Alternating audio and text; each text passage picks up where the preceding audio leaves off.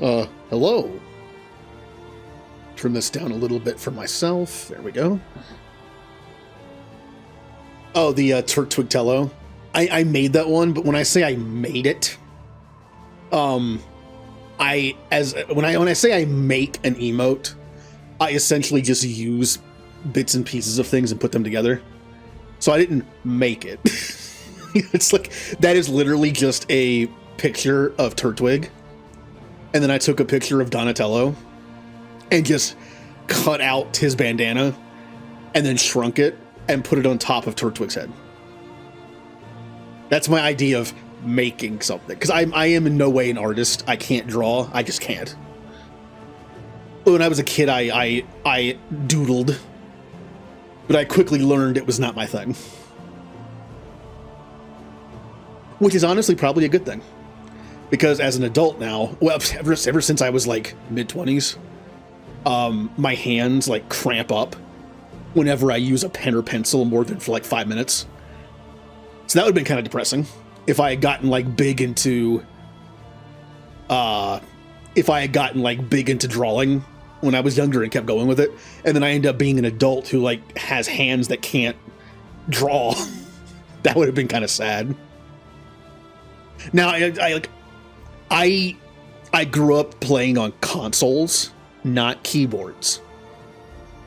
So I don't have carpal tunnel, but I do have tendonitis issues, especially in my thumbs, because analog sticks.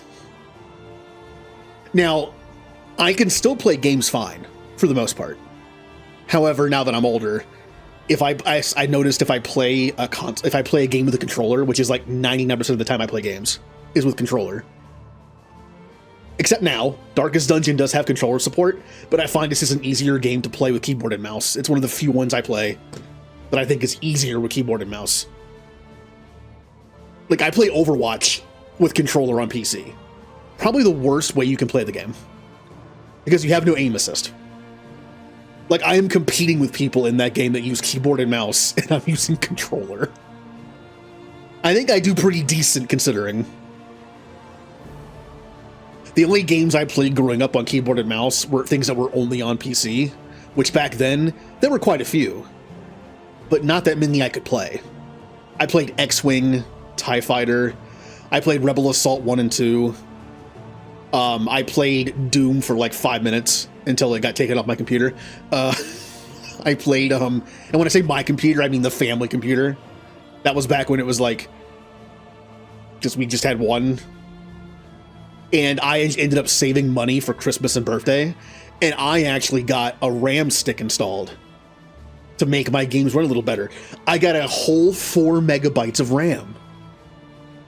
And it only cost like $80. That is depressing to think about. Yeah, let me just look at my computer right here. Oh, look, there's my 16 gig RAM that cost me like $50. Yeah.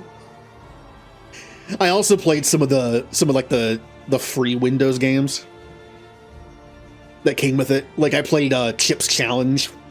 Those games are on Steam, by the way. I actually played that during my 30-hour birthday stream a couple years ago.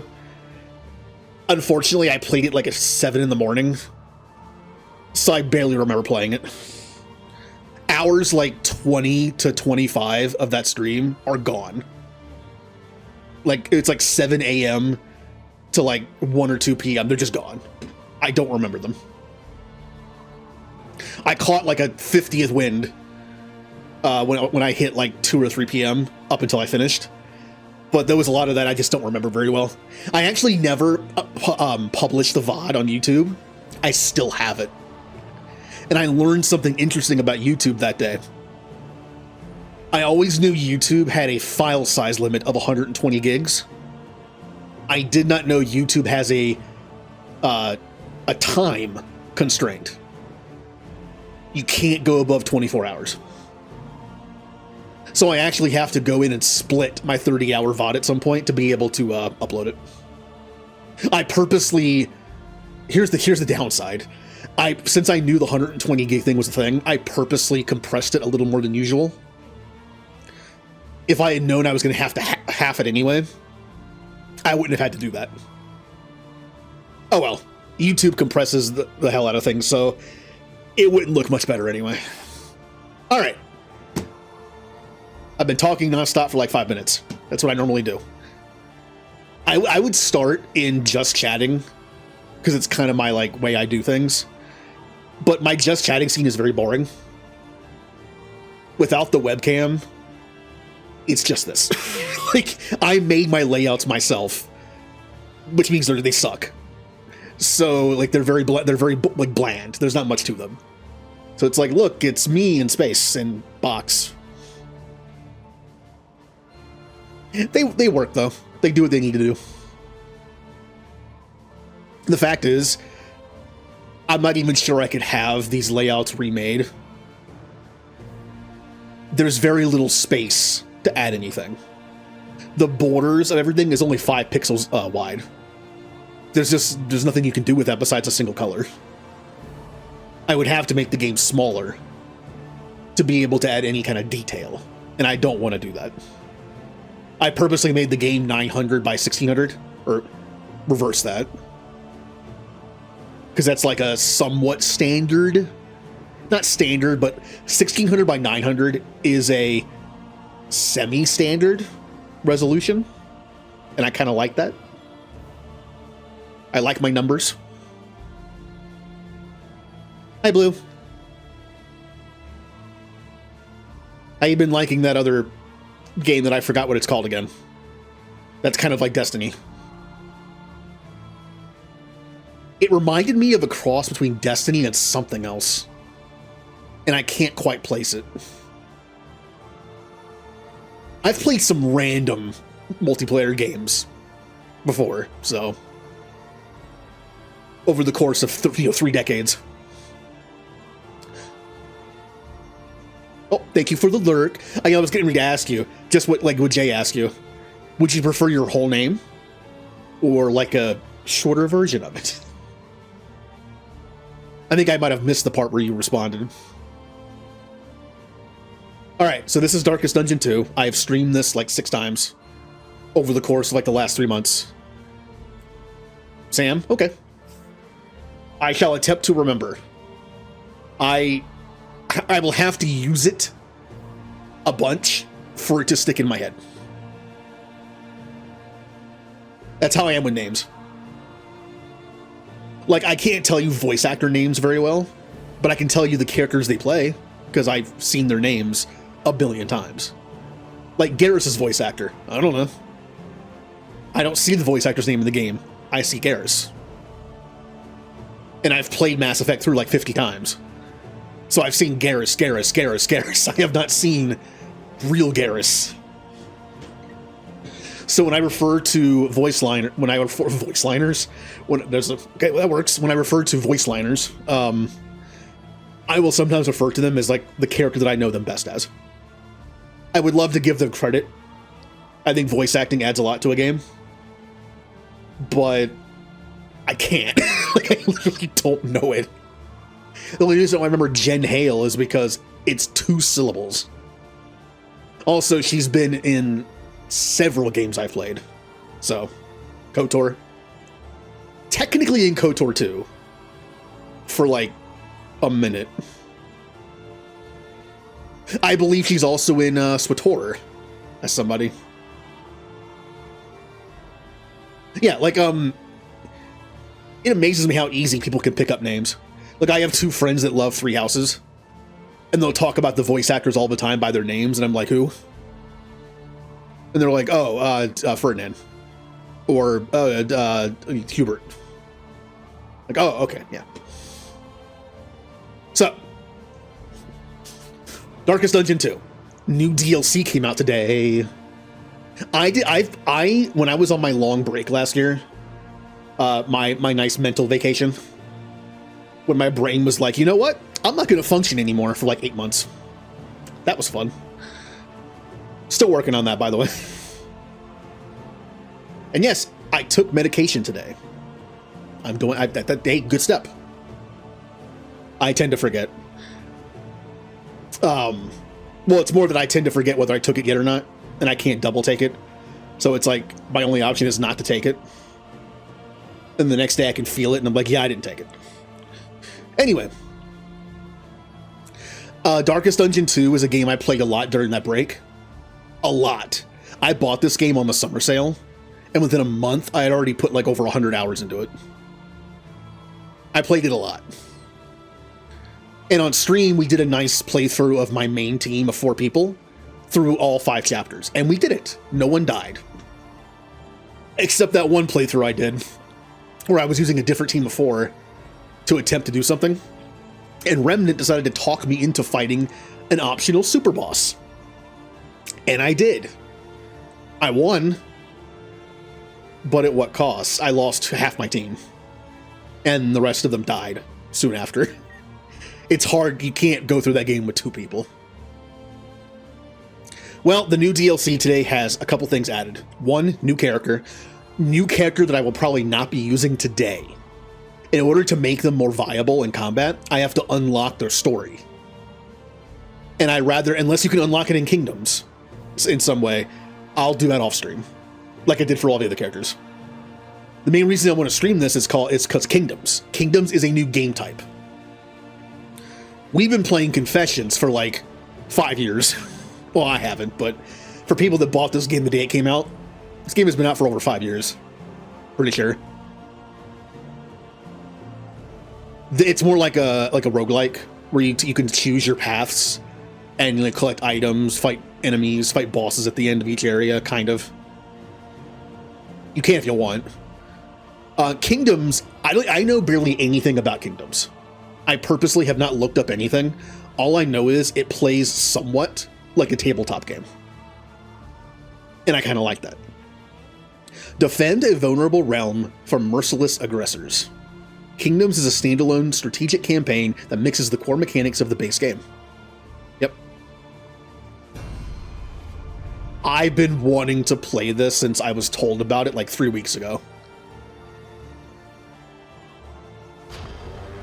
Ooh. The kingdom teeters on the brink of destruction. New and terrifying forces rally their strength and attempt to seize upon the vulnerable population. Assemble your party, complete the quest, destroy the enemy leader before time runs out. Yeah, this sounds very tabletop-y. So we have Hunger of the Beast Clan, coming soon and coming soon. I did know this. Just like a tabletop game, there are campaigns to kind of give it more replay value. And the first one we get is Hunger of the Beast Clan. This is a really cool idea for future playthroughs. Also, the DLC is $10, but this is free. The Kingdoms mode is free.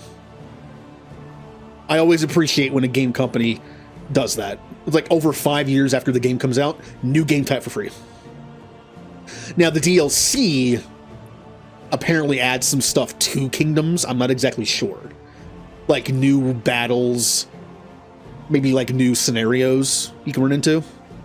Kind of like an expansion to a tabletop game. It also adds a new character, the Abomination, from the first game. And I don't know if this affects Kingdoms, but I know it adds a new area that's similar to the swine area, apparently. I'm assuming that means it's shorter, but you can't like choose where to go. It's kind of random with like different enemies. But yeah, otherwise this is free, which is pretty cool. We'll just do this because it's the same as the other one. Hunger of the Beast Clan. The kingdom is under siege.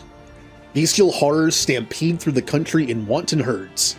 Striking with swift ferocity, they spread chaos, poison, and death. As the land trembles to the drumbeat of thundering hooves, refugees flock to the inns. Now, I did not play the first game that often, but I do recognize... I think I recognize this guy. There are enemies in 1 that are not in 2. Like enemy types. And I'm guessing the area this DLC added is now this type. Ooh, we could choose a board. Tabletop. Last Stand. A medium-sized kingdom with balanced challenges. Recommended for your first game. 10 total inns, 4 underground travel, 5 camps, 24 regions. Ridgeline. A large kingdom where it will be more difficult to defend everything. Thoughtful hero distribution and mobility is key. This is something I'm guilty of in Stellaris all the time. I will always clump my ships together in a big death ball and just use brute force to go through someone's territory. The problem with doing that is, if they send troops or ships into your space from the other side, you're like, okay, well, what do I do now? I have a habit of grouping my people together because I don't like to micromanage like 5 different armies. So this is probably going to be difficult for my brain. Then we have Convergence. 7 total inns, 2 underground travel, 4 camps, 18 regions. A small kingdom, concentrated and action-packed. Okay. So we have inns. I'm assuming those are just save points. We have underground travel, which I'm assuming is like a kind of like the... Wow, I'm bringing out Clue here. You know, in Clue, there's like secret passages that like take you to the other side of the board, kind of like Pac-Man. I am severely dating myself with that one, where you go through a tunnel and go back the other way. So that's it's a fast way to get around the map. You can probably just go to any one of these from any of them, or it just goes across, or diagonal. I don't know. So yeah, it would make this harder because they're only in the middle. And this one, they're only on the sides, which for this layout is not too bad. Then you have camps. I'm assuming that's similar to camps in 1, where you can use them to like rest, maybe. Or that's where you rest for the night and then you go from there. What direction you want to go in? Like you have to stop at a camp. And regions are just probably fighting areas. Ooh. Day limit. 60 days. Escalation 2 day, 15 days. Escalation 3 day, 33 days. Sieges, normal. Heroes in combat in Kingdom, 12. Starting skills standard. Hero respawns permadeath. In loss limit 5. So you can lose up to 5 ends and still win. I kind of want to see what the differences are. What's easy? 72. And you get hero respawns. You get a new hero on respawn. Either that means you have to pick someone new, or the same hero can respawn, but it restarts their progress. Like if they have stuff unlocked, it's gone now. And you can lose up to 6 ends. Isn't there only 7 ends? No, there's 10. Okay, on this map. Oh, custom! Now that's a good idea. Stygian and Blood Moon. 45 day limit, 8 days until escalation. Sieges are increased. Starting skills are mystery. Oh no. You get random skills on your heroes. Blah. Oh, mystery is so bad. We're doing normal, by the way. Until I get better at it. At some point, you know what? I thought about doing custom. I might do custom because I might change a few things to make it a little easier on myself. Like for days limit, let's increase that to 80 days because I don't know what I'm doing, and increase this to 20 or 19 is all I can do. Yeah, just do this. Give me time to figure out what I'm doing. Sieges, normal. Notice how there's no easy. This game was brutal. Normal or bad. Heroes in Kingdom, I could bump it up to 13 if I want to. Yeah, 12 is fine. Starting skills. It's fine. Hero respawn, I'll do respawn for now. Again, we're keeping this simple for the first time through. In loss limit, all of them. No, let's not do that. Let's do 8, because I suck. You could lose all the instants, though. How do you lose then? The crossroads, where lost souls. Oh, this looks familiar. Their way. Interesting. Oh god. There's gonna be so many tutorials again on how this works, because it's like a whole new game type. The party. 4 heroes at a time ride into the stagecoach and form the active party. In Kingdoms, you'll be changing up the party frequently. For now, form a party of 4 heroes that you want to begin with. This is the same. And then it talks about, this is the rank stuff. The gold means you can hit from there. The blue means you can hit there. Yeah. Now, do I still have memories on these people? Oh, they start with only their starting 5 skills. You have to unlock their skills in this mode separately. Unfortunately, I don't have the Abomination. I'm hoping I can maybe unlock him now in this, but I might have to play the regular version of the game first. That's okay. I might do that tonight or tomorrow night. So by tomorrow or Thursday, we'll have him available. You know, I kind of want to go with the starting crew. This is the starting original crew. Oh, hey, Bounty Hunter's here. Hey, I haven't used this guy once. The only way to use Bounty Hunter in the regular game is to have him replace one of your teammates for 1 round. And I never did it. So I've never seen how this guy works. Collect Bounty.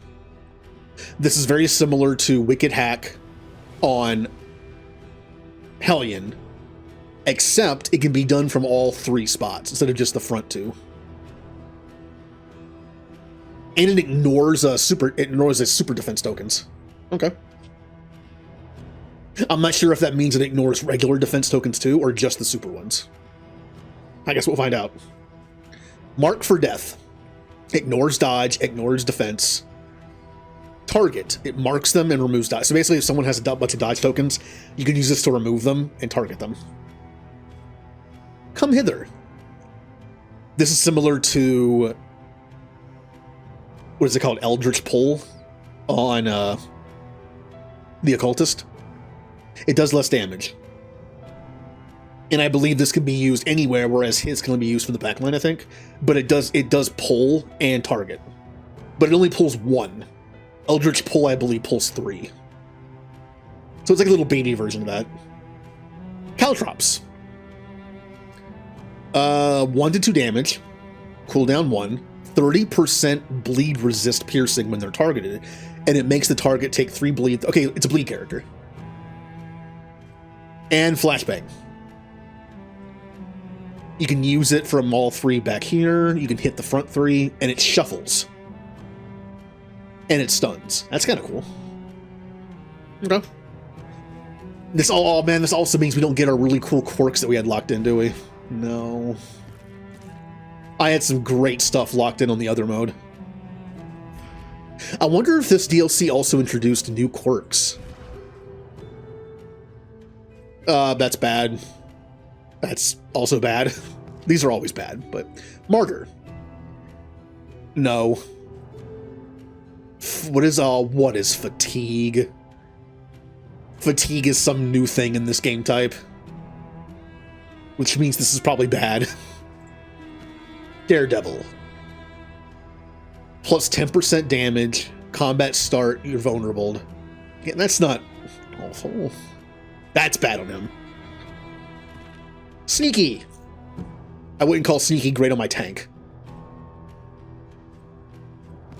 Nocturnal. I don't like flames getting below half, but in this game type, it might happen. So, not bad. That's actually not terrible. Range skills, 10%. That is awful on the Jester. This is actually pretty good. That's whatever. It's whatever. Kind of bad. bad. And bad. Not terrible. Bad. Bad. Oh, we got the camp ambush thing back from 1. If camp ambush plus 5 speed, round start of camp ambush, super dodge token, 25% chance. So we have to worry about camp ambushes again. Oh, this is cool. I'm going to go with standard starting team, I think. They're well-rounded. Oh, here we go. So it looks like it starts the same until we get to the end. When you are ready, this rutted roadway Or will not. finally take you home. The Desperate Few. We know about encounters. Roster arrangement. Yep, you can change them on the bottom here. Affinity changes, unless this has any differences. No. Assistance encounters. Yep. Stagecoach view. Yep. Yeah, so it has the same tutorials for a lot of the basics of the game. I only care about the new stuff. Alright, so we can get a wagon item, or we can get a trinket. I don't know how good wagon items are going to be in this game type. If you're in the wagon the whole time, very good. But trinkets go on our people, and that could be good too. Let's do this for now. Abandoned or forgotten, it is ours now. Is this even usable in this game type? Don't know.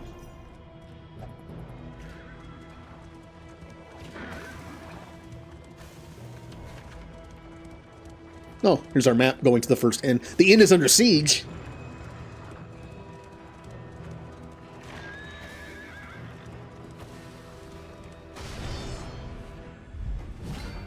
Oh, we're already fighting the new guys. Okay.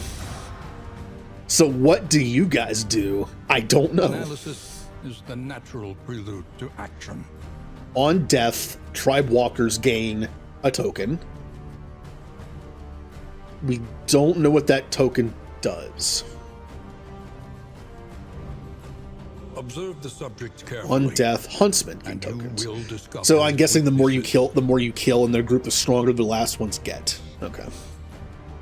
So what starting moves do I have? This is just what I use on her.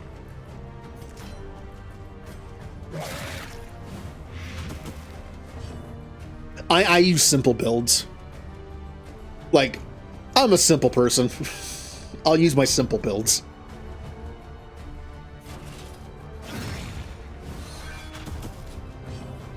What do we got here? Noxious Blast, Blinding Gas, Incision, which I can't even use where I am. Ounce Prevention's not bad.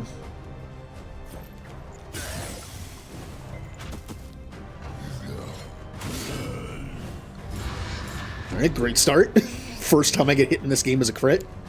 That's pretty fitting for this game. Enrage. +1 damage dealt per enrage. Round end. Become Berserk when stacked to 3. Ooh. Don't let them get to 3.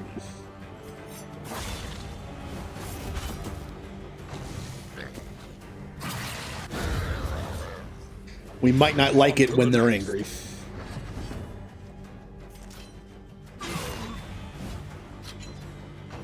He's already due. Because I killed that guy.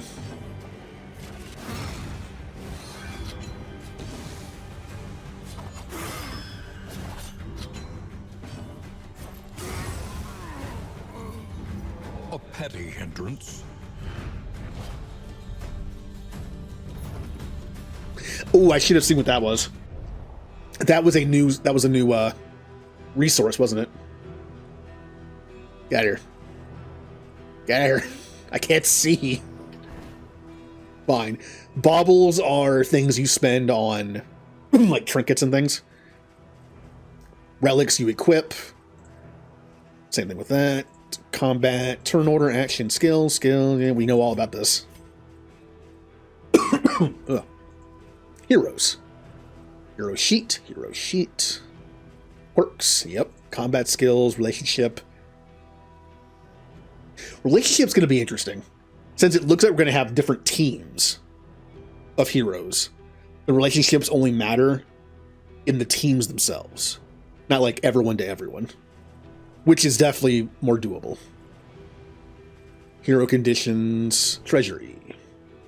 Mastery points is how you level up your skills. So what was that? Okay. In materials. Stacking. I don't. Oh, there it is. In materials are used to purchase upgrades at inns. So you have. So there's now you can purchase upgrades. So there's just a third money essentially.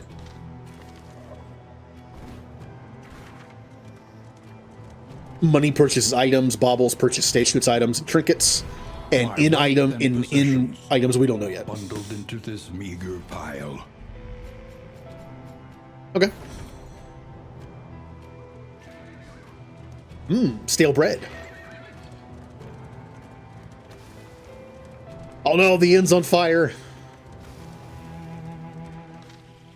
Okay. It popped this up even though there's nothing new on it. Sure.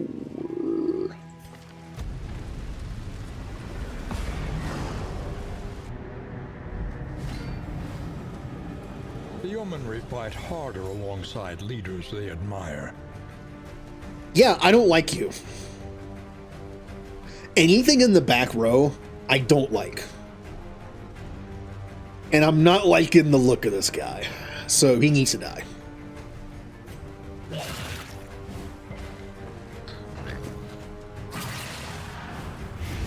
Incremental, but deadly all the same. You're getting a little buffed.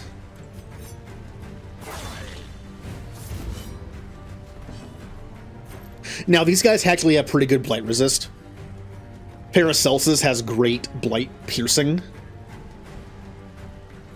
But it still means that, like, blight characters maybe not as good in this game type because all the enemies are these guys.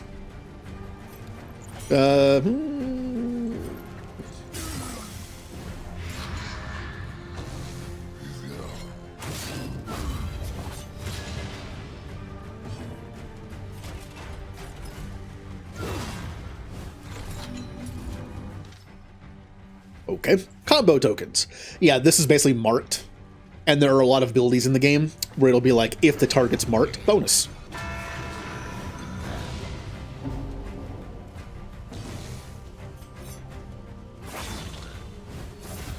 Yeah, I don't like you. You need to die. What do we have? Defend.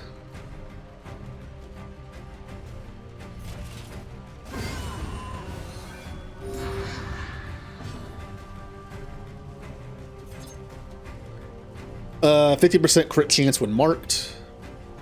And that's about it for her. This also has that, and also ignores defensive tokens.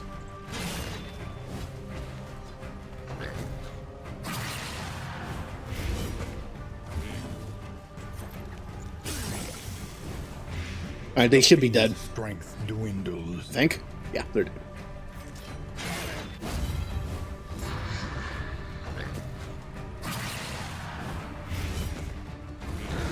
A steady subtraction, an invariable result.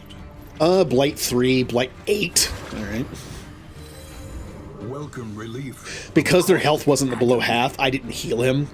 But 8 damage a turn is quite a bit, even on my tank. So let's not let that happen. Remove, dodge. Let's do this. If anyone has to take a riposte to the face, I'd rather it be my tank.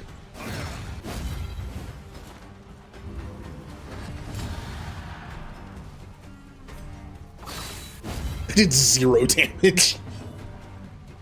Berserk enables powerful skills. Minus 100% damage to... Oh, that's why I did 0. So Berserk bad. I could at least mark him.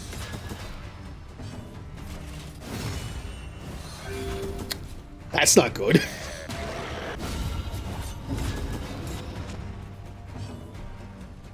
So when they're Berserk, you can't hurt them. I wonder if they take damage from damage over time stuff.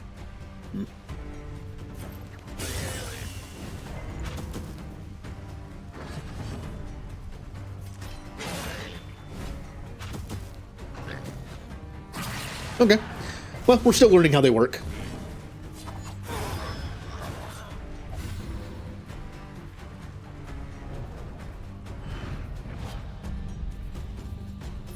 I should have checked what that was. Modest homespun comforts are still something to cling to. The Beastmen roam unchallenged. To secure the safety of the kingdom, you must complete the quest and slay the leader of the horde before the day limit runs out. All quest steps are communicated on item descriptions. Read them carefully. Hunger of the Beast Clan. We must anticipate the herde's movement. An elevated vantage point would afford us a look at the beast's path. Must be equipped to progress Hunger of the Beast Clan. Alright, so we got the spyglass. Underground travel network available at this inn. And we got Clotter, which is, I mean, it's positive. Each day brings new obstacles and new opportunities. What am I looking at?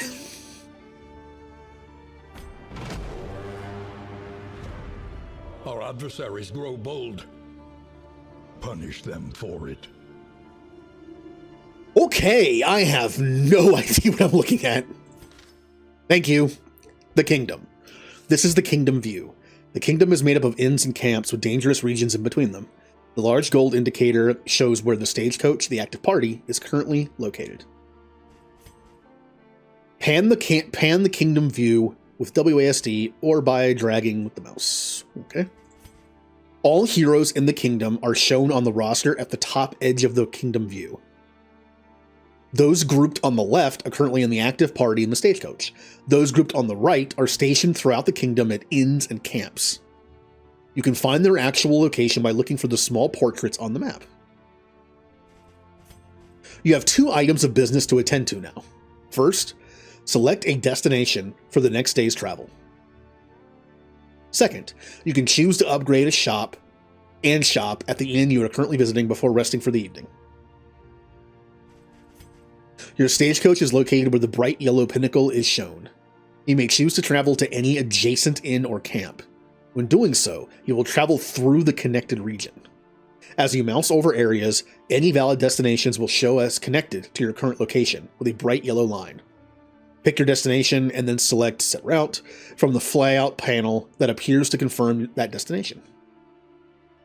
You will still have a chance to shop and upgrade before you actually travel. The services at the current inn or camps are shown here. Explore each tab to see what it does. Both inns and camps serve as rest points for heroes between regions. Inns have more services than camps and can be upgraded substantially to provide more benefits. Inns can be destroyed by enemy sieges, whereas camps cannot. So you can invest in inns to make them better, but you can also lose them. Camps suck, but you never lose them. There are several ways to lose kingdoms, but there is only one way to win. Complete the module's main quest. This quest always culminates in a battle against the great evil that is behind the kingdom's invasion. All quest steps involve quest items. These items are easily identified because they have a text line that says the name of the module quest. Be sure to read the full description of the item, as they'll give you hints about where to go and what to do. There is no quest journal or to-do list. God, it's like being given a tabletop game, and it's like, these are the initial rules, go.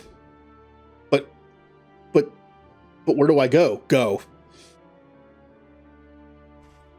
Very fitting for this game. Affinity system, yep. The inn. They also the last bastion of civilization in this battered kingdom and must be defended against enemies. Inn items can only be used at the inn, yep, same as usual. And you just drag them to the person. All right. I have absolutely no idea what strategies to use in this. Oh, the occultist is right there.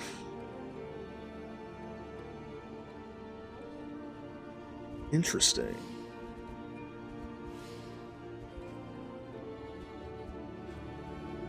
Send on a swift horse.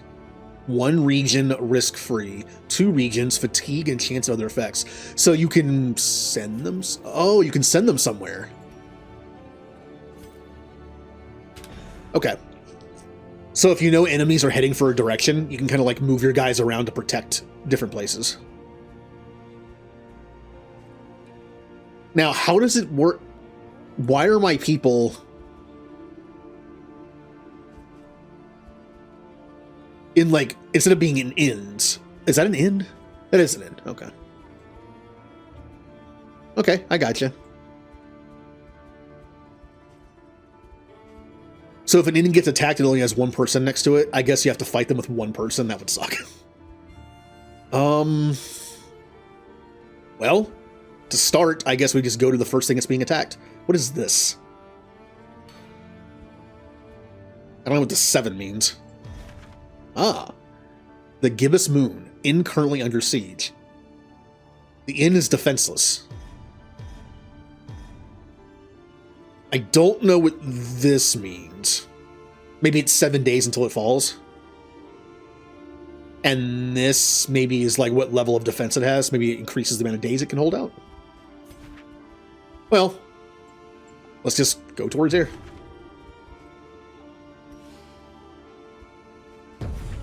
The shrouded coast, isolated, and In drowning upgrades. in amphibious degeneracy. Available resources for upgrades, 30. Having completed an extended training in regiment, the bolstered militia are now qualified to carry trinkets and combat items. So we can't even buy items yet. But we have some. Fare, Okay. but fairly priced. Interesting. I'm not even sure what's good in this game type.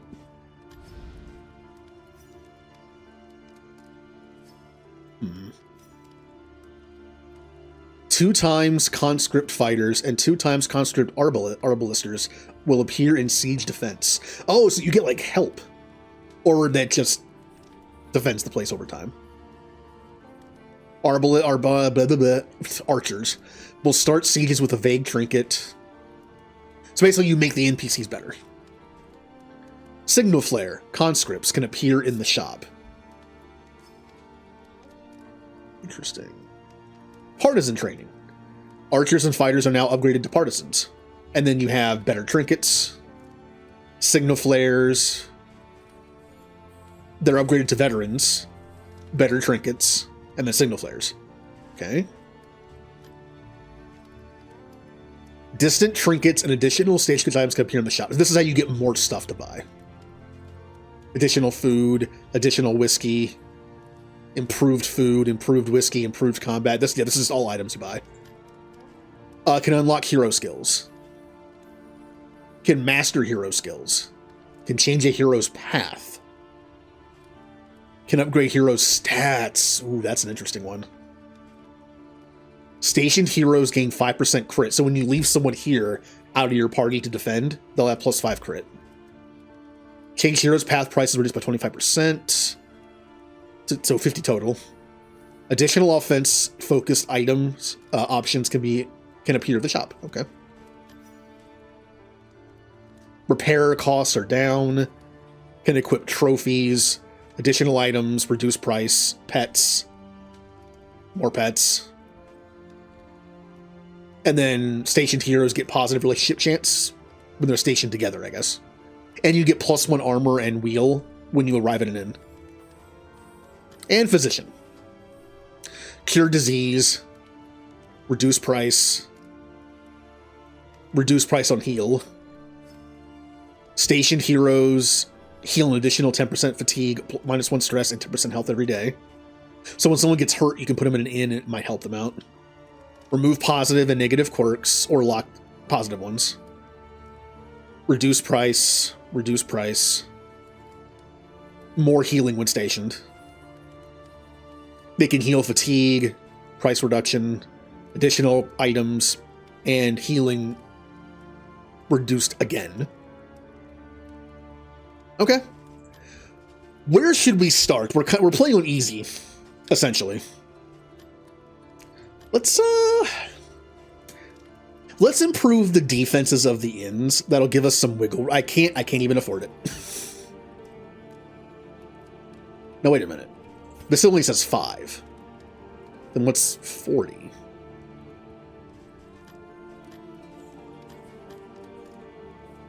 I didn't notice thing on the side. The inn has become a nexus for trade and supply routes in the kingdom. So when you spend up to 40, you get a bonus. Okay. So the bonus here is adjacent regions plus 100% assistance encounters, location scouted, adjacent regions minus 30% enemy advantage chance, abalisters and fighters will start siege with a combat item and a trinket. Arriving at this inn plus 20%. Ooh, man. The first thing I always try to level up in a game is more experience, right? What's the first thing you level up in any game that has level ups? Experience gain. Because more experience gain, the earlier you get it, more experience, the more you go. So just plus 20% in materials. Plus 20. Adjacent regions. This region, plus 2 looted relics. Plus 1 looted baubles. Unique items can appear in the shop. I like this. You get plus 1 mastery point when you enter an inn. Enter this inn. Interesting. Okay, it says this inn. So every inn has the same upgrades. This only makes it so you get 20 by coming back to this one. That's less good.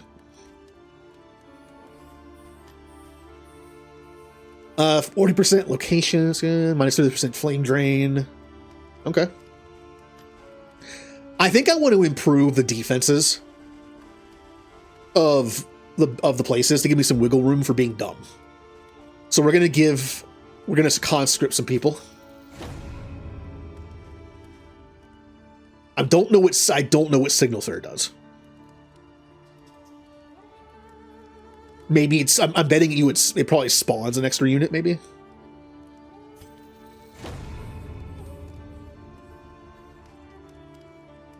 I'm good with that for now. Let's spread it out a little bit. Provisioner. I like in items. It makes it so we get our relationships up more. Let's do that. And let's do prices reduced. Reduced. And swords. I only have 5 left. I can't afford anything that starts something. Okay. In that case,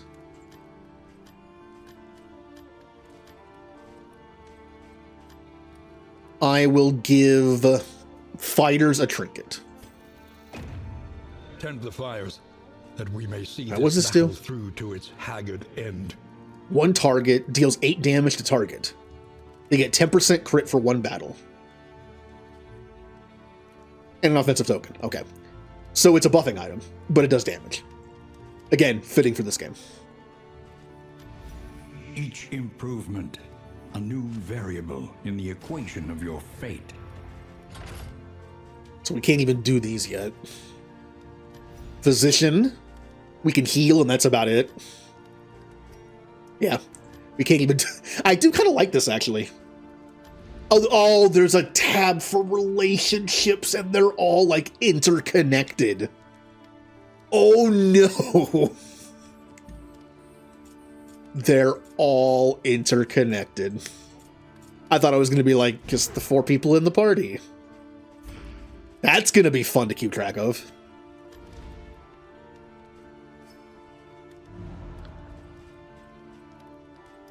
Well, might as well give him bread. Wait, what is... Okay, so you can only replace the hero with someone at the end. Makes sense.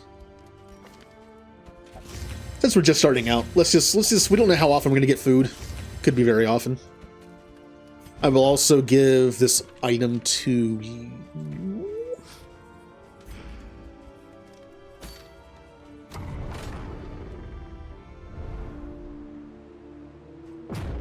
Now, I'm wondering how big the areas are. They can't, for this game type to work properly, they can't make these areas super long. Can you imagine if this was like just as long as normal? The mini map, scouting, road objects, provisioner, yeah, buy things, Wainwright, buy things, position, heal, in upgrades. Just went over all those. In specialization, with the exception of the barracks tree, upgrading any tree into the advanced section will specialize the inn to that area. This means that for that inn only, no other tree can be upgraded into it. Okay, so you have to pick one. That actually is really cool. This being the starting inn of the area, it might be more advantageous to make it into something specific. Like you might want to make one of your inns, it's like in the middle and easy access, your healing one. That's kind of cool. Or if you find that like this one inn gets attacked more than any other because of the setup of the map, make that your defensive one. That's cool. Inn start with no garrisons, so invest in some upgrades. Yep. So yeah, this is where you can purchase upgrades that ensure the inn has peasant infantry defenders when the heroes are too far away to assist. It's also possible that if you put enough, maybe they'll just win the fight. Provisioner, just buy stuff. Wainwright, buy stuff. Trainer, train. Position, heal. Capstone. The final upgrade available for any upgrade tree is the capstone. Each inn only has one capstone. Huh. So that's the thing that costs 40. And you can only have, the inn can have, so basically you could also, I mean, doesn't that mean that it has to be advanced? In order to spend 40 in items in an area, I'm assuming that means you'll probably have to pass the basic advanced threshold. So wouldn't that mean that the only capstone you can have at an inn is the one that's also advanced? Maybe there's one or two that you can get up to 40. Like, I think the provisions, there might have been enough on there. If I could see it. 10, 15, 25, 30. Yes, there is. Okay. So you can have a capstone, but also have a different advanced one. That's interesting. That makes for some interesting combinations. Also headaches for me, because I'm going to start thinking about it. Propriety floats listless on the tide. All right, this area cannot be that long. Good, good. If this area was as long as the previous, like as the old ones, that would have been a problem, because this game would take forever. I'm glad that it's like 3 stops. That's good. Travel healing, you heal over time. Rest for the night. When you have a destination chosen, you will see the rest option become available on the inn services hotbar.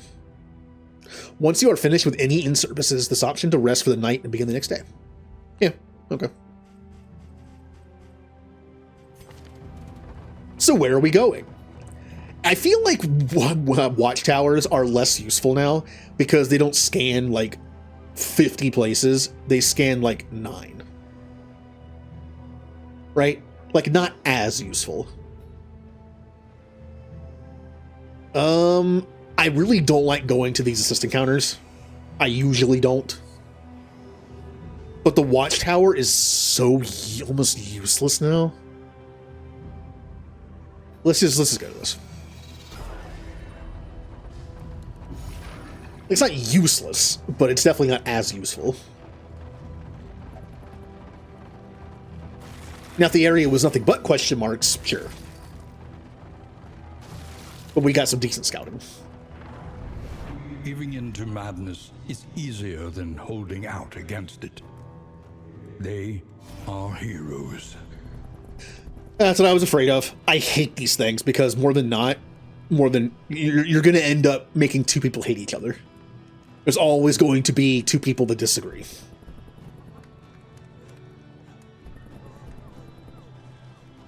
We do not want to get low on fire. I would imagine in this game type especially, we do not want to get low on light. Yeah, this is going to be a problem. An unexpected find. Just like the regular game, I have a feeling I'm going to focus primarily on in items to make everyone like each other, because that always gives some nice passives. Or more importantly, it doesn't give you negatives. At the very least, keep everyone neutral. I don't think it's possible to get a negative relationship below 9. I don't think. Not bad. 2 whiskey for a relationship. We can do concoctions and powders. That's not something I usually like, but I'll still do it because it's all I have. A little bit of food.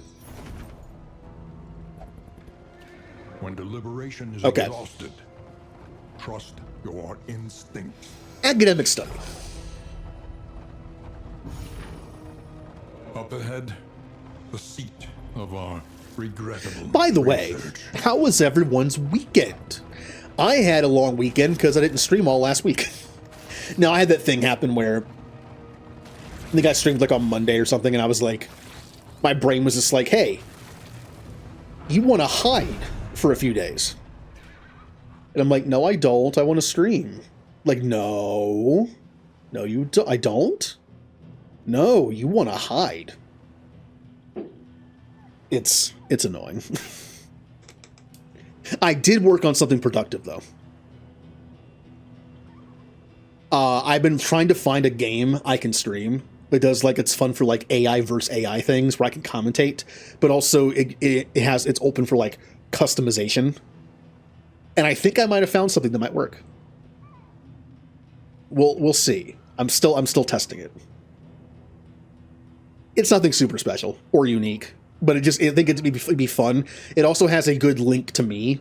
I didn't want to use a game that has like nothing to do with me. Like I saw someone stream Backyard Baseball AI, and that was fun. And football's coming out soon. It's like Backyard Football, like 97 or 98, being re-released on Steam after like 2 decades. I know football well enough, but I have never streamed a football game. I wanted it to be something that was like, that made sense for the channel. Can't do Blitzball, unfortunately. And there's no Mass Effect thing I can do, unless I just invent something. No. That's a no. That's a big fat no. That is an I don't care if you hate me, we're leaving. That's the super boss that killed me last time. If there's any boss in this game that has the capability of killing me, especially this early, it's that thing.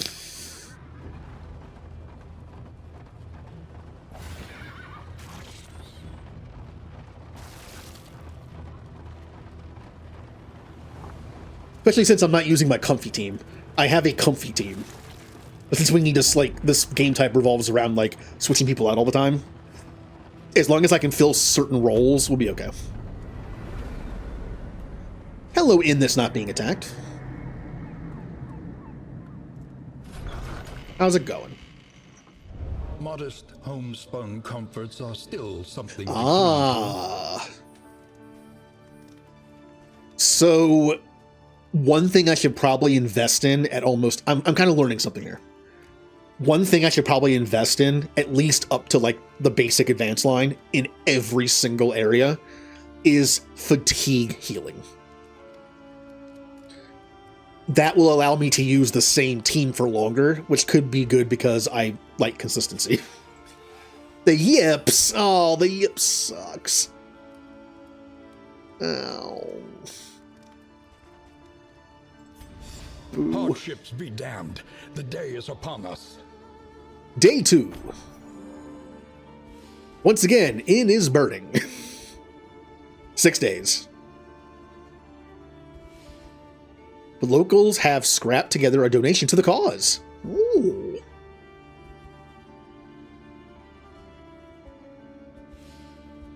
Well, we're going this way. We go through the Shroud, which I just love. I love the Shroud. we're best friends. The shrouded coast, All right. isolated. So how do I drowning in heal hideous fatigue? degeneracy. Which one was fatigue under? It wouldn't be under this one. Wouldn't be under this one. Did it have to be under physician? Didn't I see one of these have like fatigue heal? There it is. Can heal fatigue. Unfortunately, it's on the advanced side. Just like I said before though, it'd probably make more sense to make the inn at the very middle of the map your healing place. Because you can get there from almost anywhere at the same time, because it's in the middle. And you can heal fatigue and injuries and things. And I think I'm actually at the middle one. Yes. Who remains Well, till morning? Who numbers among the fallen? You could argue this is the middle one. Because it is. Yeah. Yeah. Whenever we make it to this one, we'll make it our healing one. Again, I don't know the meta of this. I don't know where to place what. We're just winging it. But I will say this one's going to be a healing one. And that's all I know.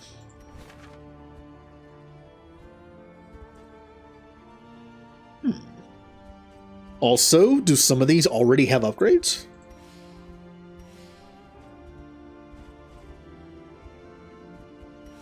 They do.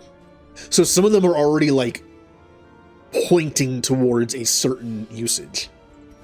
Well, since this one is pointing towards heal, unless I'm stuck over here, this is still a good area to heal. This is still better though. I mean, I don't have to make it my exact healing one. I can just make it a little better. Or just leave it that way. Let's do some training, if I can. Unlock hero skills, can master hero skills. Tend the fires, that we may see this battle through to its haggard end. Yeah, let's make our characters a little better. It might not have been worth it this early, since we only have 2 mastery points. But it's something. Oh, you have to spend a mastery point to unlock a skill. Interesting. And there's hero upgrades. Oh, this is cool. Every character has, like, different upgrades they can do. I wonder if they're always the same for each character. That's pretty cool. I like these. This will keep you alive. Okay. I only have 2 points. I can't spend them on anything. Provisions.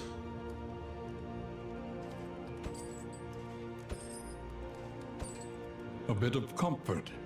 Again, let's focus on in items to make sure people don't hate each other. Now, Listen. Practice. improve. Oh, that's one of the old school lines, isn't it? That's from the first game. What do I want to unlock?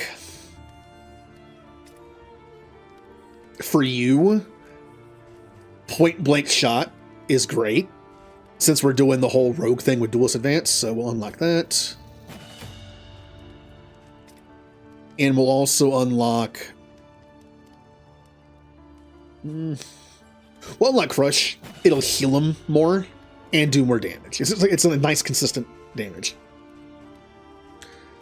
I'm thinking our other thing besides getting in items is going to be get mastery points. Because there's more you can do with them than ever before. You can unlock skills, and you can unlock these things. So it's even more important to get those now. Okay. Your coach must be maintained if it is to carry you where you must go. Who doesn't like each other?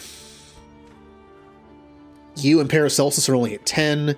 Dismas and Audrey are at 8. That's a problem.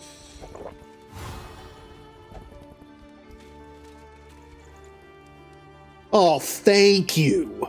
They finally added this. Where you can see, like, what it is from this menu. You don't have to keep going into the menu over and over again.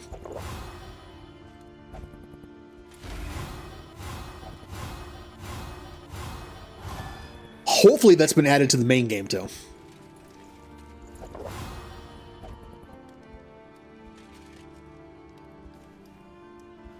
No one is below 9. That's a good start.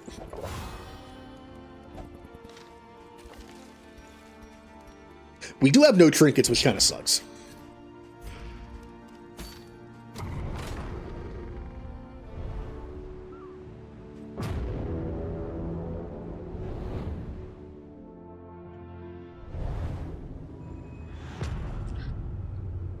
We're back here.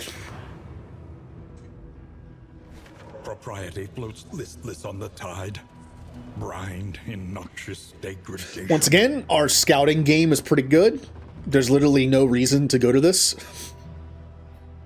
There's only 2 things we don't know what they are, and one of them is before you get there. So, who cares? Let's just do one of the fights. It'll get us money and baubles and in items. Did I not hit that? By the way, birthday stream is coming up soon. Next Saturday. I think I know what I'm going to do. I try to keep birthday streams somewhat simple as a bonus to myself. Like anniversary week streams, I usually make kind of complicated. But birthday stream is like the opposite. It's like, I just play a game I want to play for like 8 hours. And maybe interact, maybe add like a halfway break where we do something interesting. Maybe we can play like some guess that game. We can do marbles, like whatever, kind of stuff like that. We can do some tier lists again. Everyone's favorite, not divisive hobby, tier lists.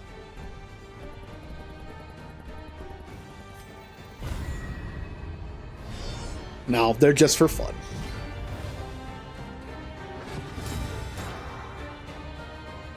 Arr. Alright,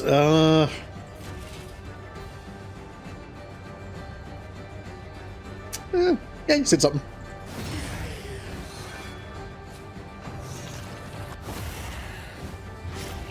Alright, you go away. Other locations. Okay. Yep, just tells you what it is. Yep. Now these mastered skills can yield dramatic results. Spend your points wisely. They shared among your target. Yeah.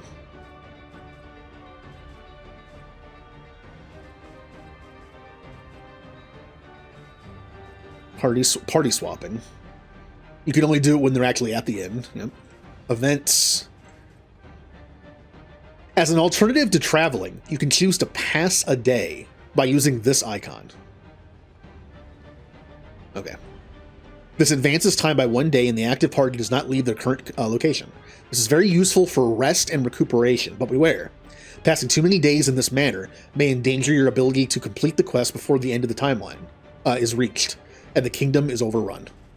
So if you're in a good spot, and there's no, like, danger currently, you can rest where you are to get some more fatigue rest.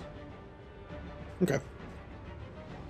If the end of the timeline is reached, the enemy overruns the kingdom and the game is lost.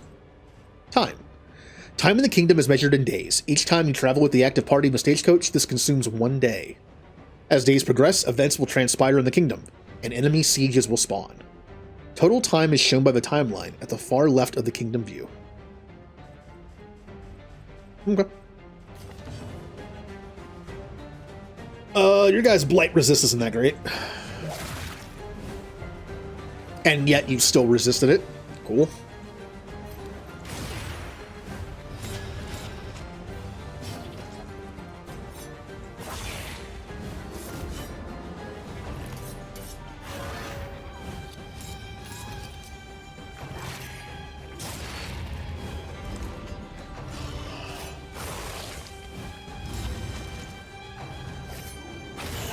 Ow. Fast, for who knows what lurks in the beyond. Wow, your negatives are terrible. He has lost in time, which is when he's stress damage is a third chance he gets dizzy, basically. He gets stunned. Round start, he has a chance of having a blind token. Those are not great.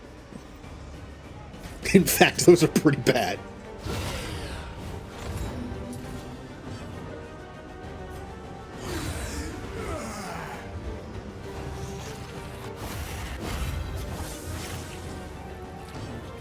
Now, I don't know what... Oh, that's fatigue. So this is what fatigue does. It takes off your max HP. Oh, that's bad. That is very bad. Okay. I can see why fatigue is good to take care of. I forgot to put point blank shot on. A petty hindrance.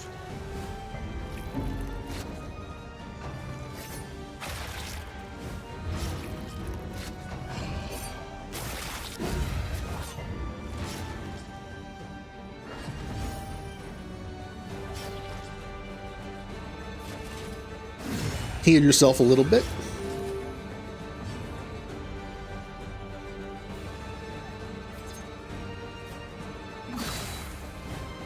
Close.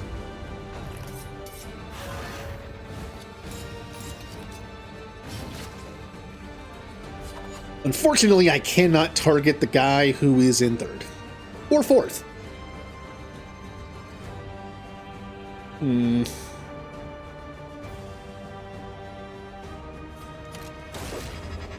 I can remove a dodge token at least.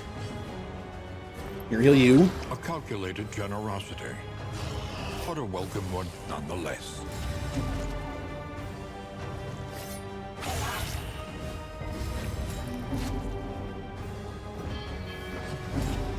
Third chance, huh? It's happened twice so far in this battle. Yeah, without point blank shot, I'm kind of stuck in here. Take that corpse. Alright, kill you. Useless crit. It's like I'm playing Pokemon again. A little help impeccably timed.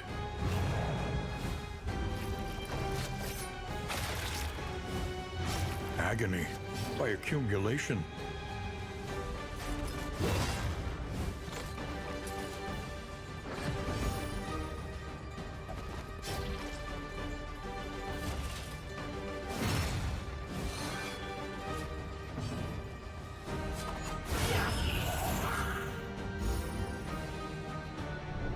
That could have gone better. We have Burn Resist, which is useless here. However, since this game is going to be going back and forth quite a bit in between the areas, those kind of things are like, well, I've already passed the fire area, so fire area item now useless. Now I could actually keep them if I want, which means an item to increase my capacity would be very handy in this. For this kind of long-term thing, to increase my carrying capacity would be very good. Stress, yeah, I know, stress sucks. Crits. You will fight, so that others may flee. Oh good, 2 more fights. I may have gone the wrong way. We're not in the best state to fight right now.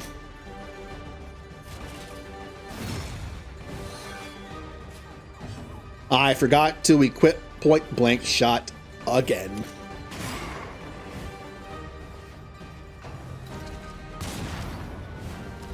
Bafflement and vexation.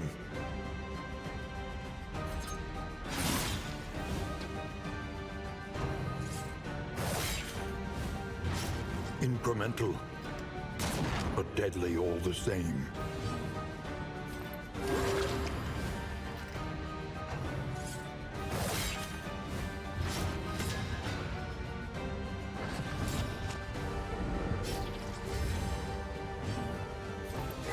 This road cannot Nice. be walked alone.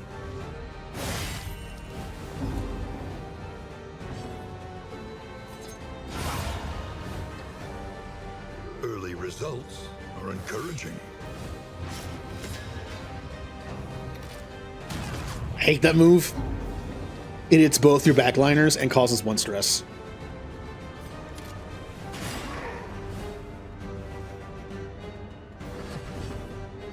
My ability to kill the backline is not nearly as good as it should be right now. I'm lacking Paracelsus's, which one is that? Is that Plague Bomb? I forget. There's 2 versions of it. There's one that hits either here or here, and one that hits both these slots. I need to unlock that next. I probably should have unlocked that first. I missed. Because Barristan has some terrible quirks on him. Ooh.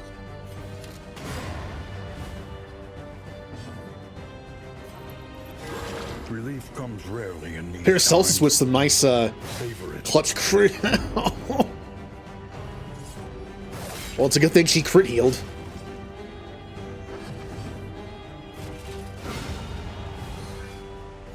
A petty hindrance.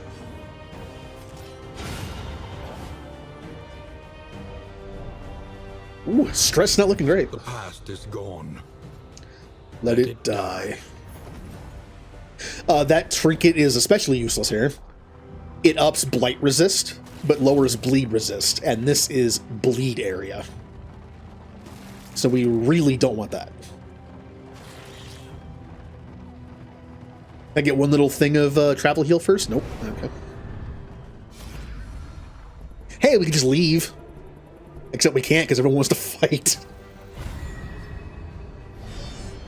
Hey, we're all in agreement. Except for me, I don't want to fight. Where's my say?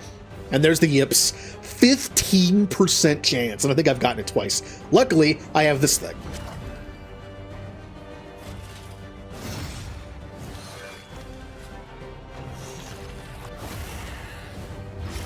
Kill the weird earthbound looking thing. I'm pretty sure this incubates into something nasty that we don't want to fight. On to the next.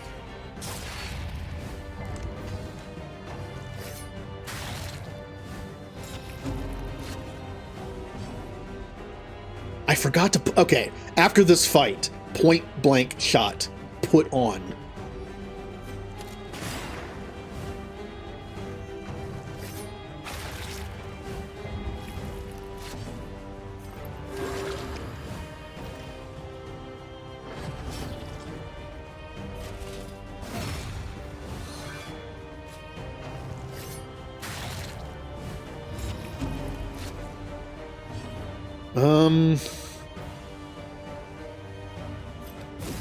See if we can prevent some of that bleed. Cooperation is the key.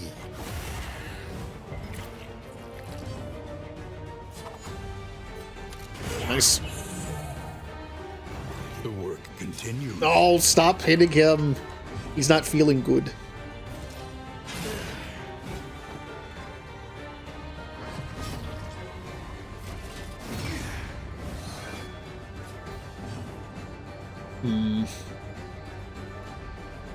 You know, the one person who has the best heal in the game, like right now, is Audrey. It's a self-heal. Only she can use it on herself. And of course, she's the one who just like, keeps not getting hit. I swear the AI in this game was programmed to do stuff like that. Like, oh, that character has the best self-heal in your party. I'm not even going to touch him. That self-heal's not going to help them when they're the only person left in the party alive.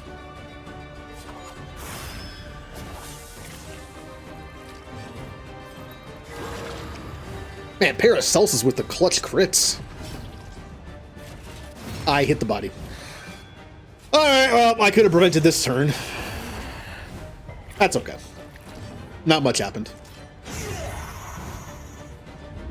By the way, if anyone isn't aware, I also like, I do like my turn-based This JRPGs. work is noble And and necessary. I really like in a JRPG, especially just turn-based games in general, where critting actually works with your healers. Some games don't do that. So it makes crit on your healers useless unless you melee attack with them. Also, in a lot of games, magic can't crit. I actually understand the logic behind that. Because when you attack someone with a sword, let's say, the idea of a crit is like you hit a weak spot. You were dead on, you hit a weak spot, you hit a vital organ, and that's a crit. With magic, you're like just bursting people into flames. Like, what is the... I guess you could argue the same thing, like, oh, fireball could hit someone like in the face, and that's a crit. Right? Or hit him like in the shoulder and it like just messes up their arm and they can't move it anymore. Like, that's a crit. Like, it doesn't just hit him like in the chest and disperse on their armor and burn them a little bit. So, either way, I think it would work. It depends on how your magic works. In some RPGs, it's depicted where magic is just kind of like fire everywhere. How can you crit with that? It's already fire everywhere. I really don't want to fight anymore. Not right now. I know this is probably going to make someone not like somebody, but we got to get our stress down too.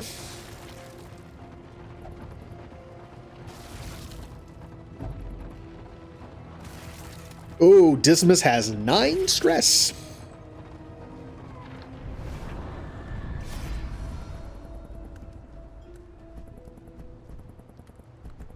All right, so flame an item or give them money for inn supplies. I kind of want the flame.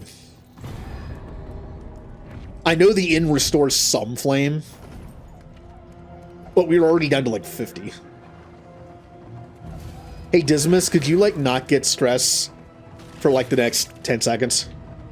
That's all I'm asking. No stress for 10 seconds?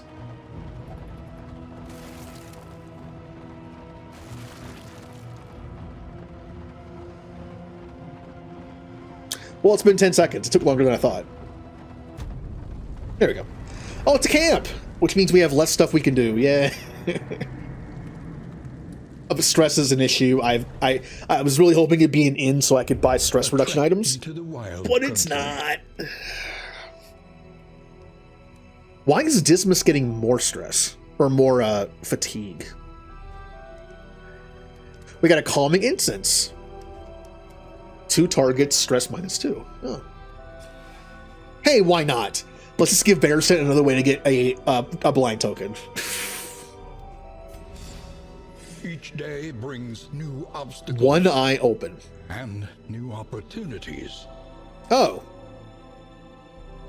Do not camp. It's that simple. Powerful words from Forerunner Horik this morning, as reports of unrest among the animal population has risen sharply. Rangers surmise that a lack of food has disrupted local fauna populations and forced them into desperate actions beyond their usual hunting territories. Plus 100% camp ambush chance. Our position is under threat. Individual heroes who are not in the active party can still move about the kingdom by sending them on a swift horse. To do so, mouse on the hero, small portrait, and then to confirm the hero's destination. Heroes may move up to 2 regions away this way. However, moving more than 1 region will cause fatigue, plus there's a chance of stress or other negative effects. Heroes on a swift horse cannot use underground travel. Use swift horses to move heroes around in order to reinforce inns or to meet up with the stagecoach so they can be swapped into the active party. Oh. I might want to do that because Highwayman is not feeling good. Some combat can be retreated from. When this is possible, the retreat icon will be present. Don't hesitate to run from battle that is going against you. Camps. Unlike inns, camps can't be upgraded, but they still serve as a spot to rest in between regions. Heroes can also be stationed at camps just like inns, so they can rest and recover fatigue. Camps are not risk-free, however, there's a chance of the night. Yep, we know about that.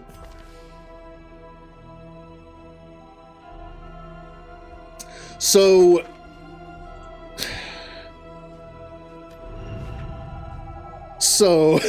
if we rest, how do we even rest? I don't know.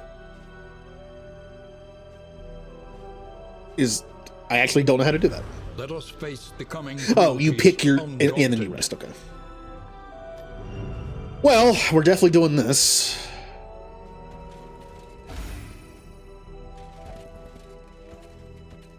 So because half of the places I run into are camps and not inns, it's also a good idea to have anti-stress items on you. Unless you're running Jester, which I kind of want him back.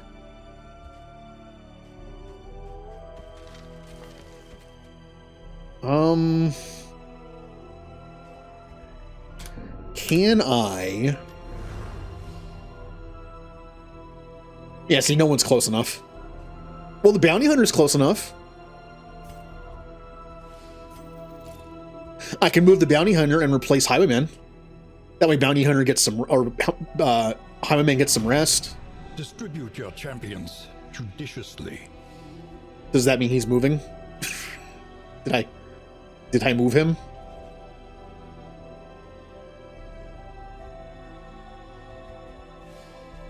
Hold to cancel travel. Okay. Well.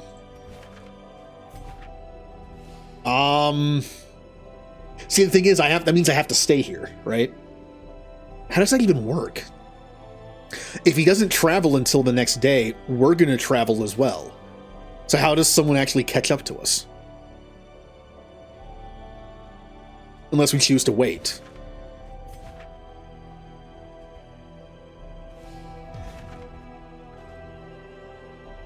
I don't know.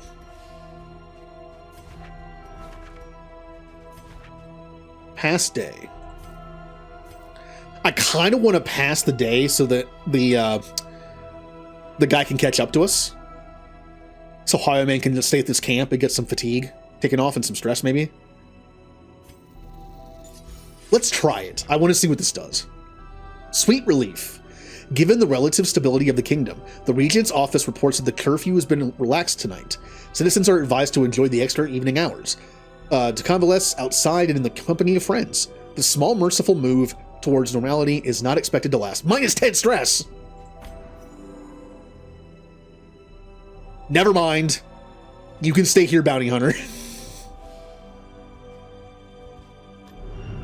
I like my team the way it is. Although their fatigue is still hot. Come on. I can see fatigue is going to be a giant pain. I can already tell that. Here. Bounty Hunter comes into play. I have no idea where you want to be.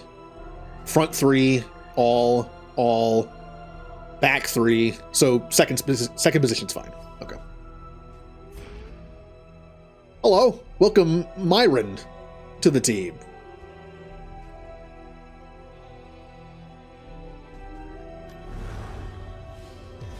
All right, let's get over there before they start burning the place down more. The barnacled timbers of the coastal villages are sodden with salt and secret. See, that resting, I'm trying to figure out how this works. I skipped a day to make sure the Bounty Hunter could catch up to us.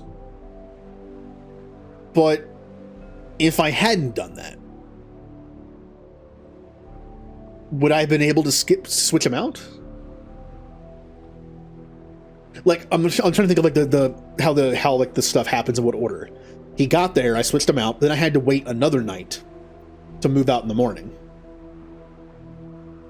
But I didn't have a second chance to set my party. So I think I had to wait that day there, or else the Bounty Hunter would not have caught up to us. I'm guessing.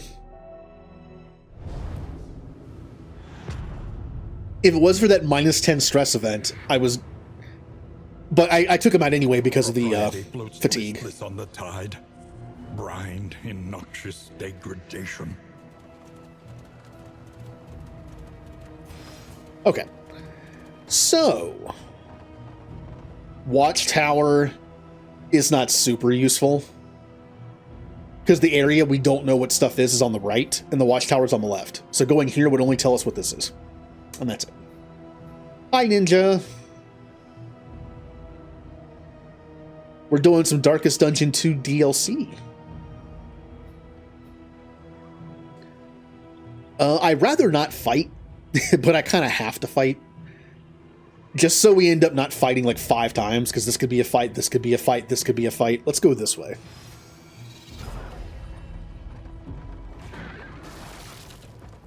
You live? Oh, are you feeling better, finally? We no longer have the 6. This is a roguelike. It has turn-based combat.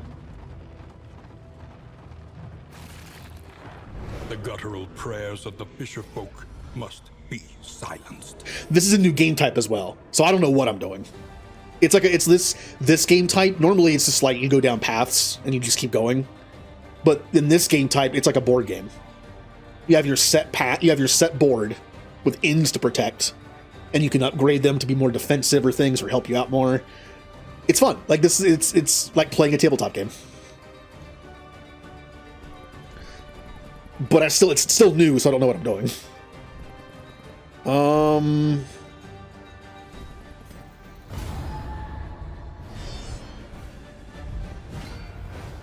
Also, bounty hunter on the team for the first time ever. We'll see how this goes.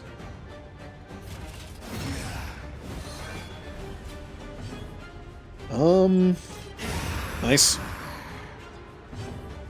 Alright, so what do you do again? Just attack. Mark for death marks and ignores defense and removes dodge token. Come hither pulls. Caltrops does bleed. And flashbang shuffles and does stun.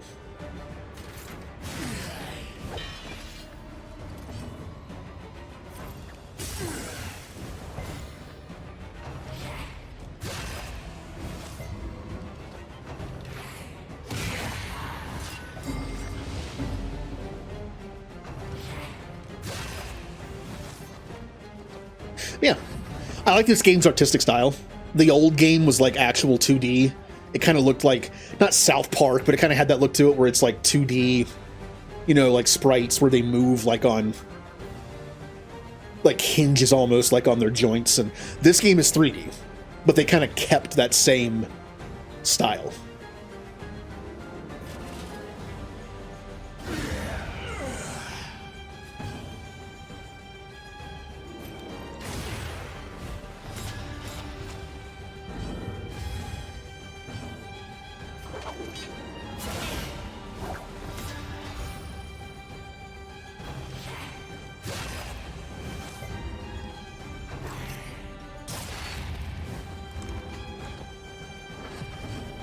Yes.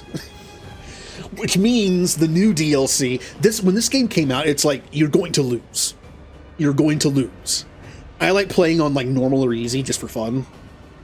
But this game type is new. I don't know what I'm doing. So chances are we're going to lose.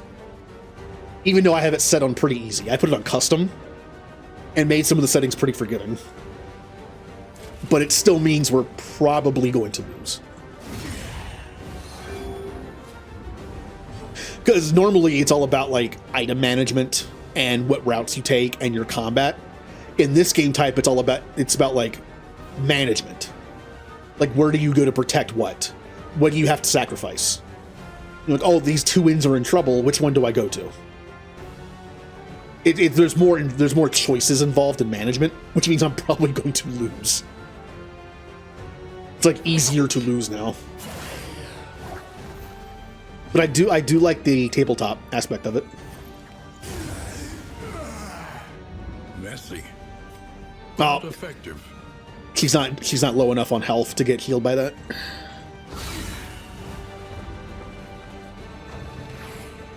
Oh, she is probably. Maybe.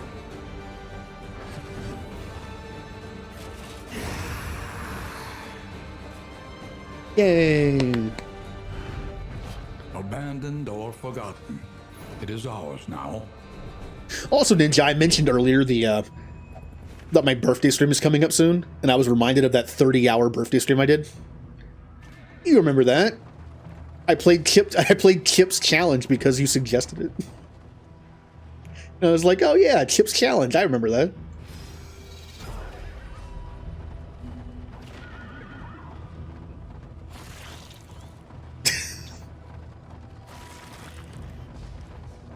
I mean, it was fine. It didn't help that I played it at like 7 in the morning. At like hour 15. You know, it was like if I was going to play that kind of game, Yes, I did Papers, Please, like, very far into the stream. I actually didn't do that bad either. I kind of figured I would do bad because I was so tired, but I don't think I did that bad.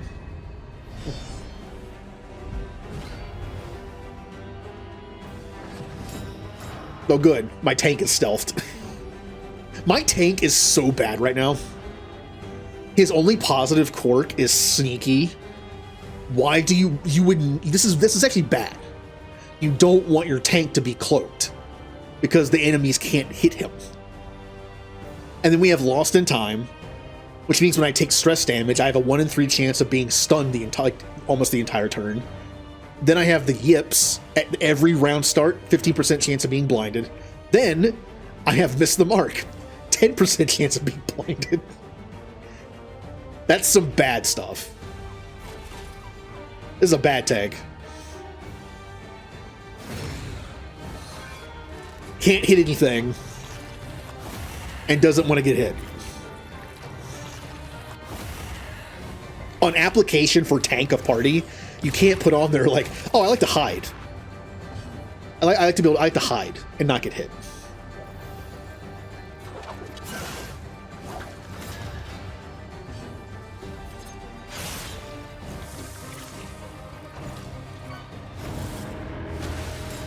Bwong! Reapers. Hey, Ninja, you caught yourself. What are the chances of that?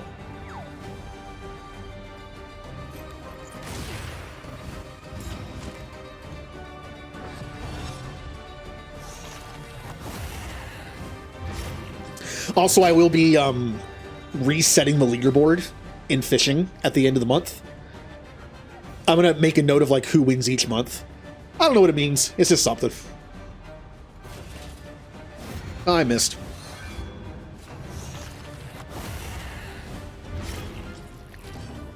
I have a feeling Julie's going to win.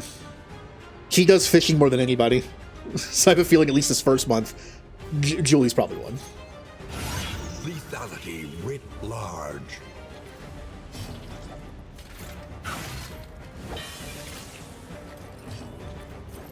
Oh, I mentioned that AI versus AI thing I was going to try. Hey, Ninja, speaking of who you just caught, remember our Final Fantasy Tactics playthrough? The Leviathan's breath thickens the air. That's the game. I'm going to be trying to do AI matches in Final Fantasy Tactics.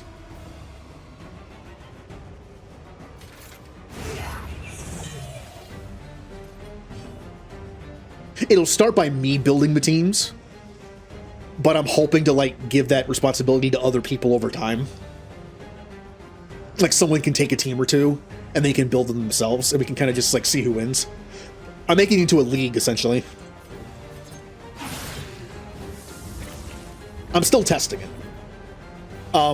There's a mod called Final Fantasy Tactics Arena, and I met someone through that who has his own version of it called Coliseum. And he was nice enough to teach me how to do some stuff. He gave me access to the vanilla version of the mod, because his changed some stuff. Like he changed some stats, and even put different classes in the game a little bit, replaced a few. I wanted to start with vanilla, which it actually, ironically, makes it harder. Because in order to generate the save file, he was nice enough to allow me to use his memory card generator for the characters, but it uses his stat changes. So I actually had to go into the memory card with a hex editor and change the stats back to generic, and I had to figure out the stats in the first place. Like a level 50 knight would have how much HP, attack, magic, speed, and MP. And you can't just put in the number. You think it'd be that easy. Nope. You have to figure out the raw stat. For instance, just a quick example. HP raw stat. The knight had like 120 HP at like level 35. I'm doing level 50. Just because it's right in the middle. You can't just put in 120 HP. The formula is raw stat times the multiplier of the stat, which for the knight, I think is like 100 and something, and then divide by some random 7-digit number. That's how you get to 120. And the formula is built into the game. So the only way I can change the stats is to change the raw stat. So that was fun. I spent a day basically making a spreadsheet of all the raw stats. Yeah, I'm going to make like 8 theme teams of some kind. And we're going to have some AI matches and have a nice league and have it progress per season. I want to do Blitzball. Come on, it's me. I would love to do Blitzball. But there's just not enough there. Not only could I not figure out how to do AI matches, I can't, like, I don't know if it's even, you can't even do that. You can play as the Besaid Aurochs, but you can't view any of the other AI matches. And even if you could, there's just not a lot of customization to it.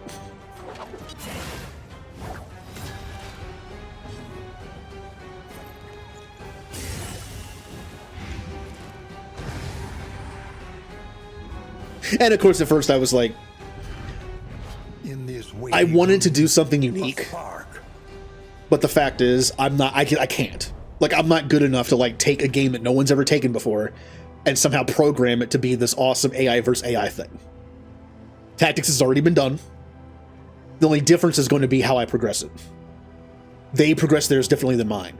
They give someone a team and they're like, you can spend this much JP, put your build.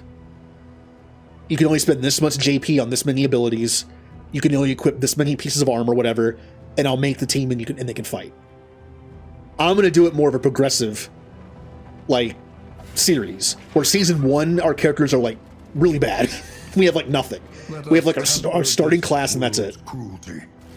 And you earn JP by what you do in combat, which means after every single match, I have to watch them back and record how many times each character did something to get JP. I have to give it to them manually. I'm willing to do it though. Food, fire for money. Or do we steal their money? No. I don't want to lose light.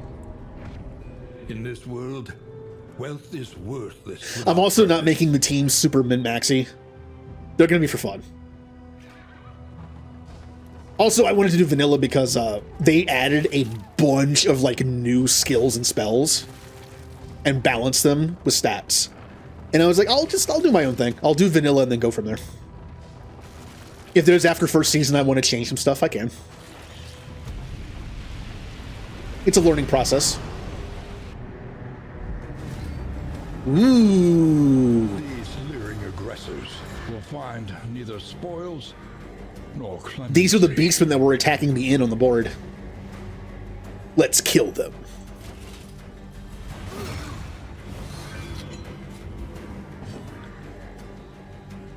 Huh. I like the music.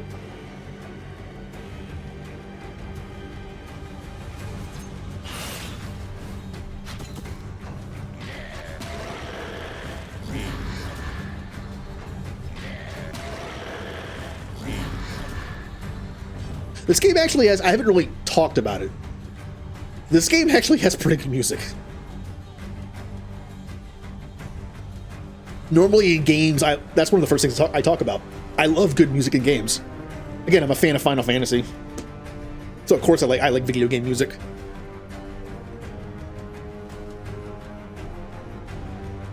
Yeah. And I have some ideas.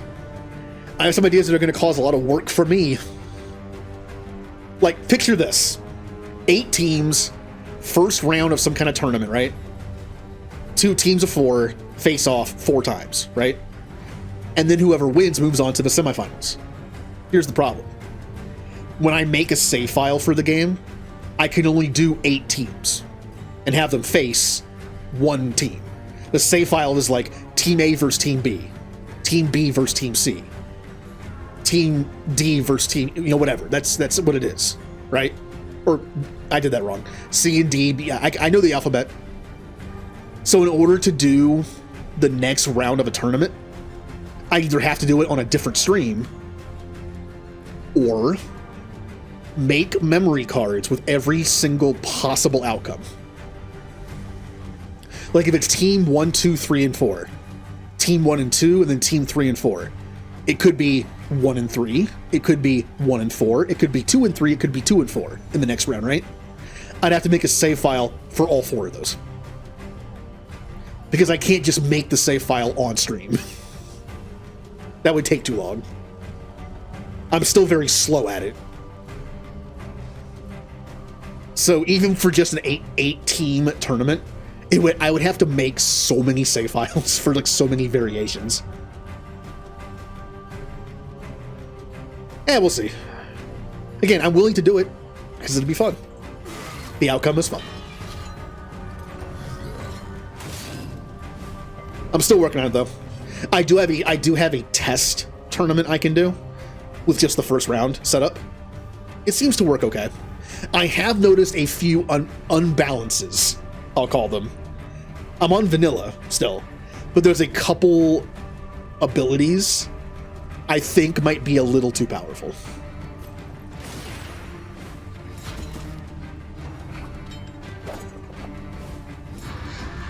Like, just like I mentioned I watched someone do backyard baseball AI matches for fun. Part of the fun is the AI is dumb. The AI is very dumb in that game, and that's why it's fun to watch. It's part of the reason why it's fun. This game, the AI can also be kind of dumb sometimes, and that can make it interesting too. Like, they have an easy killing blow with a melee attack, but instead they stop and do their crappy magic attack that does like 20 damage and is gonna miss. Like, that kind of stuff. But there was one move in particular, one samurai ability, that the samurai on one team was just spamming it over and over and over again, and wasn't doing anything stupid to make up for it. Like a round or two of just stupid. So I might have to ban that move. Also, I can't hurt them right now. I'm pretty sure enrage means they take no damage. No, they do. Well, then why did the other person not take damage? What were they doing where they had like minus 100% damage taken?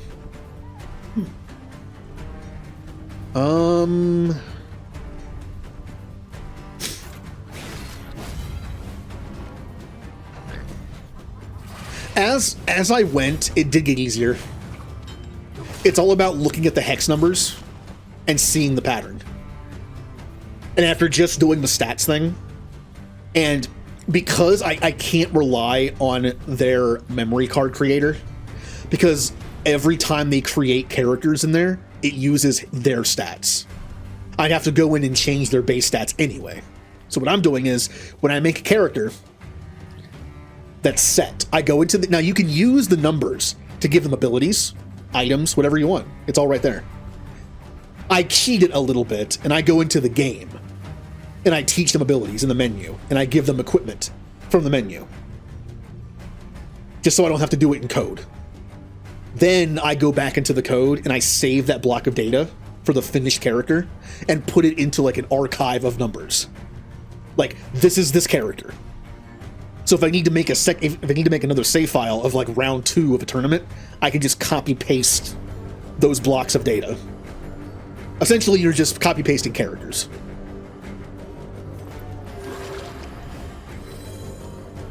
That idea helped a lot. Because again, I can't use their character creator because it uses different stats. The game itself does a lot of the calculations, but the memory card itself is what has the base stats of characters. Oh, there it is. There's the no hurt thing. Okay. This is, they take no damage. In that case...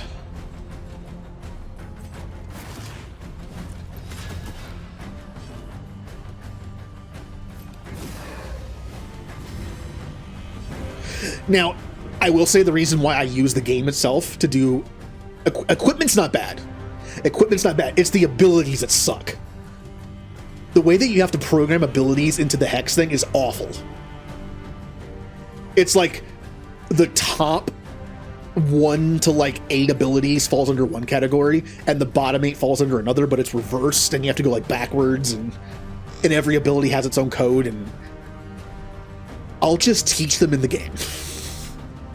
And then save it.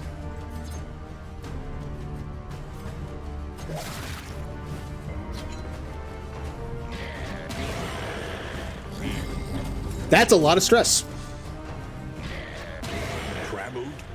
That's a lot of stress. Ow! Those moves hurt a lot.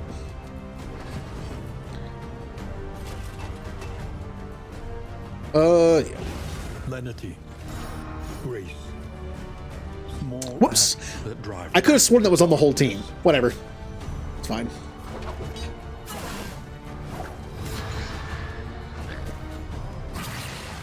The fight's not going great because I don't know how to fight these guys. I'm not very good at it. A calculated generosity, They are new enemies. but a welcome one nonetheless. That's not great. Someone's about to have a nice meltdown.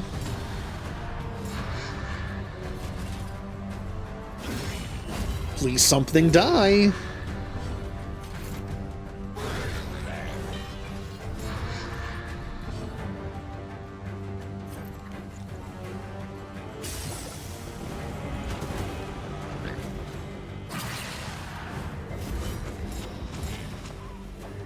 All right, focus on you. God, 9 stress. So I'm learning something here. In the original game type, I focus on in items. In this game type, it's not only in items, but also going to be mastery points. Get them where I can, because it unlocks some powerful stuff. And stress reduction items. Because the areas are shorter, it seems to be a little less forgiving on the stress in the stress department. At least from what I've seen. Like, I normally don't have... These guys seem to be very good at doing stress. And it's right before an in, so... In items that get rid of stress would be very good. Hold fast. Ow! For who knows what lurks in the beyond.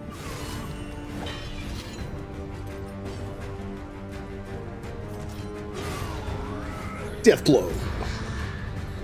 We are all very hurt. Just don't hit Audrey. There you go. Hey, that's fine. That's acceptable. Sweat-soaked brows, unsteady stances. He can't be hurt now anyway.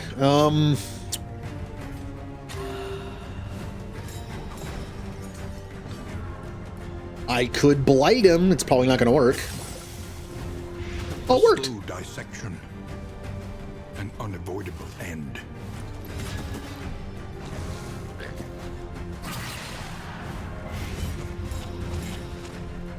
All right, he's dead. 4, and yeah, you're dead. Anything I can do for free on Audrey? No.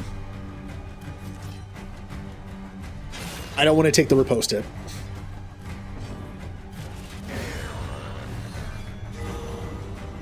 If I happen to somehow not kill or miss or something, I didn't want to take it.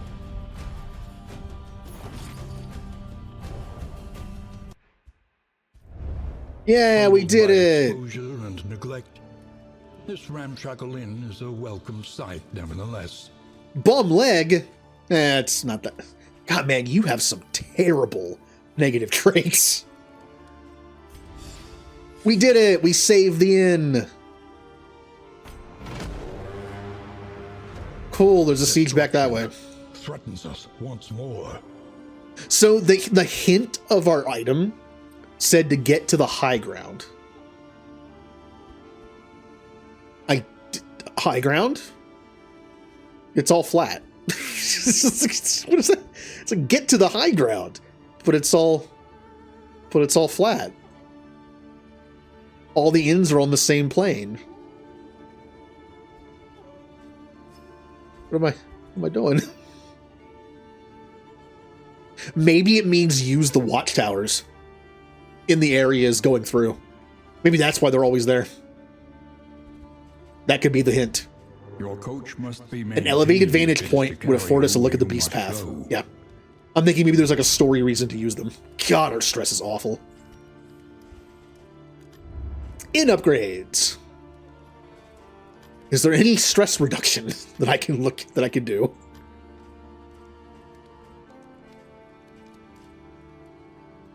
Is there not a wait? Hold on. Is there not a single like stress relief thing I can get?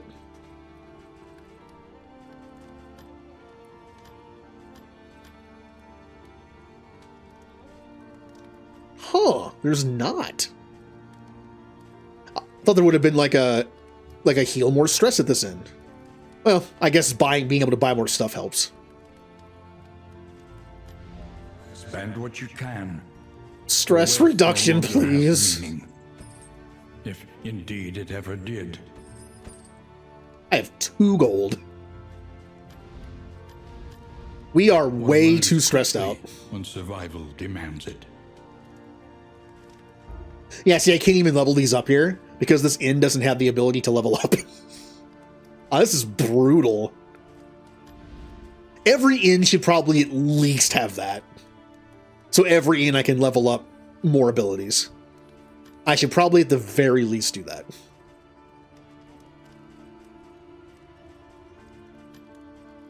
Yeah.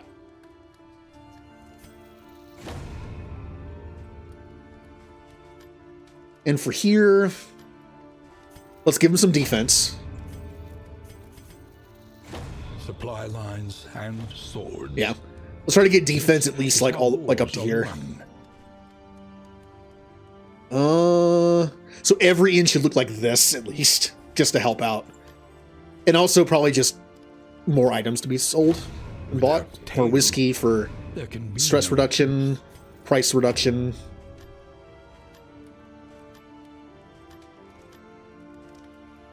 This stuff I don't care about for now.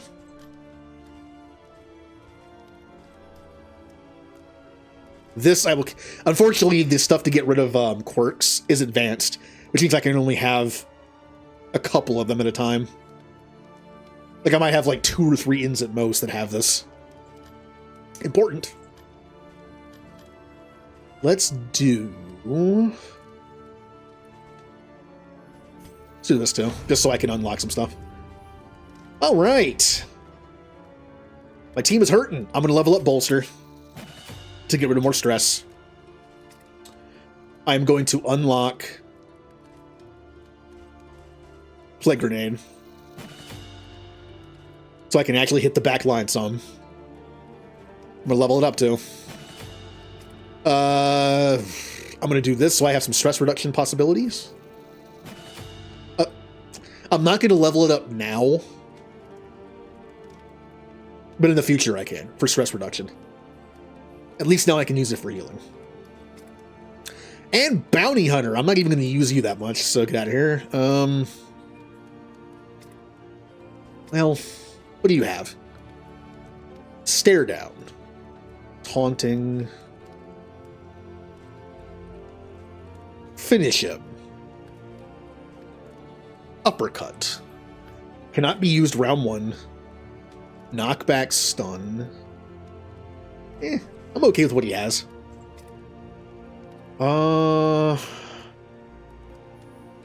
Where is your... There it is. Retribution. And...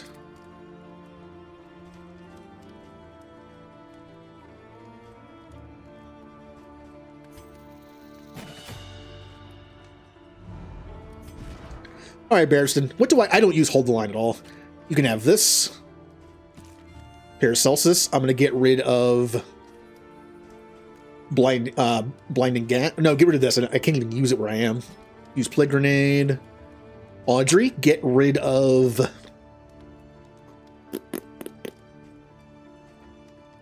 I don't know. Kind of like having all this. Get rid of... We can handle the only reason Pick to the Face is here is so you have an option to hit the front line. Which is important. I like Flashing Dagger because it hits 2 positions. But this can hit the back line, this can't. So we'll take that off.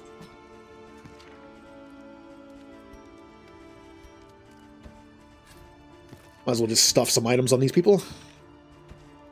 Oops. I have 2 tokens, but they're both bleh right now. It's not really good. And my poor stress.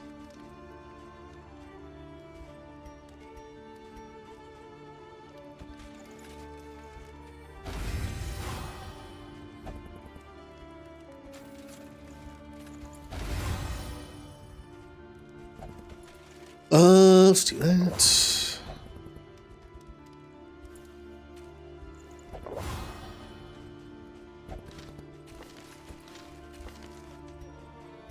All right, well, stress looks awful, but I don't have a choice. There's no one to replace. Welp. Let us face the coming cruelties undaunted. Well, our options are to continue this way and then go back this way. Well, we have enough time, though. 1, 2, 3, 4, 5. Yes. If we go in a straight line back, yes. Also, the Flagellant's here. I wonder if that means anything can happen.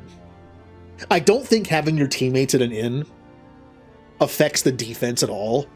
I think they're there to just rest and recuperate. And then when you get there, you can switch them out.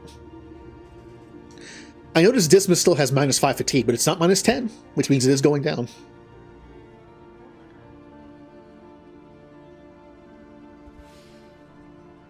All right, well, we're going this way. Trenches and tents. The front lines of a war that was never fought. Ooh. Tried and tested. Pick to the face now gives Barristan a super dodge, and Crush gives Audrey an offensive token. That's good. That's pretty good.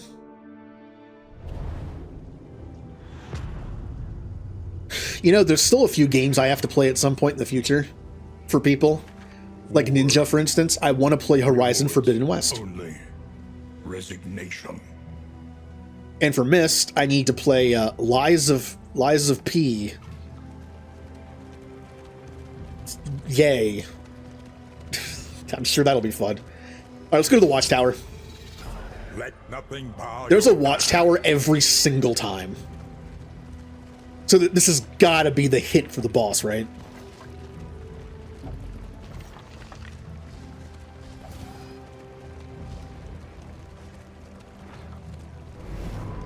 Ah!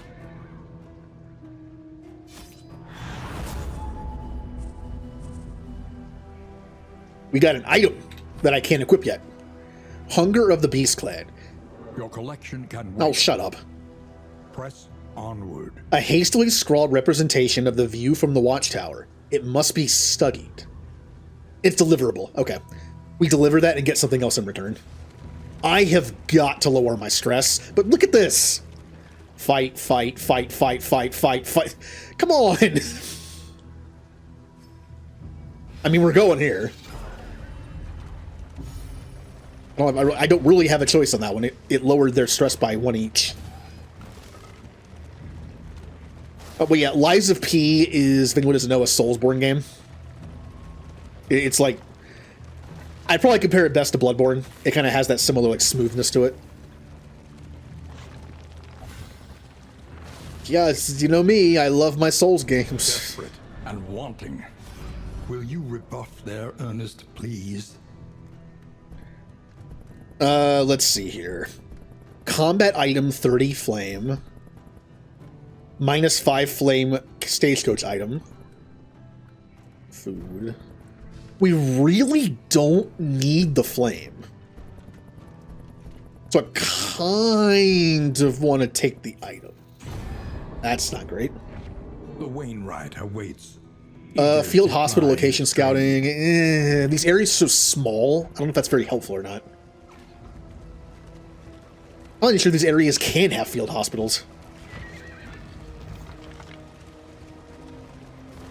Oh, it's like Blood Rain Sekiro. Oh, even better!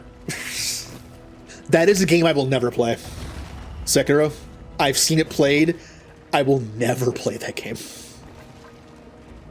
I feel like that game focuses more on, like, parrying and countering more than even Dark Souls does, and I am awful at that. It's my worst mechanic in Dark Souls, is parrying. Vacant and resigned.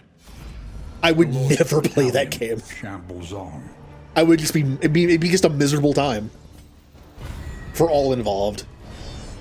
There is, but I think from what I've heard of Sekiro, it's like it's more needed. It's like in Dark Souls, I parried like 5 times total. I never parry in Dark. I parried once for the tutorial, and like a few other times by accident. The enemy weakens and wanes.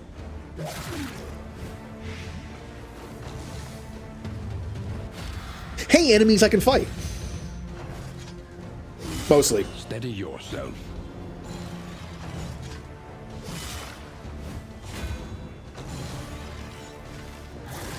What is it, then, that gazes back so intently from the abyss?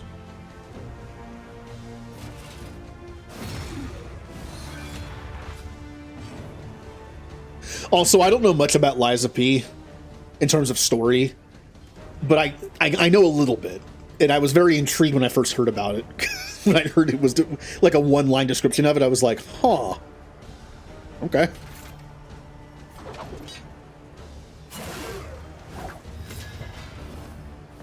You know, sometimes you hear descriptions of things like games or shows or movies, and you're just like, what? How does that even work?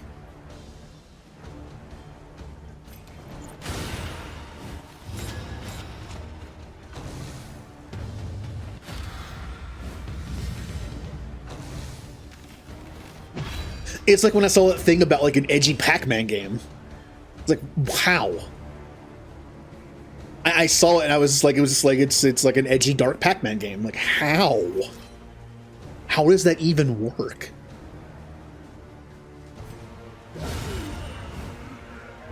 Let us hope to finish this quickly. All right, you are dead.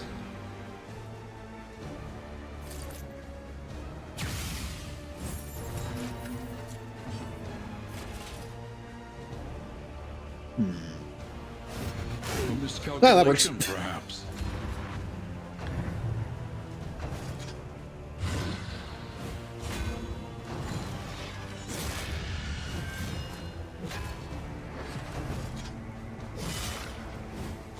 Yeah, I can see fatigue is going to be a big problem. Like, Audrey has 15% fatigue, which means she only has 28 HP total. And it's going to keep going down. That's not great.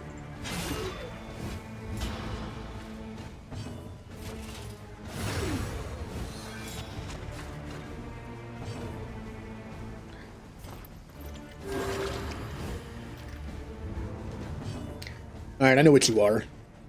Battle advantages.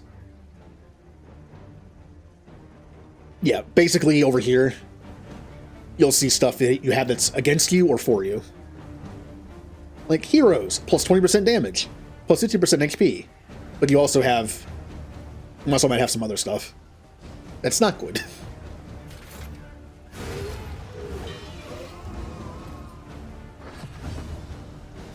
Plus, I'm playing this on a custom setting that's fairly easy. I have plenty of days to complete the story.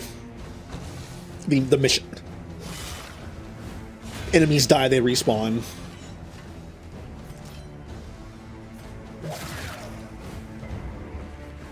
They do lose their progress in terms of like mastery points and abilities, but they do come back.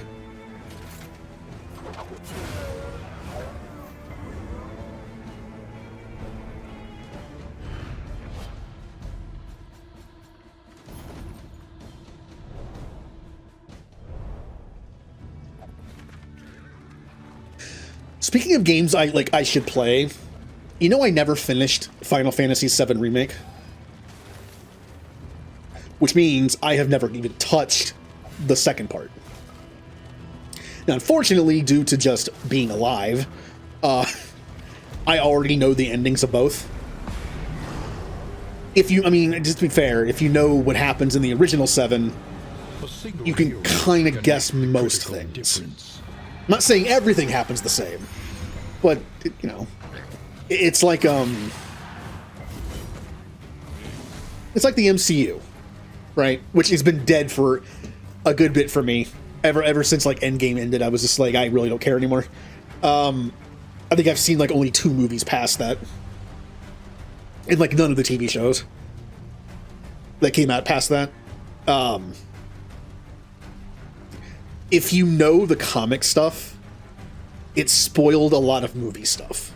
Even if they did it a little different, you still kind of knew what was going to happen. I'll still play it. The gameplay is great. There's also still plenty of stuff that happens that I want to see, just because I know the ending, and I know, like, some of the big parts of the story, especially the second one. I'm still missing a lot of context, and I'm still missing a lot of differences, and who knows? You know, I want to play it. I don't even own it. I don't have a PS5. Hey, it's these guys, by the way. They're going to stress me out again.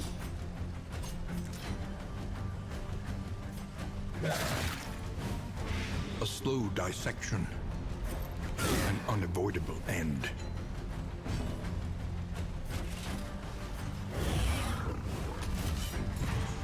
But another reason to play the second one, the card game.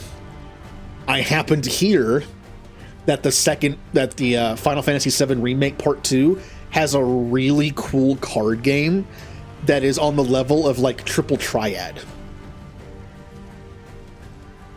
It's always been Triple Triad, right? When you look at like Final Fantasy minigames ranked, it was always Triple Triad, and then probably Blitzball, and then maybe Tetramaster, although I really don't like Tetramaster myself. But when I looked just every so often I look up stuff like this, right? And I'm like, what are the coolest like Final Fantasy minigames still? Like, what do we got? And Tetramaster or Triple Triad has been dethroned in some of these lists. Some people say that the new game is better. Probably because it's newer. Like more quality of life things, I would imagine.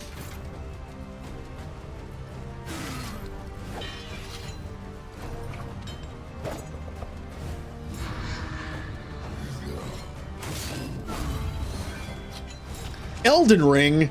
We don't talk about Elden Ring. What do you mean? What do you mean finish it? I never played it. Prove that I played it. You can't prove anything.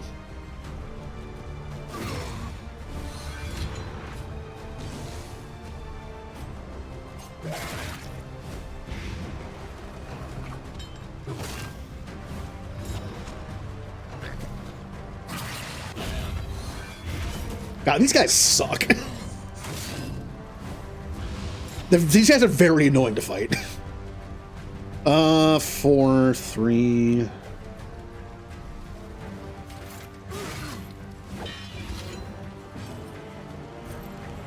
Kill him, please. Please blight him. Oh, I really don't like you guys.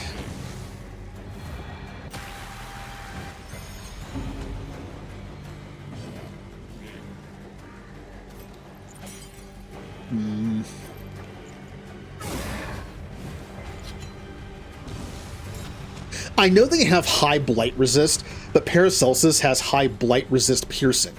So it amazes me how, like, this guy resisted it, even though his blight resist is 30. And Paracelsus has, like... Well, she is running in Wanderer, not what I normally run her in. So I guess she doesn't have, like, great blight resistance penetration yet. Yay, something died.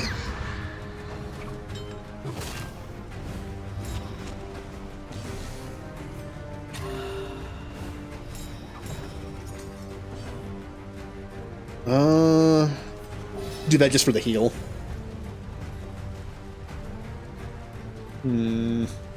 You are dead.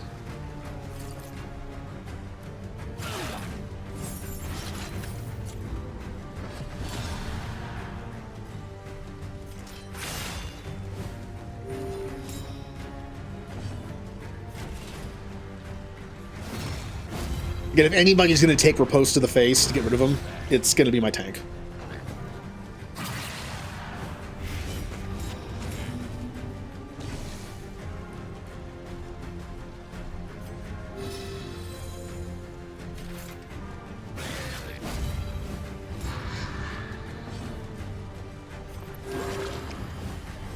We're not doing terrible. Besides the stress problem. We're not... Oh, that actually hurt a little bit. Ow. What do I want to do now?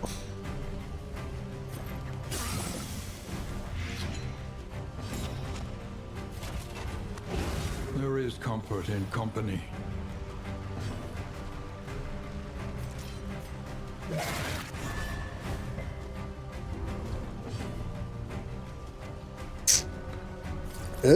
What am I doing here?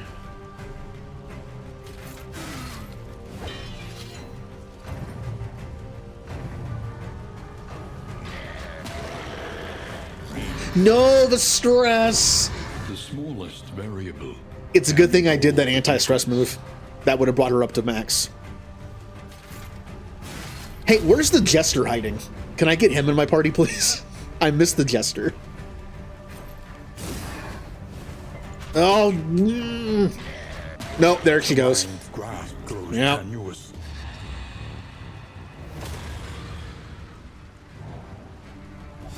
And there goes the ruined relationships. Yeah, I know.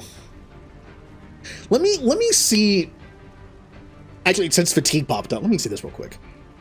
The easiest and cheapest way to heal a hero's fatigue is to take them out of the active party and leave them in an inn or camp. This is called stationing. As time passes and they remain in place, they will heal fatigue. There are other ways to heal fatigue too. Use certain inn items on the hero, or pay to heal fatigue at any inn physician that has been... Yeah, okay. Like, the introduction of fatigue is going to be annoying to get used to. But it makes sense for a game type like this, because it forces you to change out your party members. Modest homespun comforts are still something to cling to. This coach is authorized to carry medical practitioners and supplies. Seek out field medics and merchants with a surplus of goods and deliver both to besieged inns. Ooh. Medics and merchants, huh? You get +1 from inn. Okay. The path of the beastman is clear, and besieged inns must be equipped to deal with the wounded. Travel networks. Only Audrey became fatigued. Oh. The kingdom clings tenuously to order. Scouting parties have returned haggard and empty-handed. My priority is the safety of our brave and committed outriders. I will not put them in harm's way, said Forerunner Horik. While public sentiment is sure sour at the news. Too sour? The Outriders Union voiced their support for the decision. Ooh, scouting go bye-bye. Quest tips.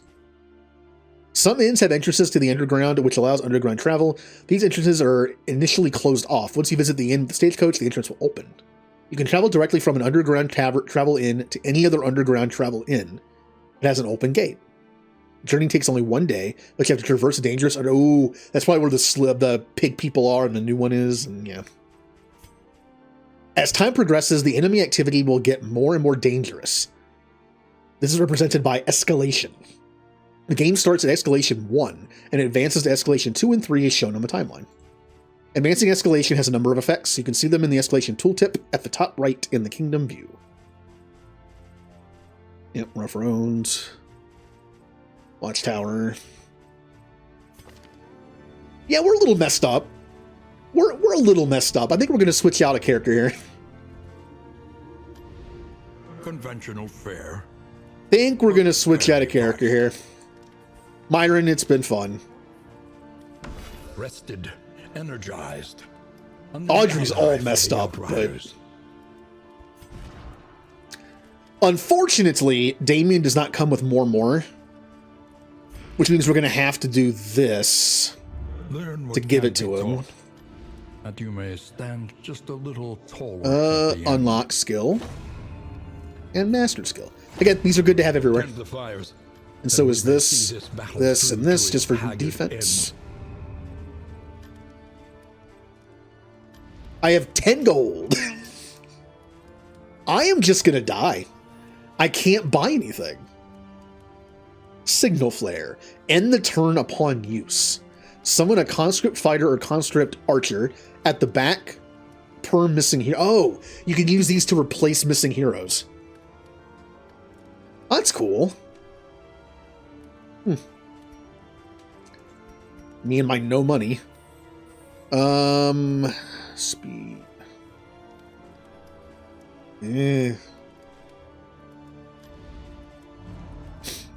Oh boy! So I can't do anything. Man, this is a brutal mode.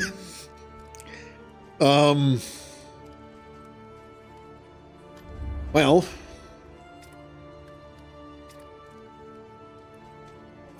Get this for stress reduction. Let's unlock more. Level it up. Level up our heal. We're in better shape now. Now we have someone that can actually heal and tank and, like, do some stuff. I mean, Man-at-Arms is great, but he can't heal. Come morning. Who numbers among the fallen? So where... This is an underground thing, right? How do I see what I've unlocked underground path-wise?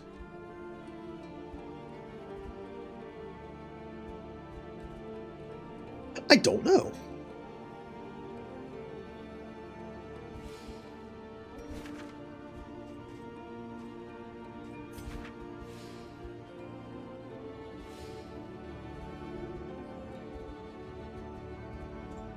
On this map, oh, man, I don't remember. On this map, what were the undergrounds? I think it might have been these four right here.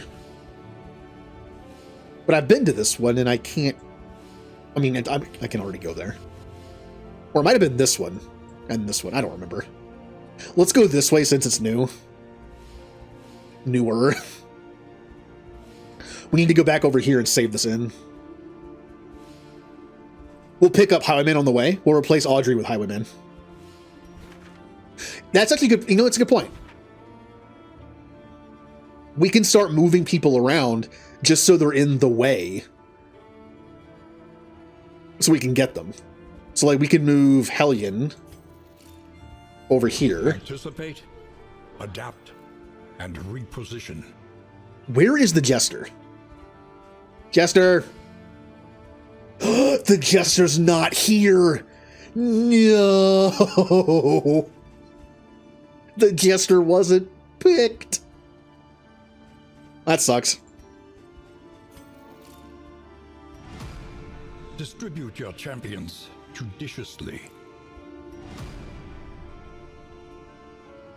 I'm seeing it now. You can kind of like move your guys around. Having them be stationed at an inn doesn't help the defense at all, it seems. It's just where they are for you. I would imagine if you have them at an inn, they might heal a little better than at a camp. I would think. I think I'm going to start with Jester next time. Jester is kind of like my safety, my like comfy safety net in this game. I think I might start with him from now on, just so I guarantee get him. Trenches and tents. The front lines of a war that was never... Well... So we need to go to field medics and merchants. That's part of the mission. Good. An improvement. And this will actually help us find field hospitals. That's a good combination. Our physicians kind of suck, but just so she's alive. Yeah, that's it. I can see this being fun once I learn some of the ways to actually properly do this. Like, I'm learning. Mud and rain. I wouldn't mind looking up like a non-spoiler kind of... I mean, this game doesn't really have spoilers. This land is truly... But I wouldn't mind looking up like kind of like a beginner's guide to this. Like little tips. Like 10 little tips. Like, hey, maybe prioritize this. Or hey, early on, move your people around to where the inns continuously, get attacked. It'll help. Stuff like that. Like, what's like the priority in this? Master points seem even better in this because you can unlock those other things that are in this. War. Like those little passives. Rewards only. They seem even better than usual. Alright, I would love to go to the Hoarder, but I have no money. and I need to go to the hospital. I would love to get rid of some of Barristan's bad quirks, but I can't. Because I have no money. Safe passage along this stretch. A welcome reprieve. Also, Ninja, I missed your tip. Don't die. I see.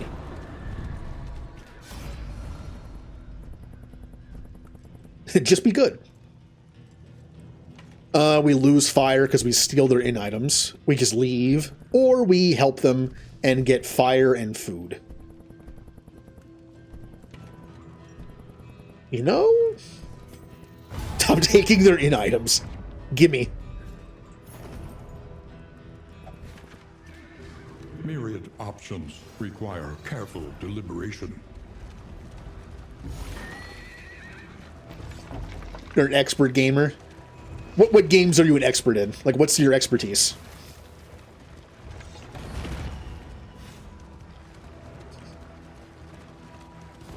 I would say I'm an expert in nothing. Like, I play so many, like, variety of games. I'm the red mage, all right? I can be decent at all of them, except for puzzle games and fighters and sports games. And that's it. I'm very bad at fighting games. I'm kind of bad at, like, puzzle-type games. Everything else, it's like, I could be okay in. Oh, you can actually cure fatigue with baubles here. That's actually... I'm not going to heal Audrey, because I'm going to pick up Highwayman in her place. I think. Yeah, I think I will. So, yeah. Well, unless I switch Highwayman to Sharpshooter, he's not going to do that great in Position 3. And Damien can only use this in Position 1 and 2.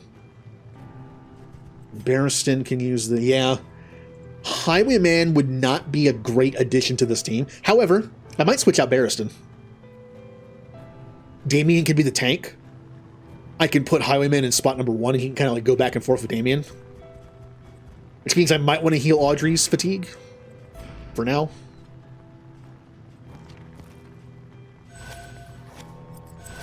That's good. I wish you could heal stress here. Got weak hold on life. That's a new one, I think. Oh! That... Yep, okay. Healers. Exhausted but determined, they stand ready to assist where they are needed. So I need to bring them to an inn. Alright, we just have to... Heal me, please.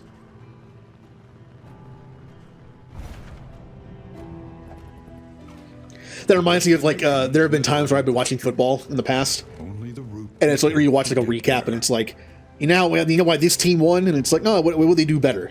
They scored more points. Like, thank you. Thank you. They scored more points than the other team. That's a good way to win. Like, I know what they mean. They're just trying to say, like, their offense was better. They put points on the board. Instead of taking field goals, they took touchdowns. You know, I know what they mean. But when it comes out as, like, they scored more points. It's just like, yeah, I can see that by the scoreboard. A rare opportunity. Let us advance. It's like they scored more points when given the opportunity. They didn't throw interceptions or fumble or... Speaking of football, I was not happy with the outcome of yesterday's games. What two teams did I want to win? The two teams that lost. I love the Commanders are actually good for once. I mentioned this before. I've been a fan of the, used to be the Redskins, now the Commanders. I'll refer to them as Commanders because that's their new name. That's just what I'll refer them to.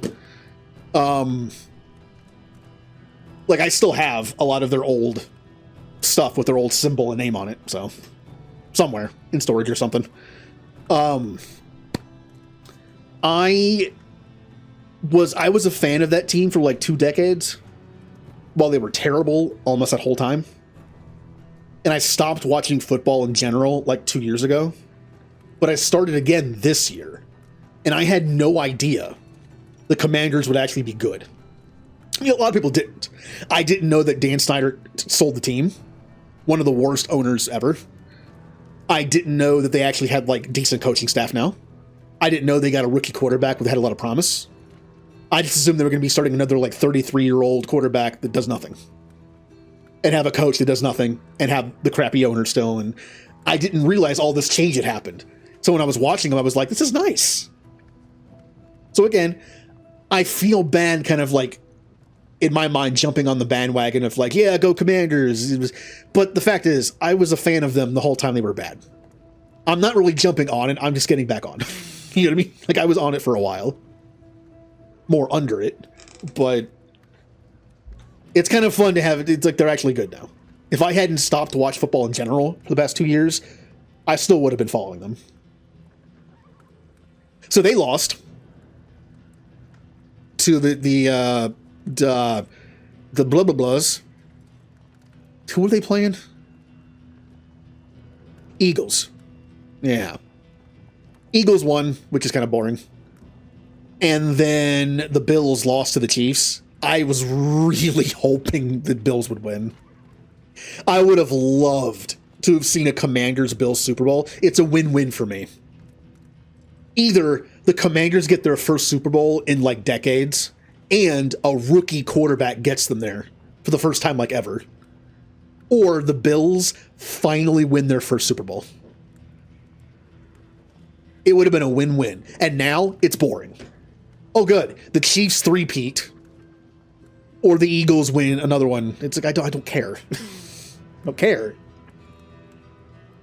I know the Chiefs getting 3 in a row is interesting and hasn't happened before, but I personally don't care because I don't like the Chiefs. I actually like the Bills. So, yeah. Now it's like a lose. Every year it seems to always be the same thing. There's 4 teams left, and if 2 of the teams win, it's going to be like a win-win for me, personally. And then the other teams win. So the Super Bowl ends up being a lose-lose. Like, I don't care. Either way. I'll watch the game. I don't care. Which kind of takes some fun out of it. Oh, we have, like, no fire. No. This, oh, they're gonna hate... no one likes Flagellant.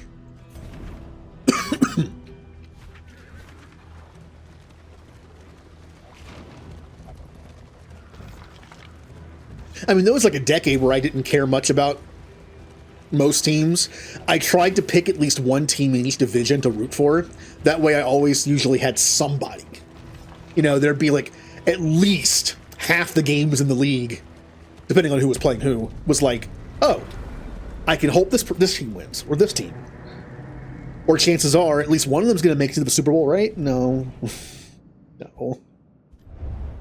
These crumbling ruins may yet have some shelter to offer. No, Resolute sucks. They can't drink. And a lot of the better items in this game for stuff is alcohol. Ugh. Who remains come morning?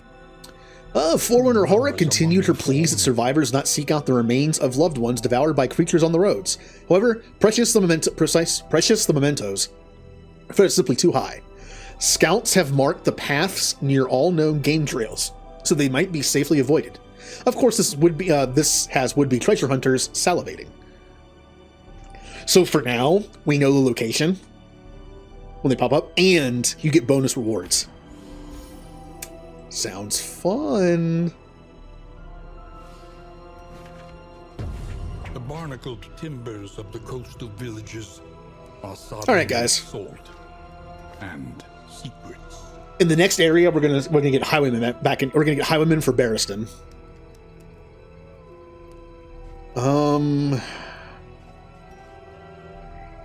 Since we're getting rid of Barristan, I'm not going to use this on him. He can use his own move to get rid of stress on him and Paracelsus. I'm not going to use this. I'm going to save it. Now, if I take out Barristan for Highwayman, that's cool, but I'll have absolutely no stress reduction whatsoever. That does suck. But I can't have Barristan, Damien, and non-sharpshooter Dismas in the party. It just won't work. These two can't work in slot 3. And Highwayman can't do his better stuff from slot 3 in this build. He has to be 1 and 2. I guess we'll just suck at stealth. Or, stress. Which means I will do this. Oops, I thought it was 2 people. I thought that was one of the 2 people items. Oopsie. I was going to do Damien and Paracelsus. These 2 are just going out of their minds, and I'm like, here you go. Here you go, Damien, with your 2 stress. Num num num.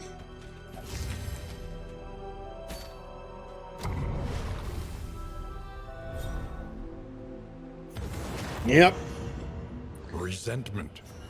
The slowest and deadliest well, poison of them Thrown all. Dagger's back on the menu, because I have to use it now.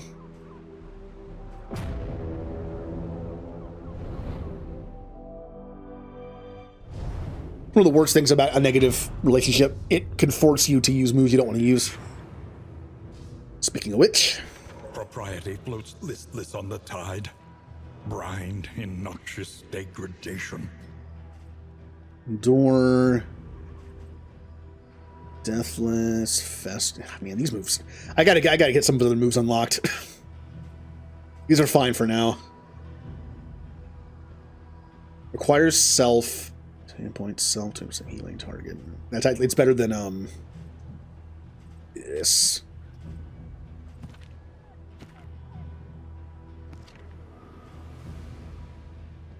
That's fine. Actually, I think I was already using it. Yeah, I was.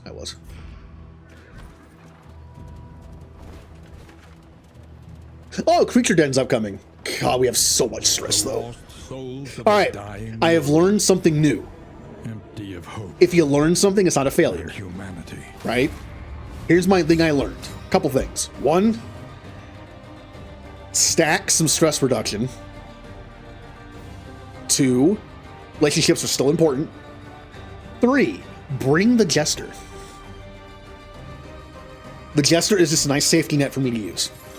If I brought the Jester and Flagellant and just mitigated their fatigue the whole time somehow with items and things, that's the anchor of my team.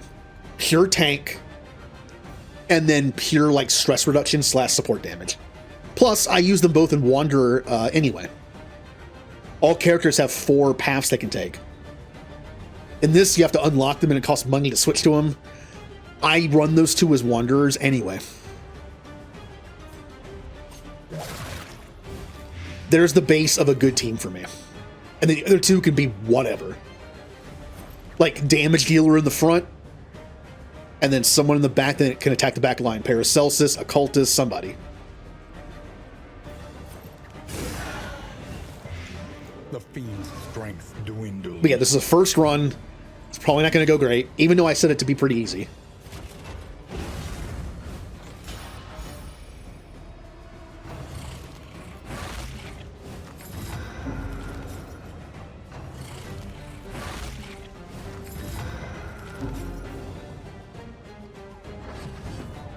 Well, Ninja, if you don't have any football opinions, maybe you can pick one of my Final Fantasy Tactics teams to root for. Segue, sort of?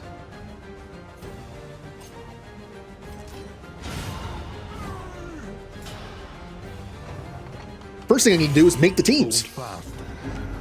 I don't know how I want to make the teams yet. I have some ideas. The premise of the league is going to be we're making a minor league. I have the major league teams. They're based on Final Fantasy parties, and they're what I've been using to like test things. They're very powerful. They have like set abilities and powerful equipment. I want to make 8 teams to be the minor league,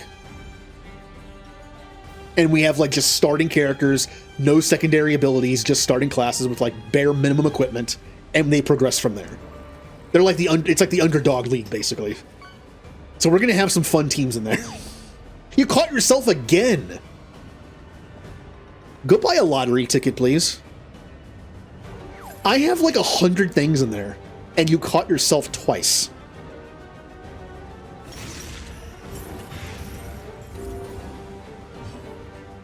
Did I just heal past my fatigue?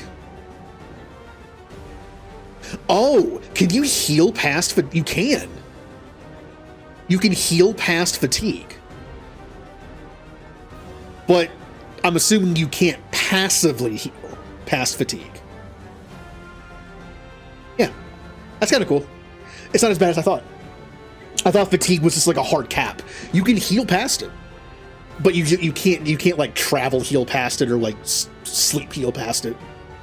It's not as bad as I thought it would be. Okay.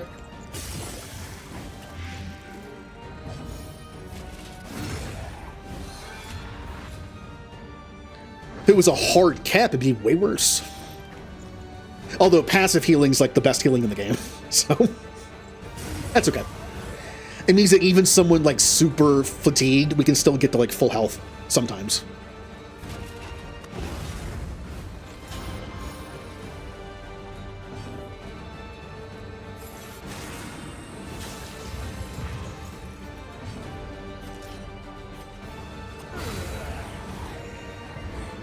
One less obstacle in our path. Yeah, you can pick one of those teams to root for. Again, I'm still working on it. I have an idea for like 4 teams, which means I need 4 more. Most likely it's going to be like 4 somewhat normal teams, and then 4 just weird teams. Like, we weren't able to get enough people. It's like, hey, we need a minor league. Let's scrape together some teams. Well, we have these 4 starting beginner teams, but they're like somewhat normal in terms of like composition. Well, we need 4 more teams. Just grab whoever. My original idea was going to be, because I have 18 classes to pick from, and every team has 6 characters, 2 backups. Every week you can like decide like who plays. I might sim injuries, I might not, but it's fun to have just backups. It's like to have different teammates. And the idea was, you start with 6 classes. Then after the first season, you unlock a secondary class, which is your secondary skill set. That's 6 more. And then at some point in the future, you'd unlock a 3rd set to swap out for your 2nd set. You still stay the same class because of your stats. But that would be 18. So you'd have 18 classes equally distributed amongst 6 people, 3 each. Perfect. You know me, I like using everything once. But some of these weird teams are not going to have that. And when I say weird, I'll give you a little sneak peek. One of the teams I think is going to be 6 mediators. It's just going to be a team of 6 mediators with guns. They talk and also shoot. So just like stuff like that, which of course obviously goes against the rule of one class per person. The rules will still apply to them. They'll be mediators probably the whole time. I don't know. Maybe like after like season 3 or 4, I'll allow the teams to like respec themselves. They've like spent so long learning new stuff. Maybe eventually they can respec into like 6 different characters, 6 different classes, and I'll redo their stats. But for now, it'll be 6 mediators. Does that give them an advantage? Yes. Because the teams that have 6 different classes are going to have to use each class once, and that's going to make for some not so great combinations. You can either make like 3 amazing combinations and then 3 okay ones, or make them all pretty good, and you're going to have one that's terrible, that just doesn't synergize well at all. But with 6 mediators, you're going to have more wiggle room, because you have 5 extra classes to pick from. Is that better? Yes. But they're also 6 mediators. That's the downside. Mediators are terrible. Their stat growth is one of the worst, and they're just bad. I like Mediator. It's still bad. I made my own character Mediator when I did my Final Fantasy Tactics run. He sucked. He was the worst person on the team.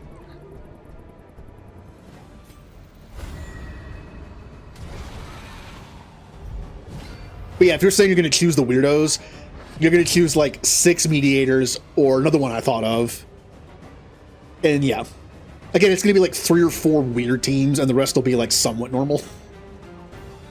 I don't plan on doing min-maxing stuff. I want to have fun. I want to do some fun combinations. I have a few combinations already built in my head that I've heard about that are fun. that are also pretty good. But there's also just gonna be weird ones that are just fun combinations. What do I do with you in this instance? Die, spiders.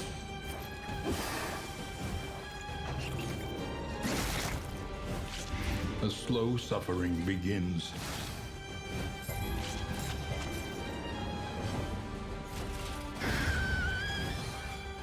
Speaking of XCOM, I'm bringing XCOM back though. At some point on stream, I'm bringing XCOM 2 back. Been a little while since we streamed it. I'm going to go back to the first way we ever played it, which was just make human characters based on people in chat. I'm not going to use... I've used Mass Effect mods twice now. Once for Mass Effect teammates and once for people making their own Mass Effect characters. That was fun. But I want to go back to just, like, putting us in the game. And I'm using a well-known mod called The Long War 2. It changes the game. It changes the mechanics of the game. It adds a lot more, like, management at the base. It makes the game harder. It adds more enemies to the game. Like, enemy types.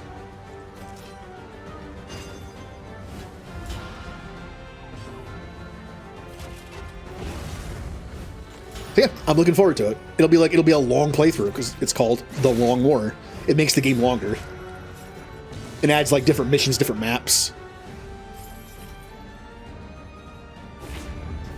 Haste and carelessness, hallmarks of the unprepared. And I'll definitely add people back into the game.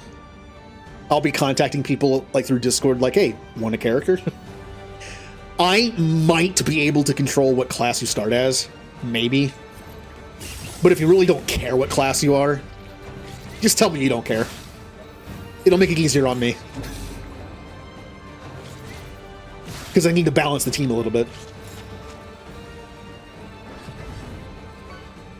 What does Ninja get? Vorkit Shepherd!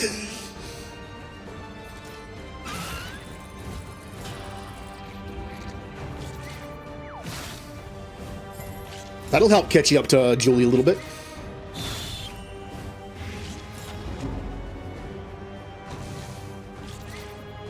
I'm still not used to talking for like hours yet, because I took such a long break. I'm not even going to attempt the Vorcha voice. It would just wreck my throat right now. An opportunity. We're not doing very good against these guys, are we?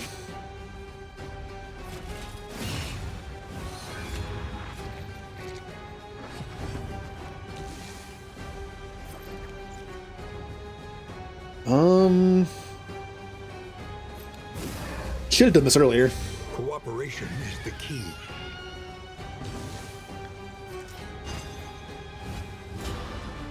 Blind tokens everywhere. Blind tokens.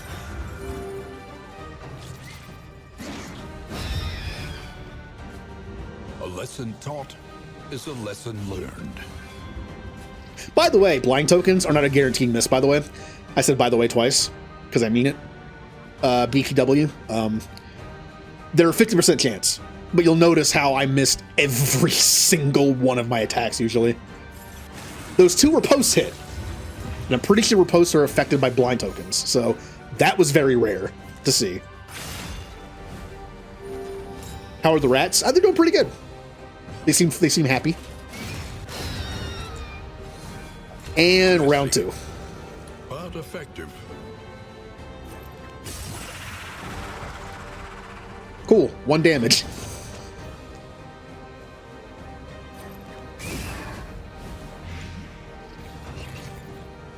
Ever since they stopped biting me, it's been fun.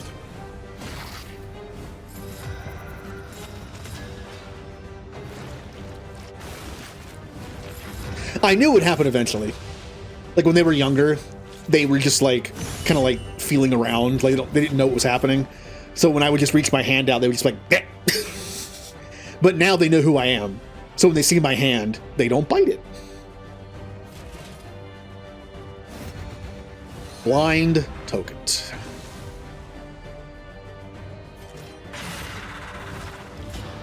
I knew they'd grow out of it. Like, it was a combination of, like, play fighting, but also just not realizing what was happening. Once they started, like, taking food from my hand, they were like, oh, yeah. Literally, don't bite the hand that feeds you, I guess.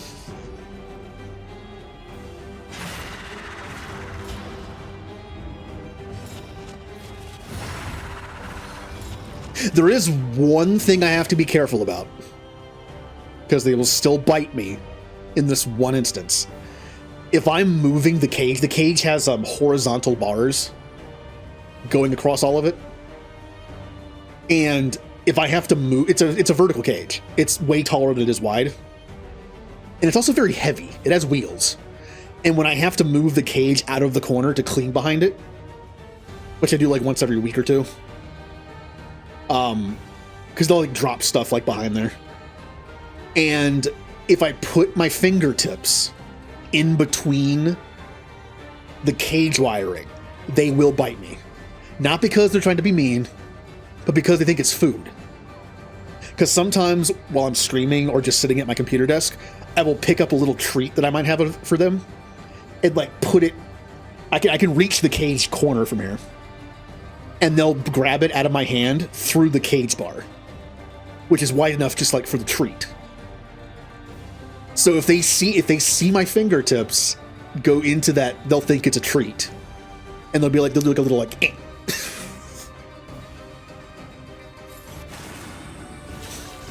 Again, I think it's food. They don't know if it's me.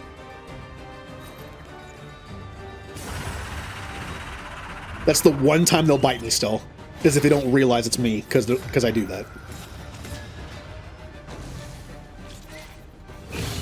Ow. Yourself.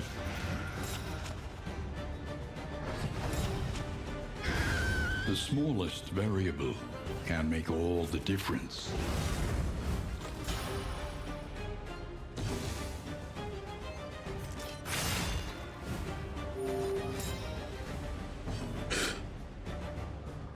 Also, I looked up, like, sometimes I look up things like, how do you tell if a pet rat, it likes you or hates you? The funny thing is, one of their things is reversed from a hamster, from what I can tell. When I first got Hammy, you know, like 3 or 4 years ago, he would do this thing where you could hear, like, his teeth grinding. And for hamsters, apparently that's a bad thing. They're stressed out. But for rats, it can be a good thing. When you're handling them, like they're in your hand, they're eating from your hand or whatever, and you hear that, that's a good thing. That means they feel safe. They're making a noise, which could draw a predator towards them. So it's like they feel safe enough to do it. It's like a happy sound. It's weird that it's like the opposite of Hammy, though.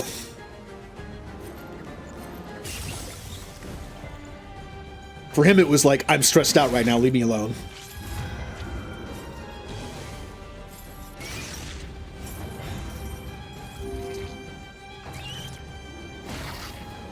I mean, that was his name.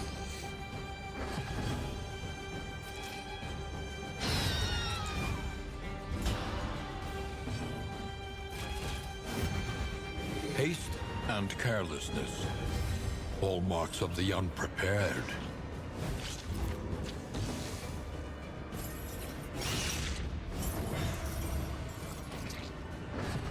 Well, his last name was never officially DeVito. When I went to the vet, when they put him down, on the paperwork, they put my last name as his. I never specified that he had a different last name, so they never asked for it. Okay, close enough.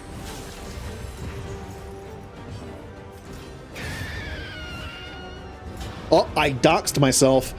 My last name isn't DeVito. A fortune in memories. Oh no. Now it could be one of like billions of names instead of 1,000,000,001.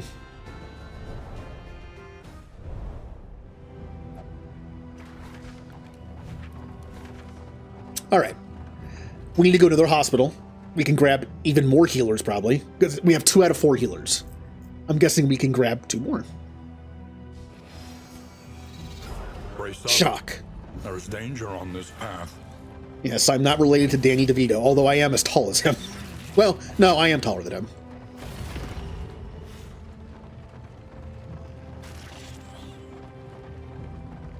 How tall is he, anyway?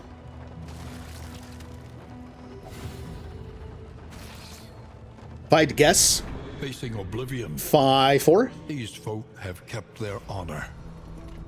Have you? Do I want... Oh, man, why do you... Whatever. Give me those in items. I need them more than you do. It is ours now.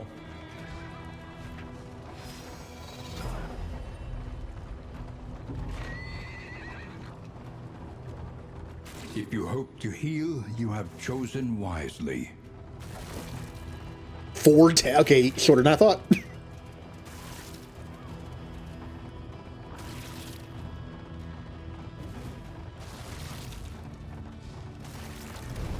Hello.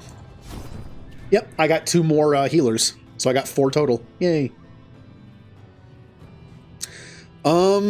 Since I'm gonna switch out Barristan for Highwayman, let's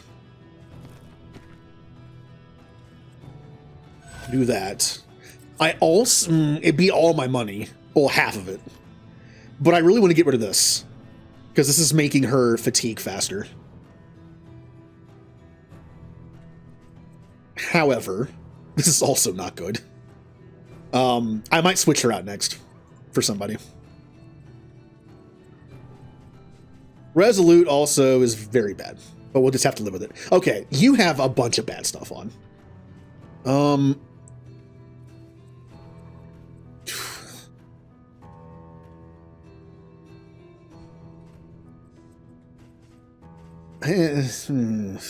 I need to save my money, though.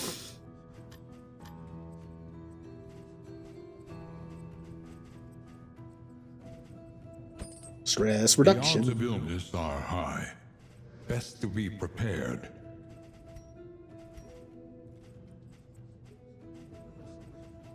Nope. No stress reduction. I haven't really found any trinkets I like either. I guess we're good.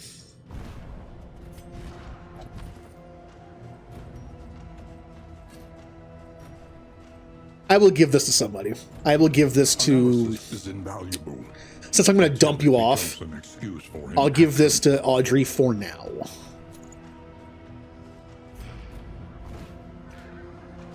Five feet.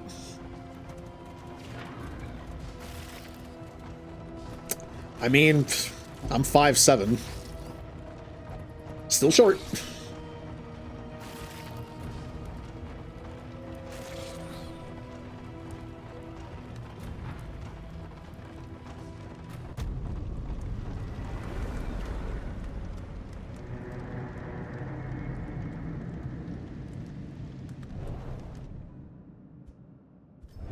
All right. These crumbling ruins may yet have some shelter to offer. Kiki cat? We found a cat. I can't equip pets yet. When using cat food, apply the following effects. Tinker is equipped, if medical gear is equipped, if scout gear is equipped, if rogue gear is equipped, if... Wow, alright. That's actually kind of cool. It's all positive stuff. I kind of like that. And they probably stack. But you have to use cat food. When using cat food. Oh, this isn't like a... Oh, this is like a permanent thing that was just in battle all the time from the stagecoach. I believe cat food is a new item. And if you use it, it has the same effect as... Okay, I get it. So it's not nearly as good as I thought it was, but yeah. It's still kind of cool. Let us face the coming cruelties undaunted. Oh, come on! Why can nobody see on my party? An army laid low by dust. Harsh winds and dry weather have afflicted equipment and soldiers alike of late. It gets in your teeth, your ears, especially your eyes. Laments 1 conscript. Water rations are a renewed subject of debate as War Master Sigurd complains the army hasn't enough to soothe the parched throats or bloodshot eyes. Oh, that's on the way. Look to your defenses. Well, good. They will soon be tested.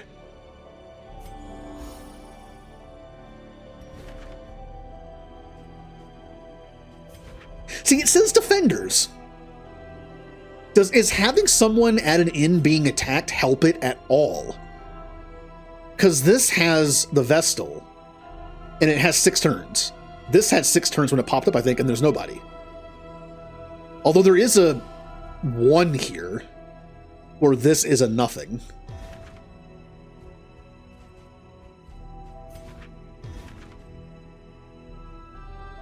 I'm assuming that makes it harder?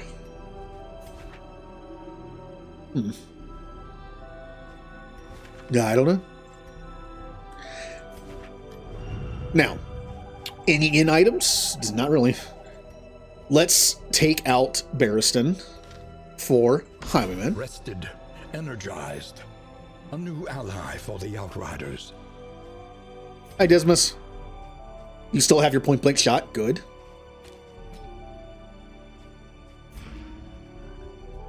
Okay, we have nothing to really do now besides just rest. Dig deep. Find the metal to meet this day's demands.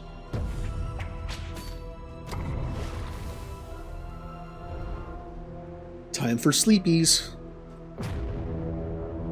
At least with the bad relationships, they don't last very long. Because after every area, they reset. At least they should. They don't, that's a problem. Propriety floats listless on the tide. No, it doesn't reset. Okay, so unlike the other game type, all like the bad relationships don't reset after each area because the areas are so short. That's really not good.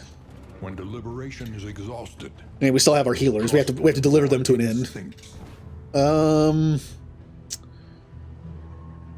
I really don't have a lot of money, so going to the Hoarder is kind of dumb. Shepherd. Oh, I'm back.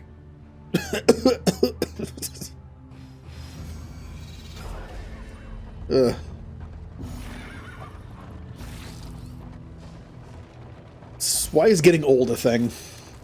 It shouldn't be a thing anymore. How have we not cured aging yet? Put my brain in a robot, please. Attack, attack, leave.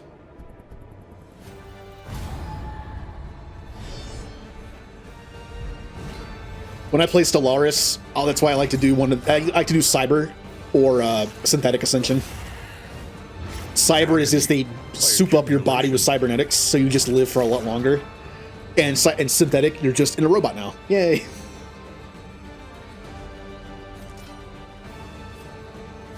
Okay. Steady yourself. As I said, blind does not mean guaranteed miss.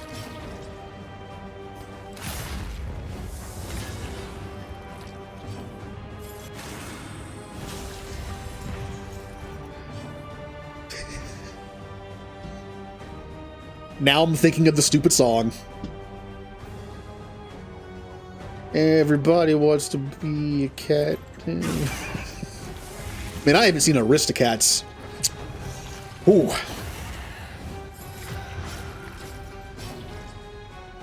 In a long time. Hello, laser beam. Ow. Not the barnacles.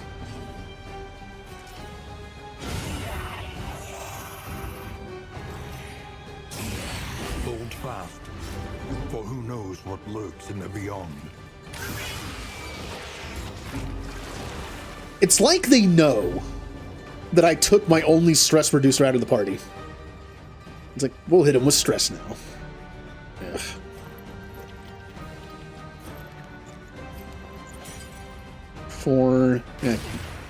That was the wrong move.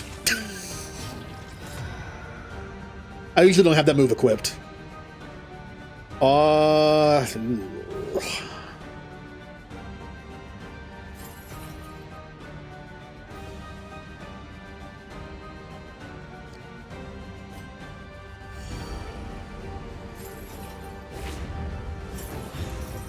Blind tokens. Mermaid Man and Barnacle Boy. No, here it's just Barnacle Boy, and whatever that is.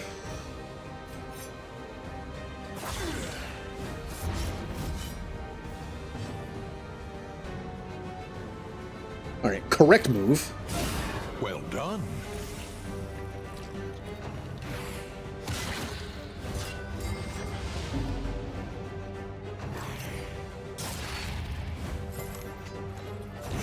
A steady subtraction. An invariable result. Another impediment cleared with impunity.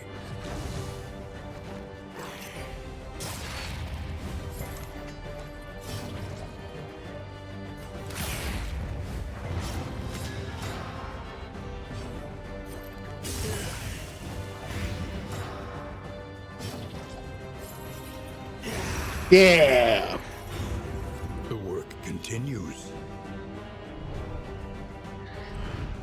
The past is gone.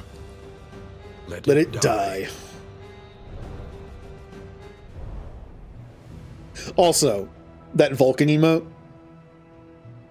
That's the episode with Q, isn't it? Where Q gives Data the gift of laughter. I mean, that's gotta be the scene, right? How many times does Data laugh? Ahead.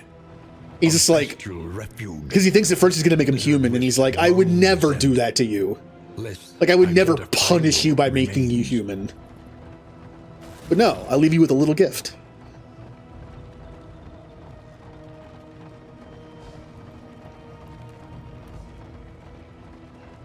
Yeah.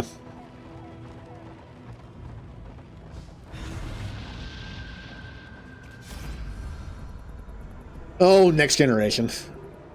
I'm overdue for watching that again.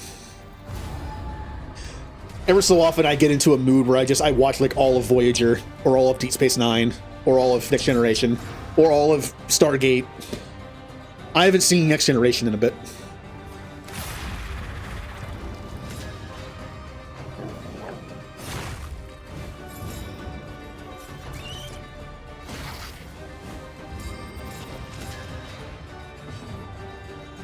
Oh yeah, like when he's just like trying to calm down and he looks over at like somebody and he just starts laughing at him.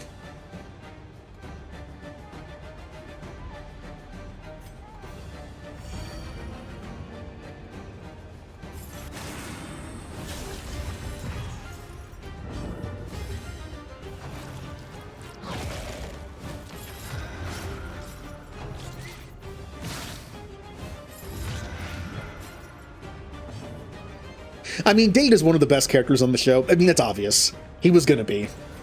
Come on, he was always gonna be. He's interesting. Welcome relief from caustic agony. Which boss? I don't know. This is the new Game Type Kingdoms.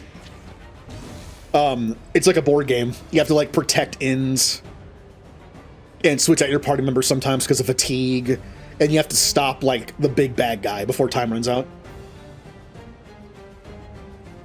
Yeah, new game type!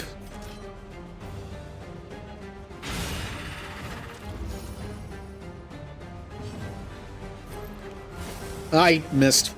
So many blind tokens.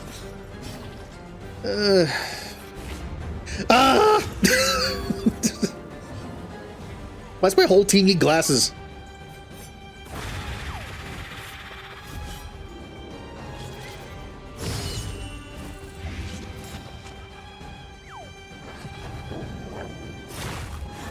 Mistimed, misdirected. And when I don't have blind tokens on, they have touch tokens. I'll get you eventually.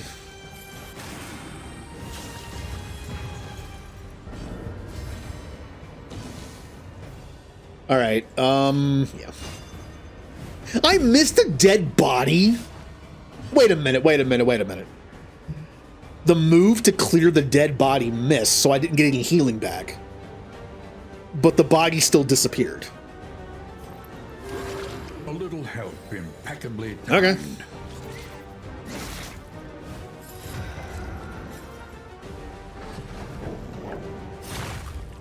It's nice having my tank back, although without the Jester, the stress is scary.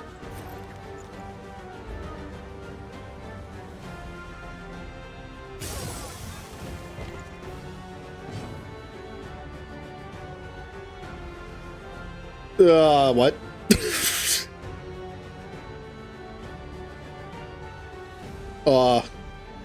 Those are words. Ah!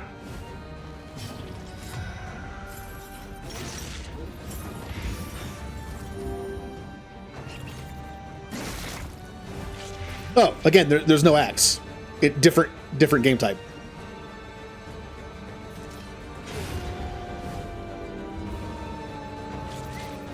Or does this have axe?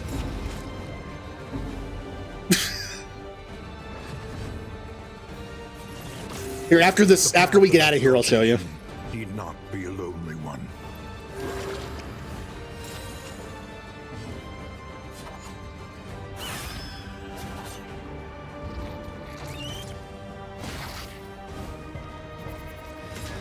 Spiders are annoying. All right, clear body?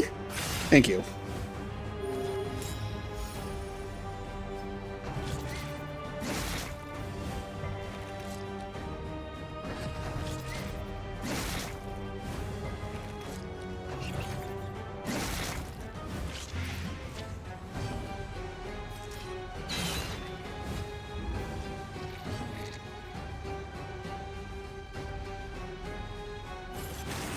Well, I mean, the last time I streamed this, we did Chapter 5.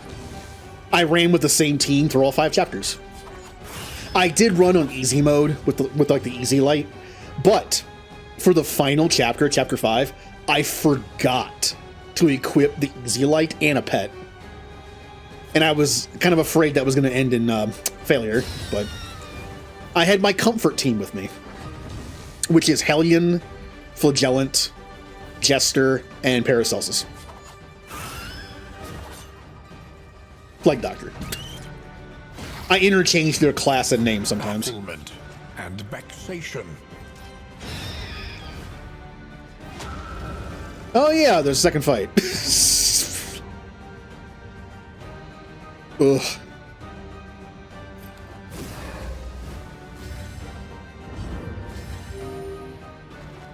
Oh, what the? Do you have that stupid thing on? That's a bad one. That's a pretty big bad one. Audrey's in the front. This kind of sucks.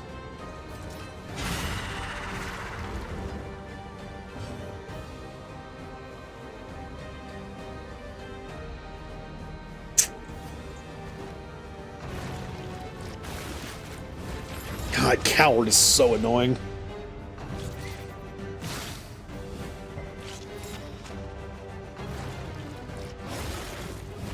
God, my team is just getting eaten.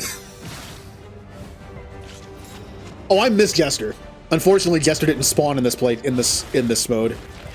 You get 12 characters, and he didn't spawn. Next time I play this, I'm starting with Jester. Like, Jester and Flagellant are my safety net. Pure tank build, and then support build. And then just front person who hits things, and then back person who hits things. That's all I need. Give me like Leper or Crusader or Hellion or somebody up front. And then give me like Paracelsus, Occultist, just somebody in the back.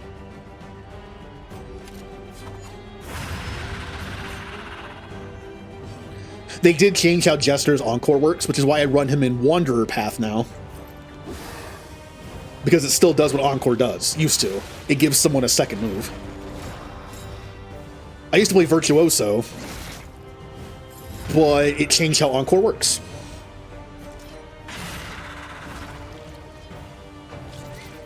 I use very simple builds. I don't use the Jester for like finale. I don't use him to like move party members around. I don't have a moving party, usually. So I don't move people around with his songs and then buff Encore. I use him for like the two moves. I forget what the two moves are called. There's the one where he hits them and jumps back and can blind. And the other one is jump forward and mark. And then there's just his stress reduction song and Encore.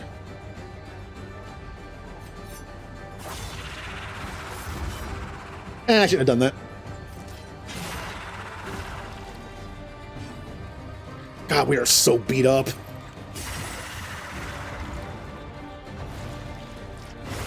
Steady yourself.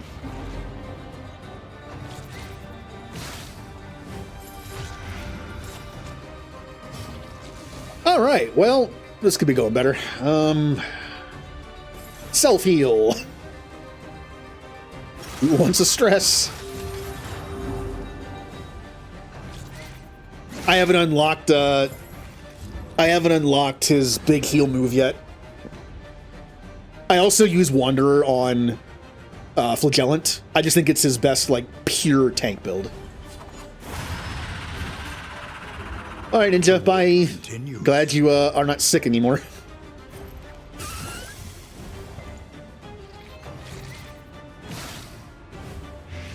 Incremental. So many blind tokens. At least Barristan's gone. He had two. My Men-at-Arms had two negative quirks that each produce blind tokens on turn. Ugh.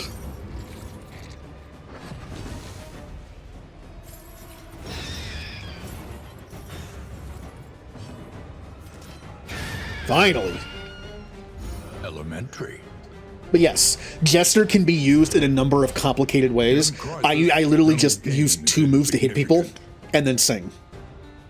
And then Encore. I made my team super easy to use. Hellion in front either uses Wicked Hack on the person in front of her, or Iron Swan on the person in the fourth row. Flagellant uses more, and then just heals himself and hits things and heals other people. Jester literally just hits back and forth with Paracelsus, because he can use her moves no matter if she's in slot 3 or 4. And then I'll Encore or I'll stress heal, and then Paracelsus just blights things. I wanted just a simple team.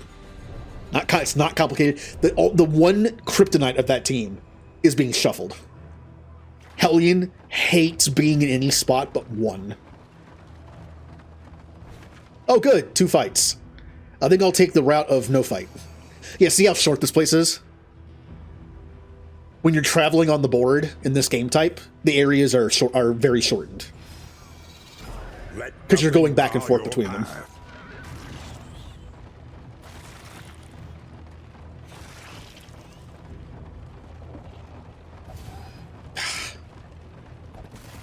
Also in this game type, I should point out, if it lets me see it here, no, relationships carry over between everybody. Onward, while there is still time. So it's like everyone has relationships with everybody else, which can get complicated. Also, there's some quality of life improvements. Like, I'm pretty sure you couldn't do this before. And see the effect. I don't remember there being an effect when you hovered over it.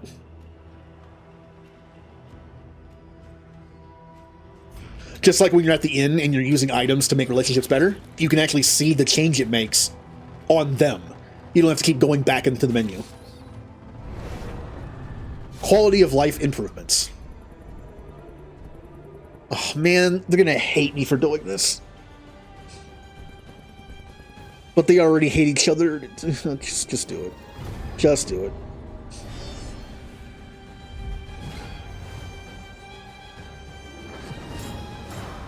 I wonder, in this game type, can you find death? Since I have Flagellant in the party. Oh, I can't shoot because he's stealthed. Okay.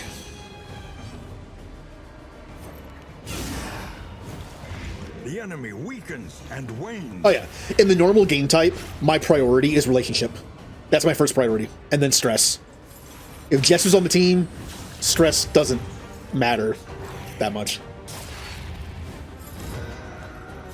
Yeah, if you have Flagellant in your party during the normal playthrough, death will show up randomly.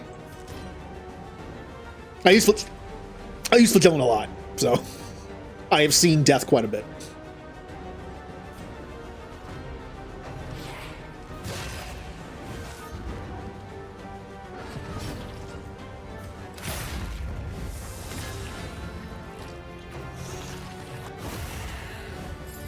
Measure out your violence. Also, because this is a separate game type, Judiciously. your character's memories and like quirks and stuff don't carry over. They're separate characters. It sucks because I had some good builds. I had Flagellant with Jinx, which combined with more is just broken. Blind token.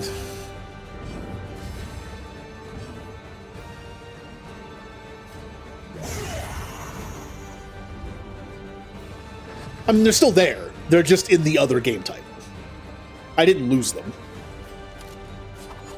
Yet.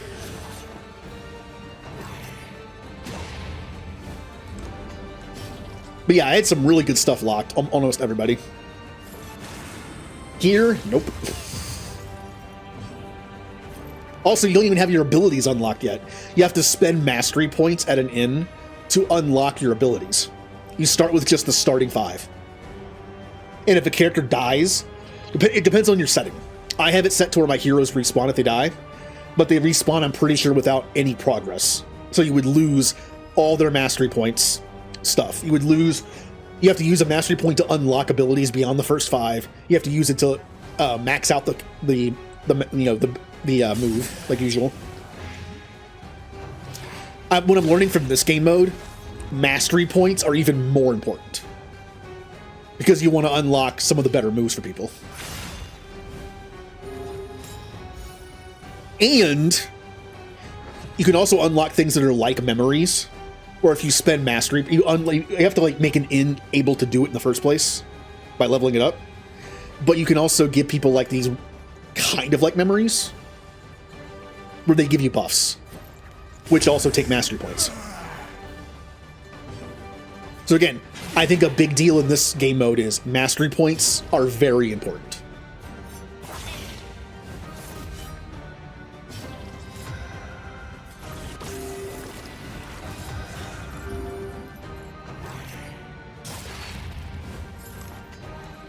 Oh good, Paracelsus is in the front.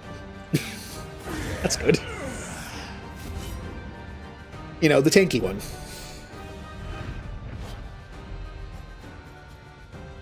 Man, I've gotten some crappy trinkets.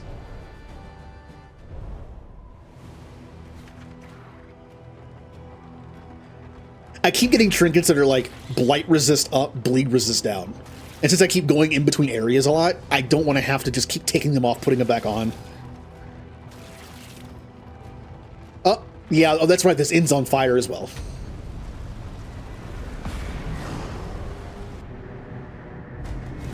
Hi, friends!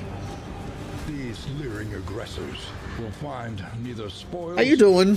nor clemency.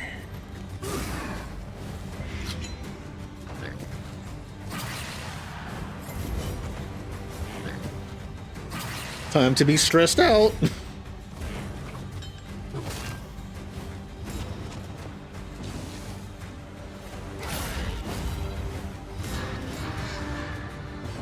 No! No! I hate Coward. It's so bad. There we go. Ow!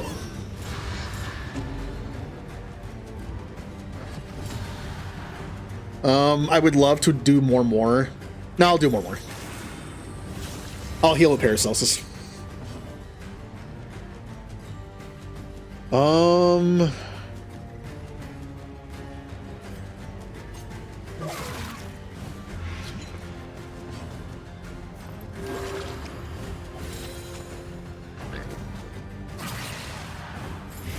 Measure out your violence. then apply it judiciously. Oh, that sucks. If I do this, it's going to put him on death's door, and then he might die his next turn. If I do this, I take riposte damage. Go down to death's door, then the next guy might kill me, then the blight might kill me. I can't do it.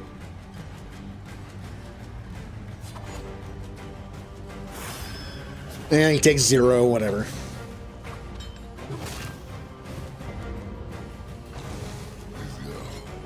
He might die anyway. Inexorable. Paracelsus.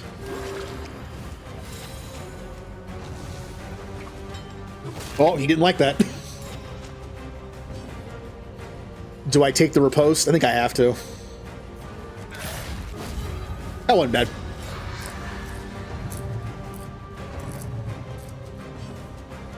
Okay.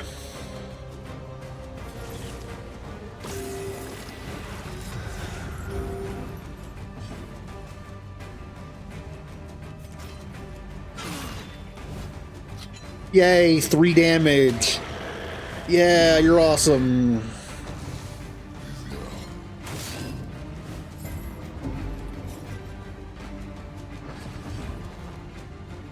Alright, what am I doing?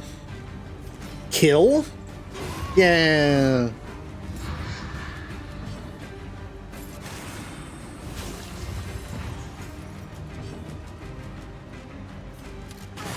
Oh, I was going to say that plus the blight might kill, but I didn't notice the...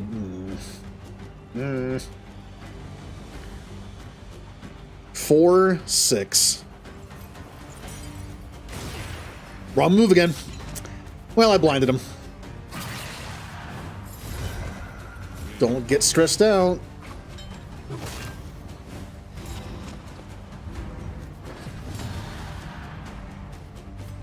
Oh, you can't take any damage this turn. Neither can you. Well, in that case...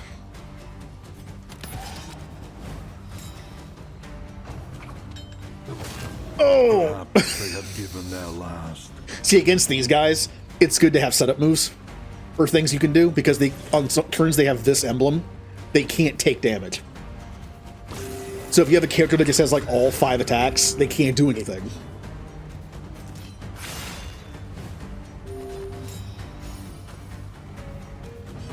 All right, you gotta die.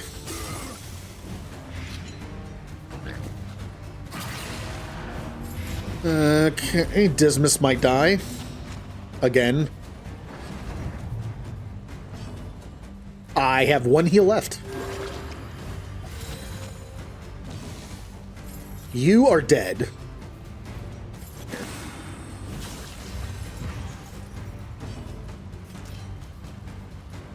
The ripostes are annoying, but I gotta deal with them.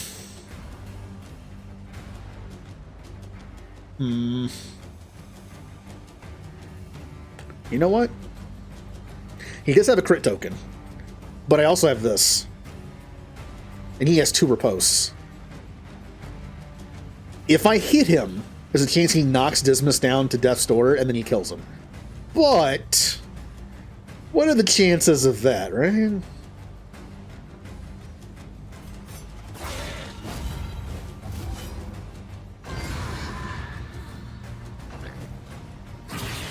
Hold fast, Thank you.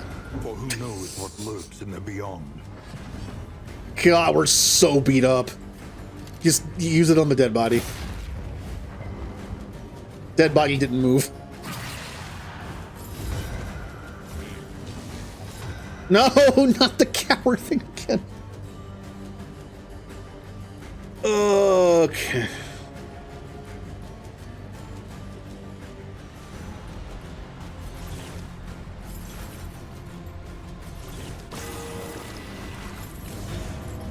You're fine.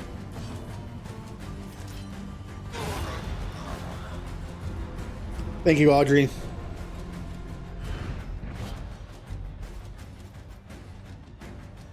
Gain on hit, taunt, or 2 taunts. Gain on miss. Good for Flagellant. Humbled All by right. exposure and neglect, We made it back to the this inn. ramshackle inn is a welcome sight, nevertheless. The provisioner eagerly accepts the whatever that is for +1 mastery points. Cool. All combat and inn items are discounted. Then we have, he accepts the congealed slime, all heroes -3 stress. And we gain +1 and +1 from the inn for the healers. The kingdom clings tenuously to order. Yay, we're not dead yet. This inn's under attack. It also has a 1 next to it, which makes you think it's going to be harder. Oh, there's the little underground thing.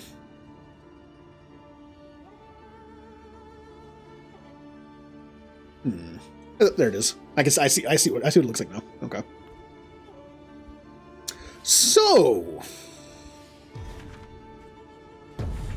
The shrouded coast, isolated and drowning in amphibious. once again, let's get the defenses up. Supply lines and swords. This is how wars are won. Okay. Mastery trainer. Let's work on this. Let's get him a few more items. Victory cannot be achieved without investment. Yeah, that's good anywhere. And Being able to have a infrastructure. couple more items to buy and having them be cheaper is good anywhere. And I'll save the rest for now. Spend what you can, for wealth no longer has meaning. If indeed it ever did. Ooh, do I want to chance this? Do I want to chance this for a stress reduction? Ooh, it might be fine. There are 8 whiskeys. Nom nom nom nom nom nom nom To nom. ease the rigors of the road. It's gonna be drunk. 8 points. All right. Here are the things you can unlock that are like memories. In fact, they are memories. Well, this one is. +3 crit is a memory.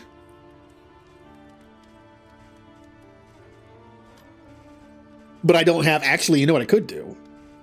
Instead of improving 8 of these abilities, I could work on doing some of those. Ooh, first thing I should do. Audrey, goodbye. Ooh, Vestal. What moves do you start with? Oh. That's right. I can't use the stuff I usually like to use on you yet. That's fine. It's fine. Well, that's what these are for. I like my consecrations.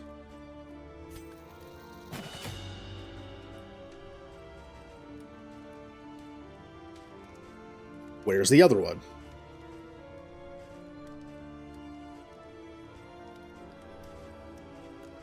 What? Oh, there it is. It was already unlocked.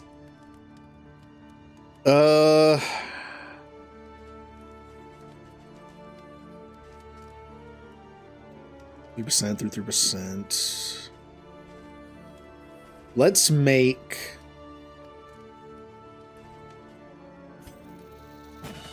that too. Let's level up my, well, actually, in order to make Damien usable as a tank, I really only need these two. I mean, could I, you know what? I'm going to unlock Sepsis. That's his nice, like, big heal that he can do sometimes. For you, I'm going to level up Point Blank Shot and Duelist Advance. For you, I'm going to level up Noxious Blast.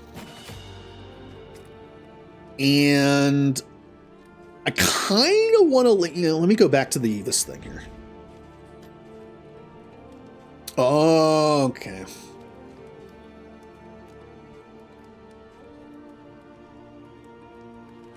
Wait a minute. How do you unlock that?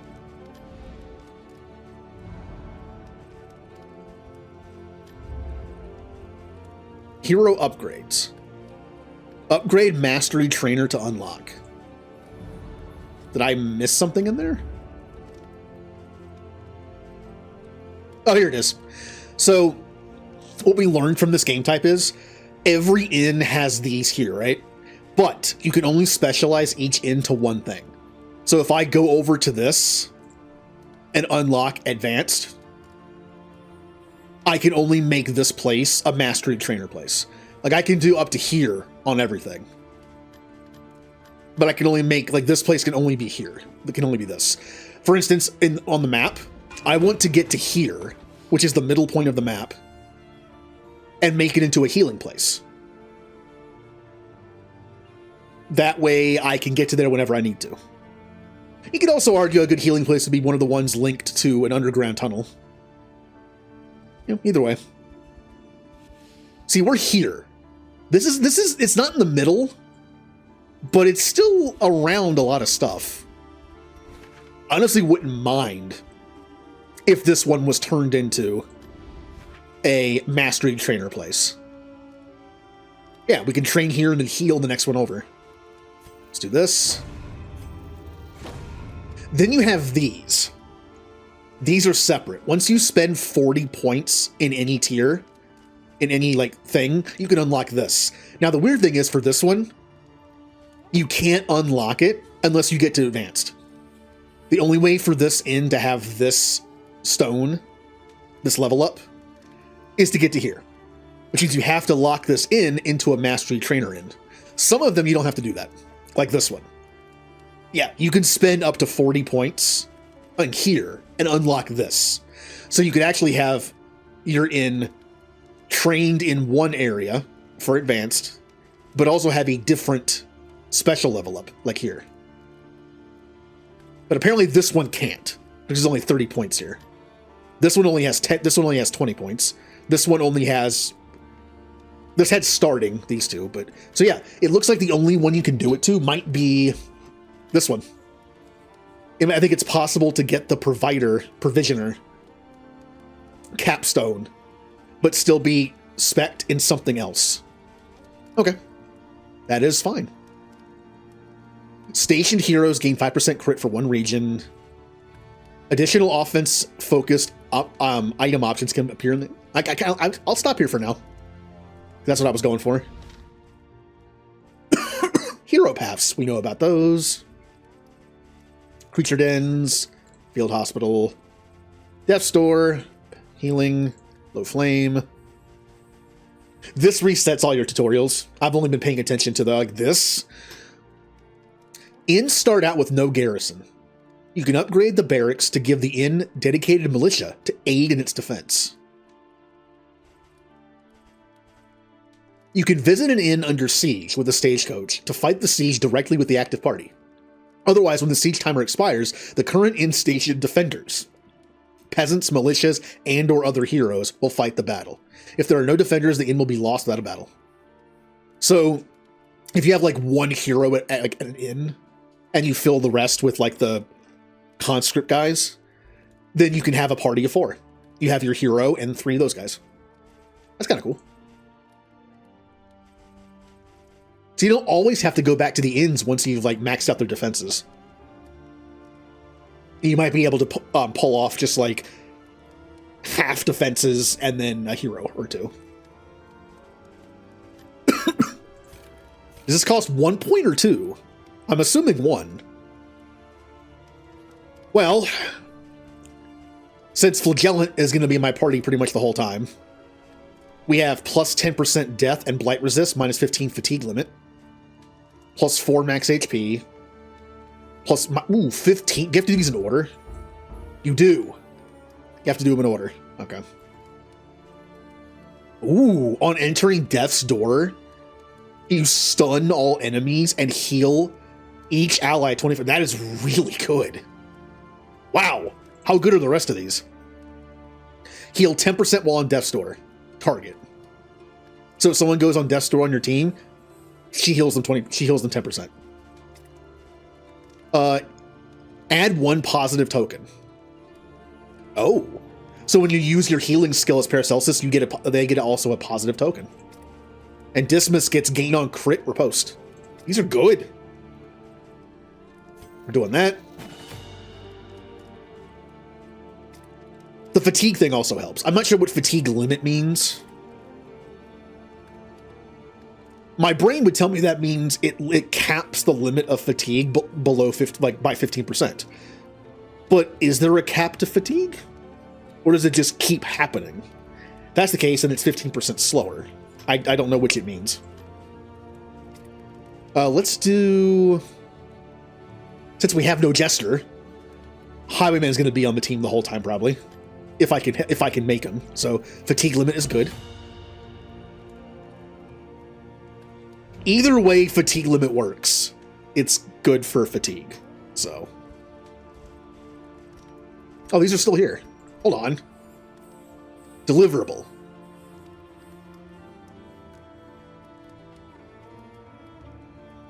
Where do I deliver them?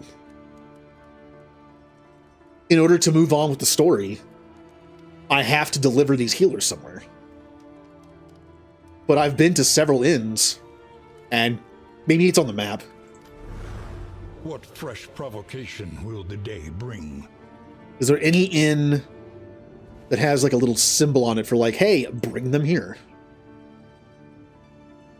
No. So I'm not sure where to bring them.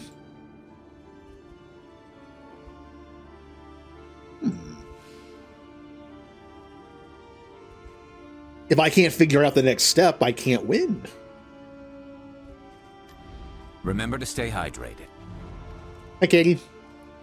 We're doing the new game mode in Darkest Dungeon 2. It's like a board game. See, you got your nice little board here.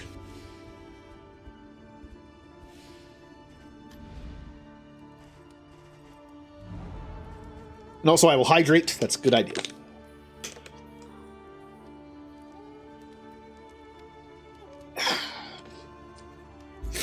All right. Look at all the whiskey we have.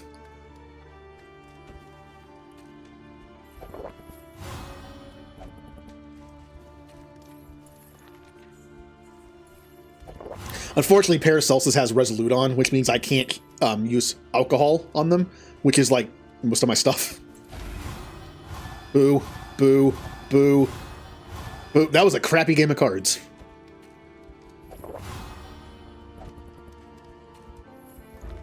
No! Drink it! Shepherd! Ugh.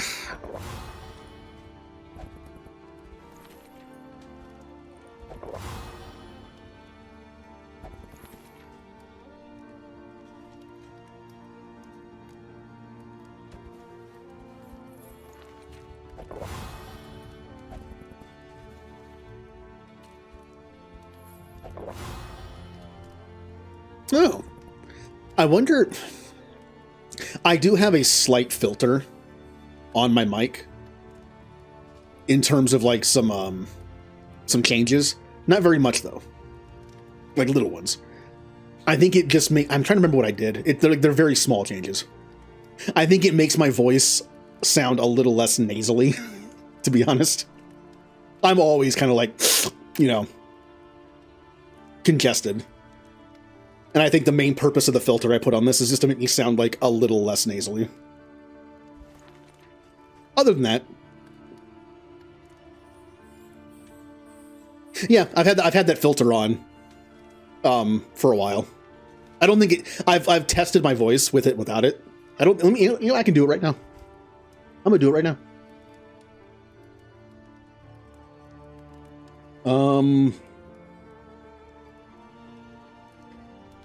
This is a rare occurrence. Filters. So this is my voice with the normal filter. And this is my voice without the filter. I don't think there's much of a difference. So this is without the filter.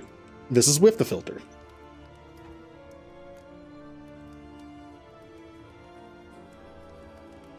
There we go.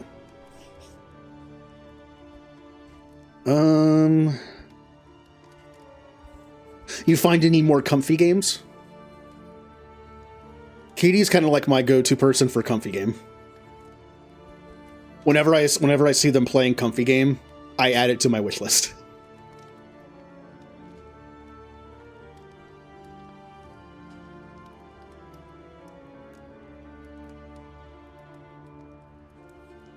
Yeah.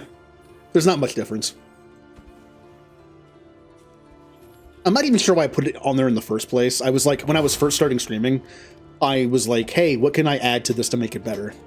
And I saw like a pre-built filter that was like, this doesn't change much, but it could like be good for someone who has this kind of voice. And I was like, it's kind of me. Like a little more nasally, a little bit. And I was like, okay, that could work.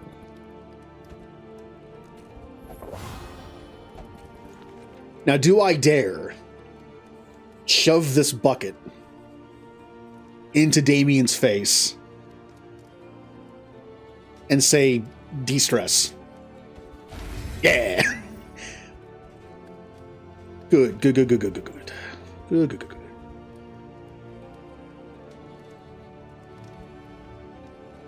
Okay, let me see if I can even pronounce this.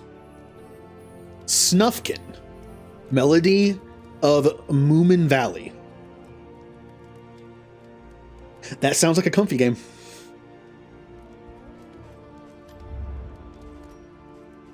Do I have no stress reduction items in here? Come on.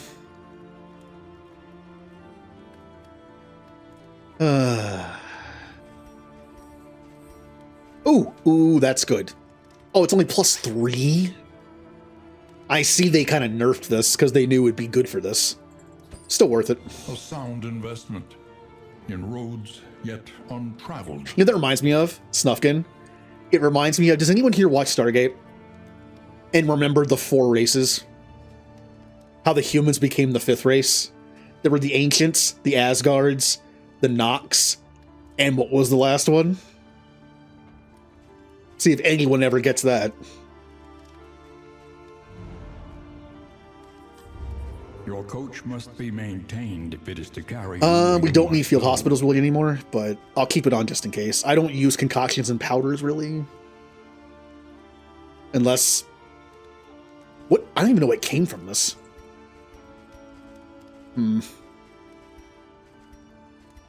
This can wait. I don't have enough stuff yet. Once I start getting more and more stuff that I want to hoard, I'll put this in.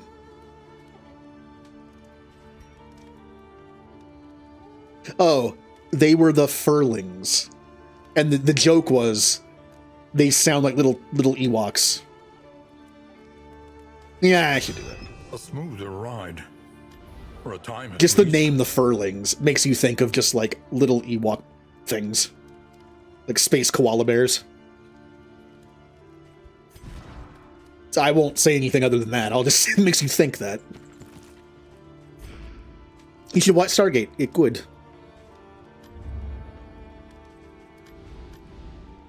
Now, this is the most ridiculous thing about this whole game type. Everyone has relationship with everybody else. Like it's all here, and it carries over too. You can't. It doesn't just like go away after one area and reset. It just stays until you fix it. Man, Damien and Byrston do not like each other. I see. All right, well, we're heading down to here to save the kingdom, or save the inn. Potato, what are you doing? I looked over at the cage and I just see Potato running around. Potato, what are you doing? I guess nothing. What are you doing up there? The barnacled timbers of the coastal villages are sodden with salt and secrets. No changes.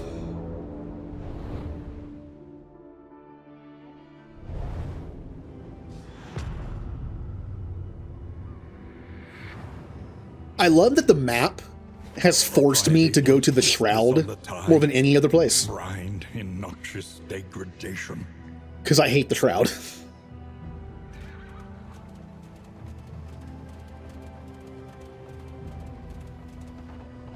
Also, we are messed up. Our fatigue is met. We need to like stop. We need to like spend the day in an inn somewhere. I did custom settings, so we have like 80 days to beat the boss instead of 60, which is one easy mode is 60. Hard is like 45. So I should just rest and deal with fatigue better. You can also deal with fatigue here with baubles. I have like, but notice I have like no trinkets. I've been spending all my baubles on fatigue fixing and things. Like I have nothing. I have no trinkets. Do any of you guys have any like super ridiculously bad things? I'm short 1 gold. That's fun.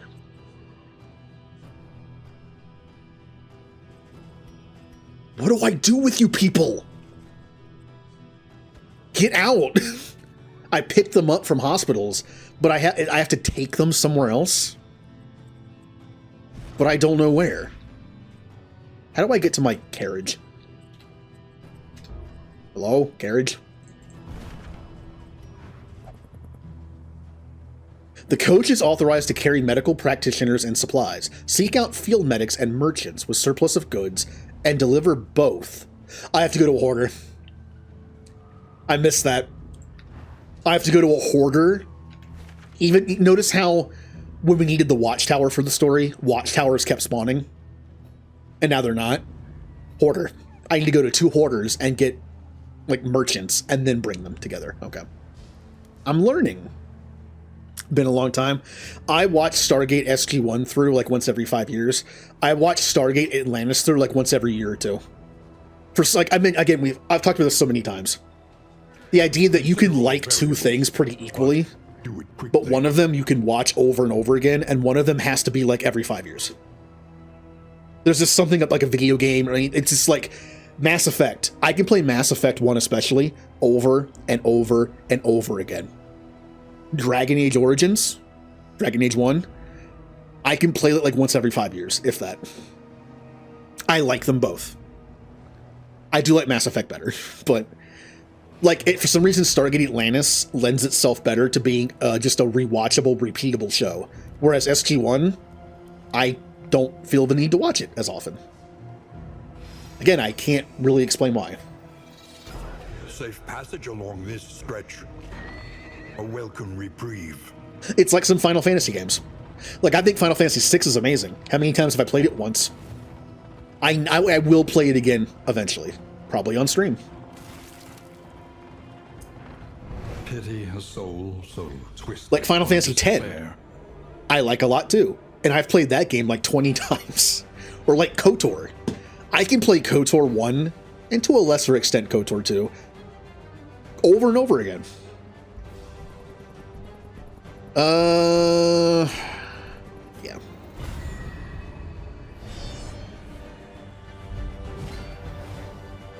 But then a game I thought was really good, like Horizon Zero Dawn. I really liked it. A slow suffering. I haven't felt the need to play it again since the first time I played it. I really like it.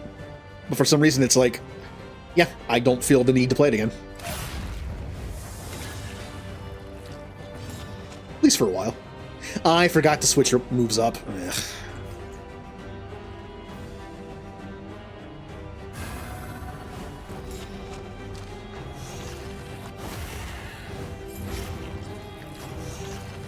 Also, you can see the fatigue getting us killed. The fatigue caps your HP. We learned that you can heal past that. But you can't passively heal past it by like resting or traveling. And that's why hard mode has less days. I can spend more days, if I want, resting in an inn, which allows me to use the same party members more often. Kind of like XCOM. On easy, XCOM is great because you can just use the same people over and over and just get more experience and get stronger and stronger. On harder difficulties, people get hurt more. There is a fatigue system in 2. But they also get, if they get hurt, they get hurt way longer. So you're forced to use lower level teams most of the game. You can't just do like the elite team like in the first game. Well, there's no tired system. Bravo. And playing on normal, you're hurt for like 5 days. On the harder difficulties in XCOM, you're hurt like 30 days. No, XCOM. XCOM 3, please. Firaxis? Can you hear me? Please give me XCOM 3. And no, Chimera Squad does not count. On to the next. Chimera Squad is an okay game. It's essentially XCOM on mobile. It's smaller in every way. It would not surprise me if I learned it started as a mobile game.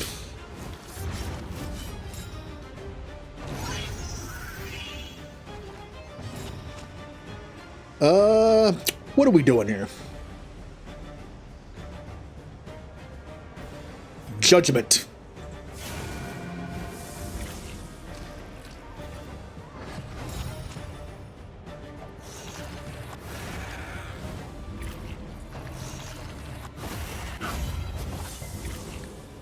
I also have, going back to like watching stuff again, I also have like certain foods that I link to certain shows. Just memories.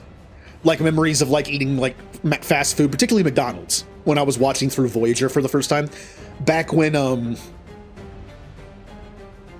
you know, it was popular, back before all the streaming sites were a thing and established. It was very difficult to watch shows. Your option was just to catch them on air on repeats, or to go the other route. Well, for Voyager, I went the other route, and man, those are some bad quality episodes. You know it's bad when you download a TV episode, and it's like 50 megabytes. Like it's like 140p, and it's just like, ugh, but it's all I had.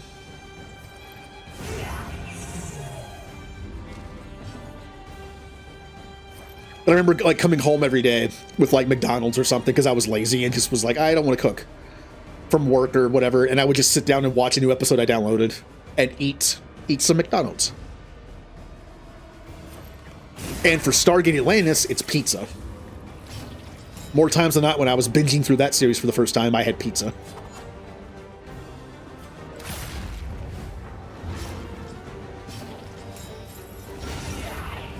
SpongeBob is Dairy Queen. There's a reason for that. A friend of mine and I would watch SpongeBob randomly. Challenge what you can. And we'd always get like a Blizzard from Dairy Queen. So it's more a Blizzard than anything.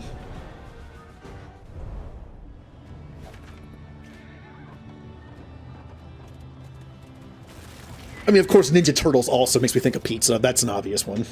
I grew up on Ninja Turtles, so... They used to be linked to Pizza Hut for a while with some things, so it was just like, yeah, let's get Pizza Hut pizza and watch Turtles.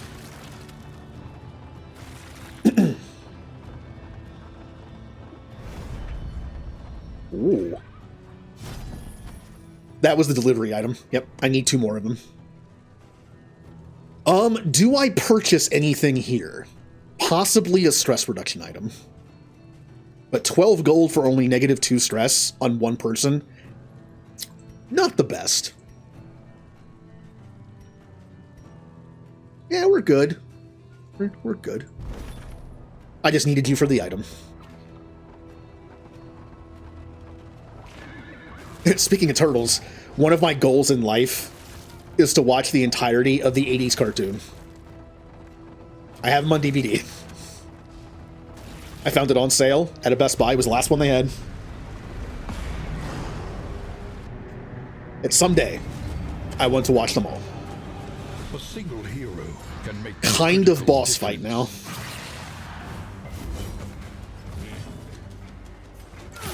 Nice.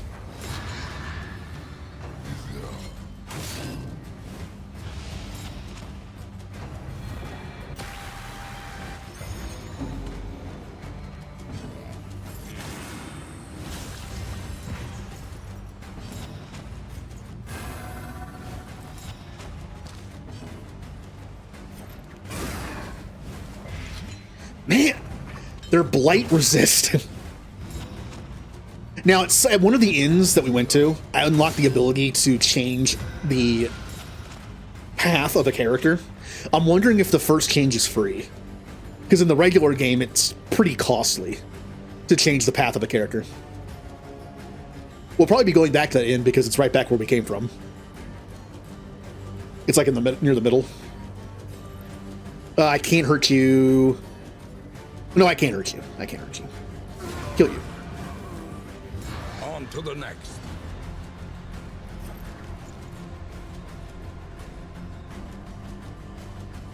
Bum, bum, bum, bum. Wait a minute. They added a cooldown to Plague Grenade? I didn't even notice that.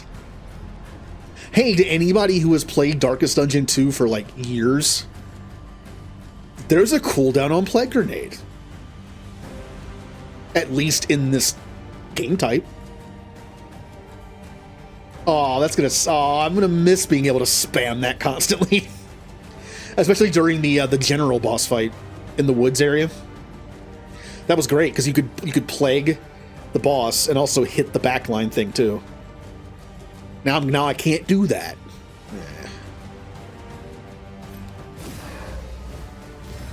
Collaboration confers advantage. You can take the hit or dodge it. Yeah, either way.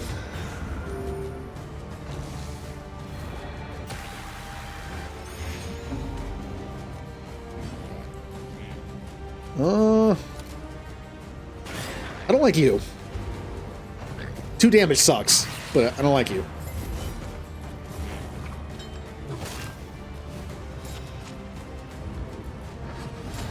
Alright, I can't hurt you this turn.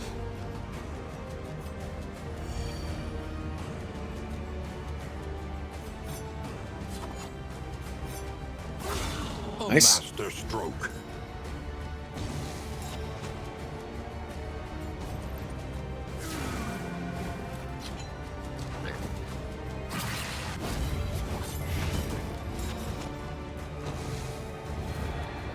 Would you stop using Pestilence on my just on the one character over and over again? 8 blight, huh?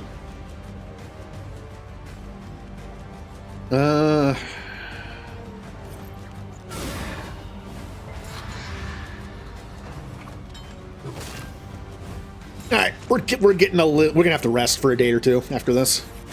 Our fatigue is too high, we need more health. Again, the benefit of playing on easy. I have more days I can rest.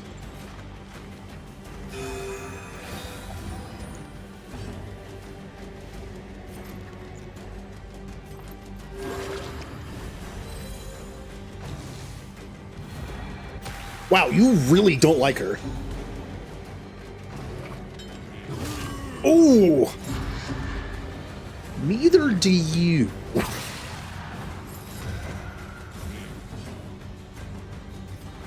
Stupid riposte.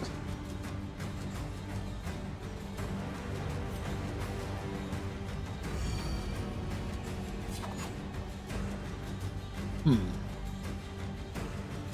don't have a choice.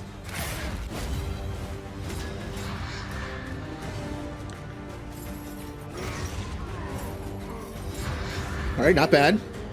This guy should be dead to blight.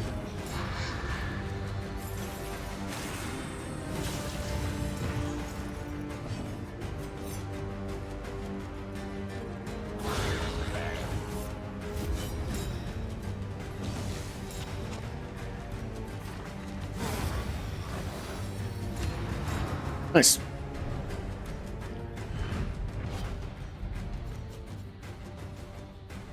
We got a Beastman Blood.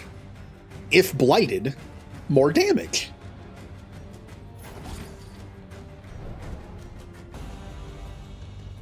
However dilapidated, Oh, good. Ian might still Combat serve start, honorably. 50% chance of being stunned.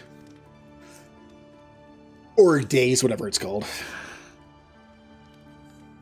Well, we need one more of these to be able to turn them in. So that's a pain. Hardships be damned.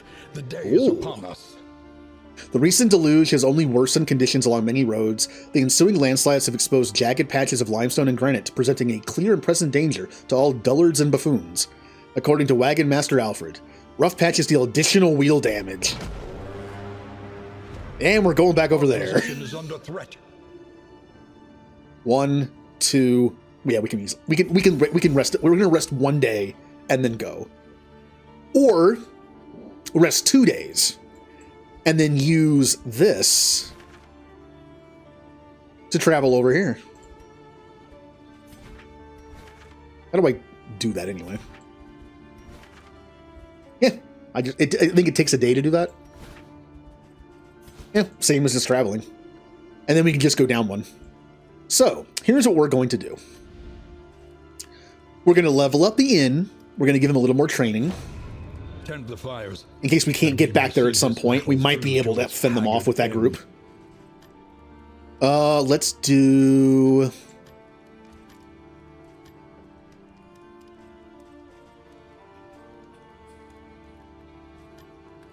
At some point, I have to do this. I'll have to pick like one inn to be the Wainwright. Provisions are always good. Supply lines and swords. This is how wars are won. I'll save the rest for now. Provisions. Precious relics remind us of a time before the end. 10 whiskeys. I would love to have more money right now.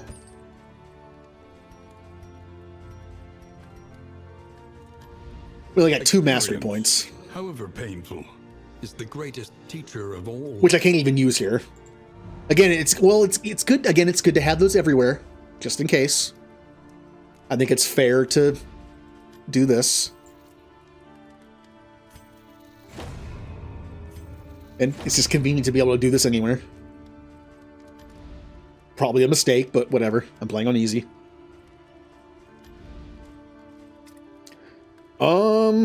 What do we want to do? Honestly, we can kind of go back to doing these. These are good. Especially this one. I mean, you have to enter Death's Door, but still, that's a pretty good Hail Mary heal. But maybe we should catch everyone up. Paracelsus will be on the team for a bit. Oh yeah, I can't do this. I can't do this here. I just have the first 2. Oopsie. We'll save the points then. Planning and mindfulness. As vital to survival as shot. I need money. I think I need to fight more. I think I'm just skipping too many fights and I'm not getting enough money. We need money. Money would be very good. What fresh provocation will the day bring? All right, we're going to rest. Wagoneers traveling are encouraged to delay departure until such time as the lethality of road hazards return to manageable levels. Wagon Master Alfred advises that if travel is absolutely necessary, ensure your conveyance has enough armor to withstand the wrath of the gods, or enough whiskey on hand to dull your nerves. Okay. I think I'm going to do another rest. Oh, good. Meat Grinder, a defensive War Master Sigurd addresses his critics today, cautioning against engagements doing little to dispel the atmosphere of pervasive gloom. Look, fact of the matter is the latest crop of recruits are just aren't up to the task. We're facing a rabid man-beasts, after all, but if not their own War Master to stoke the fires of their courage, whom? So militia now sucks for this turn. It's fine. We're not doing militia anyway. A raiding party has This is fine. We're going to use the underground passage to get to here. Come down here and fight this, and then go over here and fight this. And we'll go to any of the hoarders we find along the way. Also, should I move my people? I should, right? We should go up here to get this stuff. That's probably how we get money in this. I'll move them closer in case I need them. On foot is not without risk. Again, I should probably go there at some point to get money. And I need to go over here so I can unlock this underground passage. So I can easily just go like from here to here, collect this. You know, come down here, collect it, and then just teleport wherever I want. So there's one here. There's one here. There's one here. And I think there's one up here somewhere. Yeah, this one. Alright, well, we're nice and rested. We have no one we can switch to. Let's go ahead and do this.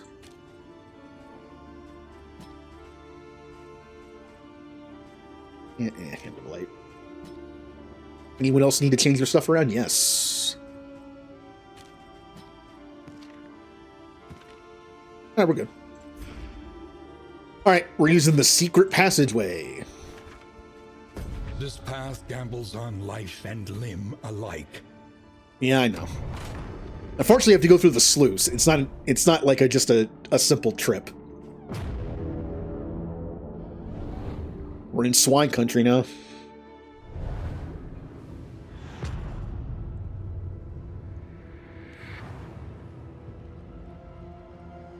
Tread carefully and quickly. This is swine country. Yep, there's no map. You just go and hope you don't get something bad.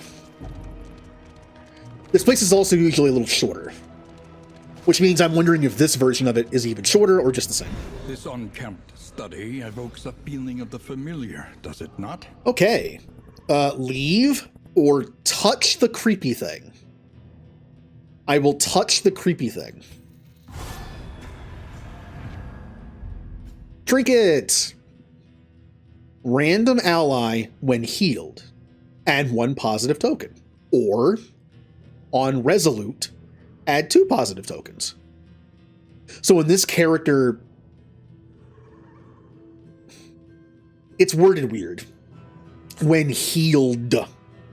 So when this character is healed, a random character has a 1 in 3 chance of getting a positive token. And when this character gets Resolute, they get 2 positive tokens. Well, don't put it on him because he can't go Resolute.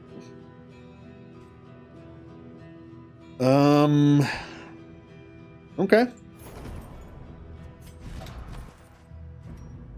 So if this would have been great on my tank, because when they're healed, or who gets more healed than the tank?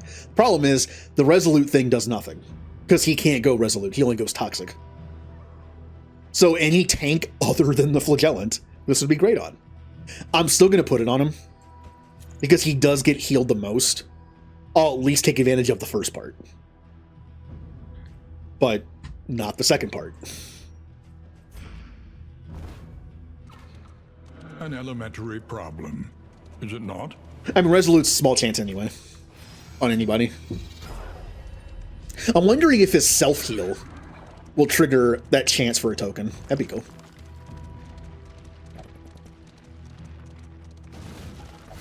I kind of want to get into fights. Like, I want money.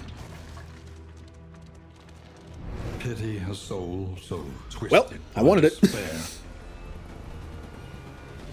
Fight, they get blinded. Yeah. Alright, time to fight some pigs. And worm. Pigs and pet worm. Pet worm dead. Sorry. It tried to kill me.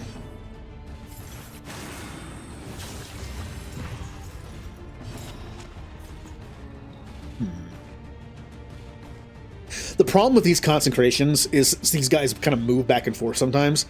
It's hard to like predict where I'm going to give them a token. I'll do this first. Normally I use those on a team that doesn't move.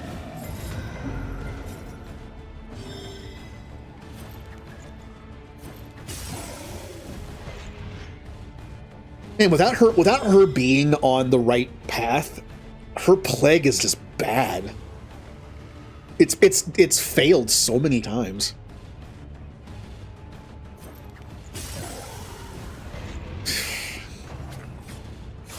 The mind. I never realized, like, without her being on that one path that gives her, like, a no HP, her blight is kind of bad. Or I just have bad luck right now.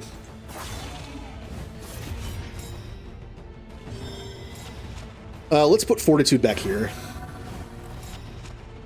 Because he'll get it that turn, yep. Now heal, self-heal. No positive token. Okay. I'll just keep watching and seeing if it works. Kaboom.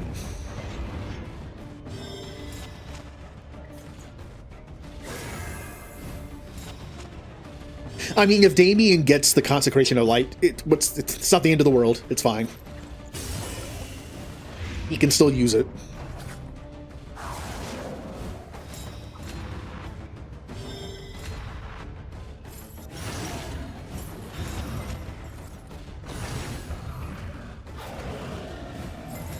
God, man, that stress level. I'm really sad.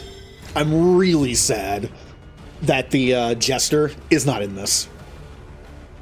My favorite stress reducer, like, Man-at-Arms has an okay one, but I can't do Man-at-Arms with Flagellant and Highwayman. Without putting if I could put Highwayman in Sharpshooter mode, I can. But then my team has a lot of tank and not a super amount of damage.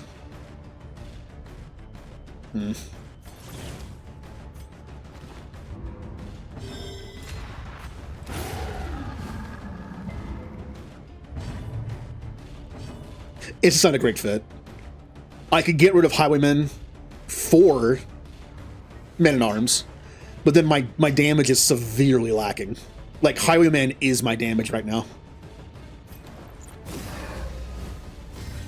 Collaboration confers advantage. Ow.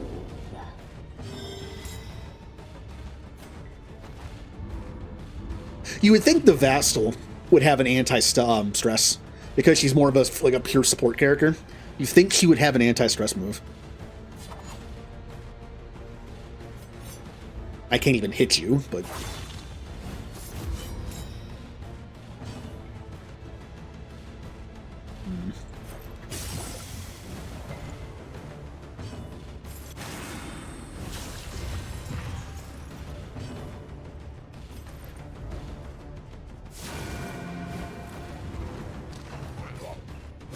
Ow! Yourself. All right, double critting me. Fun.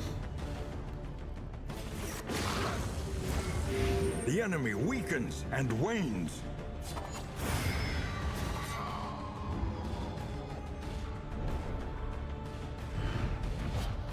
An inkling of potency still lingers in some of these well-worn relics. All right, that sword thing is not awful. Yeah. There's a chance of making an enemy vulnerable on a hit, so I'll give it to Paracelsus. She's the only character that has an attack that hits more than one person right now. And man, our stress sucks. I am 100% never going into this mode again without Jester. I will use whatever team I want to start, but I want to guarantee Jester is in the game.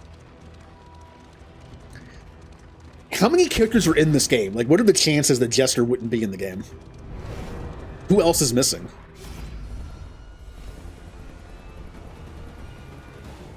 It might just be Jester. I'm trying to think of any... Oh, Leper. Leper is not around either. Do we take two... No, we do not take 2 stress and leave. Do we even have $16? We do. We fight. Yeah, I know you don't like that.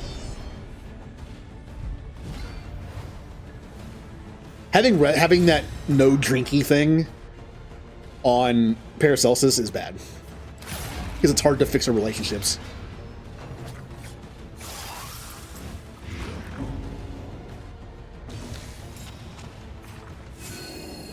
100% stressing out at some point. I don't think it can be helped. It wouldn't be terrible if I have to like stress someone out all the time. It might not be terrible to build Flagellant with that one move that takes away 2 stress from someone and puts it on them. Yes, it'll ruin relationships between him and everybody else, but it'll save everyone else's relationship with everybody else. And he goes toxic. He doesn't melt down. He actually gets a buff and loses some health. Not as much health, though, as if you melt down. So when it comes down to it, if I have no stress reduction on the team, I might have to do that. Cool, they resisted it and I missed.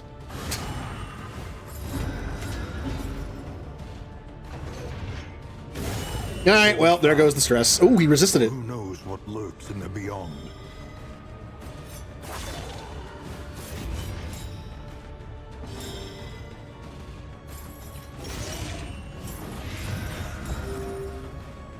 Oh, I did get it. The self-heal gave Highwayman a speed token for that 1 in 3 chance. God, resist.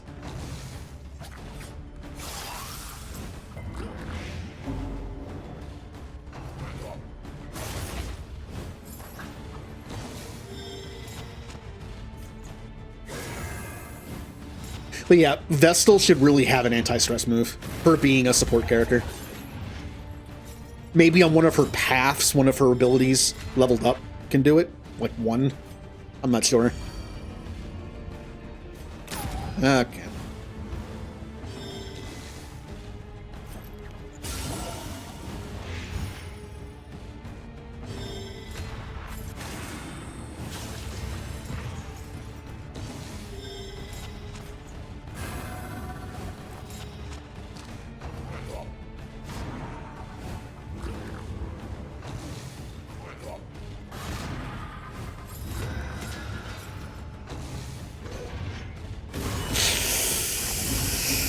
Ow! That actually did some damage.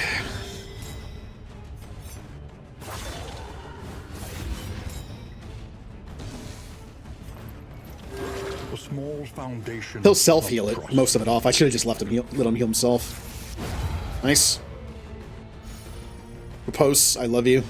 I should use you more often.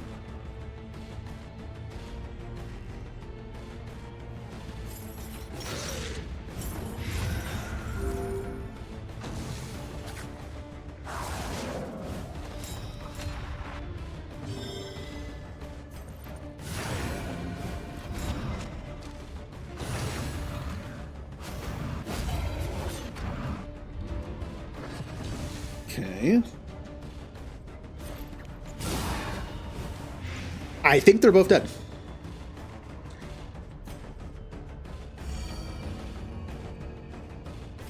Well, he's very dead.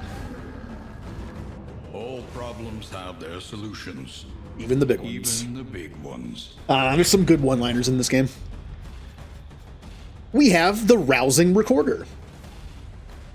Randomly, a random ally on turn start, 1 positive token. If flame is above 75%, you lose 10 debuff resist.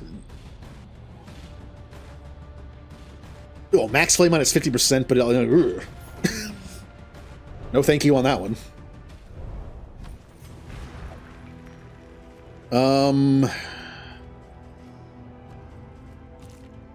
You.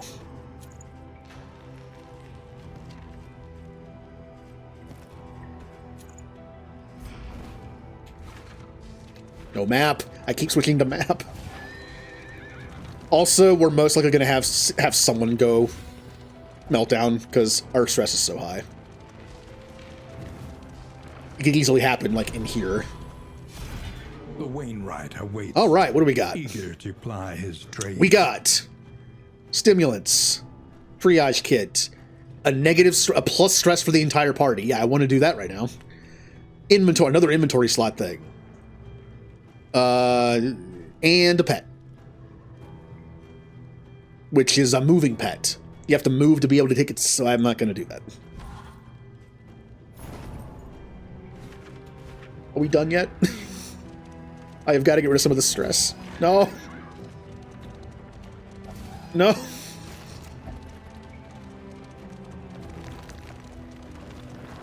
Yeah, there's the end. We made it.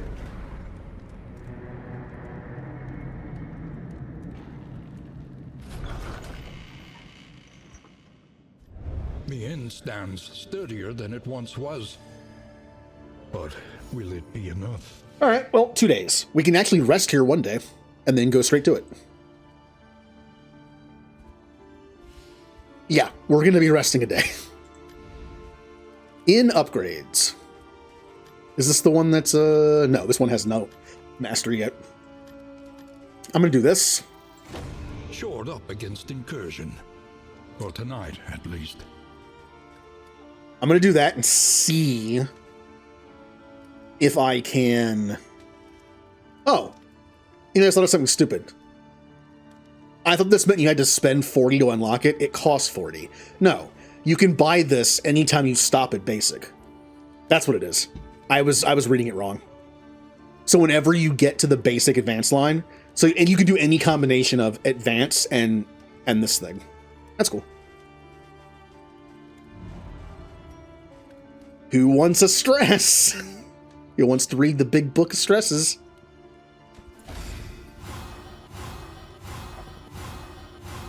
Just big book of life. Can't drink. All right.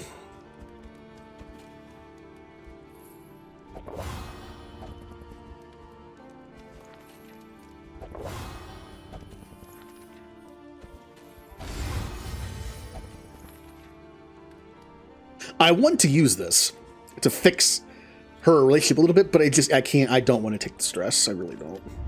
Spend what you can, or wealth no longer has meaning. If indeed it ever did. All right, so nothing good, because this area has no upgrades to its items. Another thing to level up on every place, at least like these three, or even just these two. That and better price. Tail, there can be no tooth. Wasn't useful this time, but it could have been.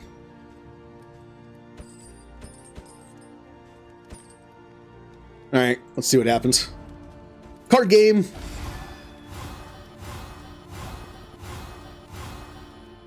Not terrible.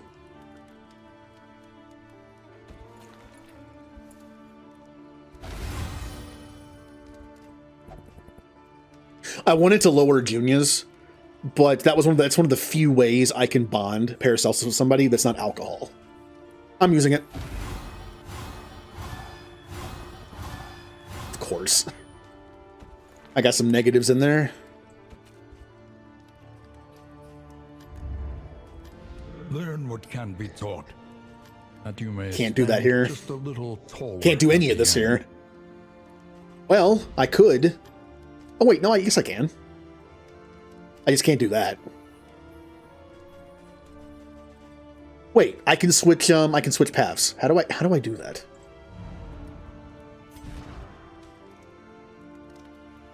How do I switch paths? How do I switch paths? Let's see.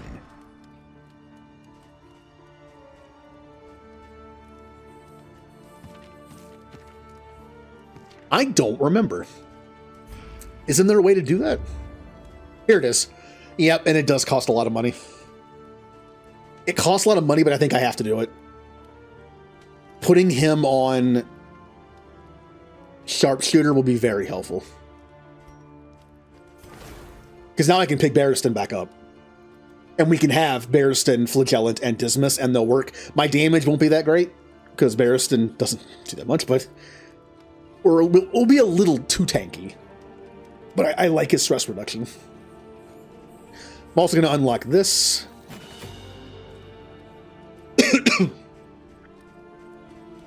And... So he's going to run... in that mode. He runs Wicked Slice just to have something. But then he'll have Pistol Shot, Take Aim, Point Blank Shot, and Grape Shot. Okay. Well, Pistol Shot. High Paracelsus. High Person I'm probably going to dump for Barristan.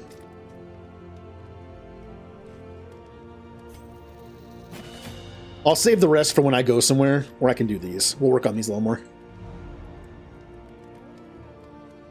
All right. Who wants a drinky? We're saving that. If I can somehow get rid of Paracelsus's Resolute, then that would be nice. We're also staying here a night. Dig deep. Find the metal to meet this day's demands. Crap. Destruction threatens us once more. So we can go down here and do this. We'll have just enough time to get over here, because this will be 2, and then 1, and then go. And then we'll make our way up here. And while we're up here, depending on what happens down here, I'm going to go over here and unlock this place, so we have the tunnel. So we can just go wherever we want at that point, more easily. Yep, that's the plan. Mud and rain, resignation and death. This land is truly barren. These are probably good. Aspiration unites the hopeful. I'm not using this anymore. but I do use this sometimes, and that gives Dismiss -1 stress. That's good. While the heart still beats, desire Well, will this will never be good die. for now, I suppose. I'm getting rid of her for Barristan. I need someone that can deal with stress. If Crusader wants to come down here from the north, sure. He has a stress reduction too. War rewards. So I need to go to a Hoarder, Resignation. which is right there. That's convenient. Let's mess with our moves here. We no longer need this, but I need this. Everyone else's moves should stay the same. Yep.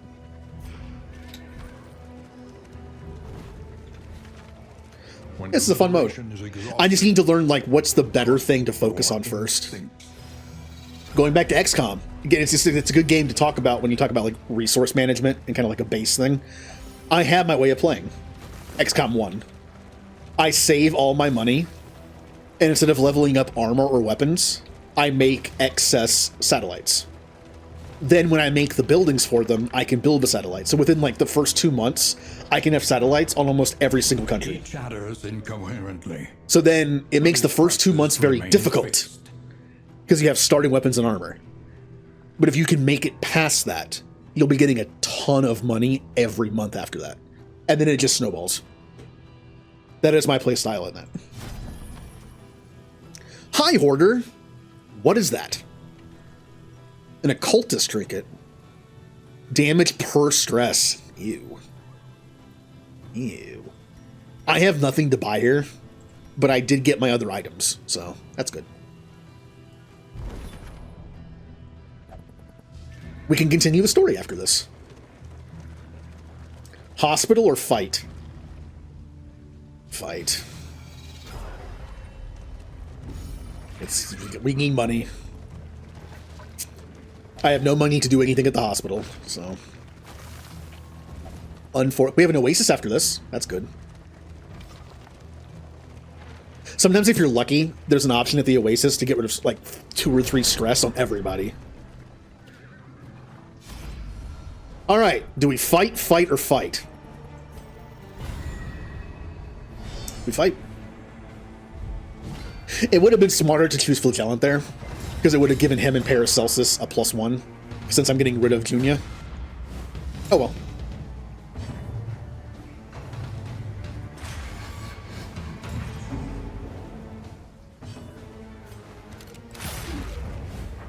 Now, the downside is Junia's built to be in the back line.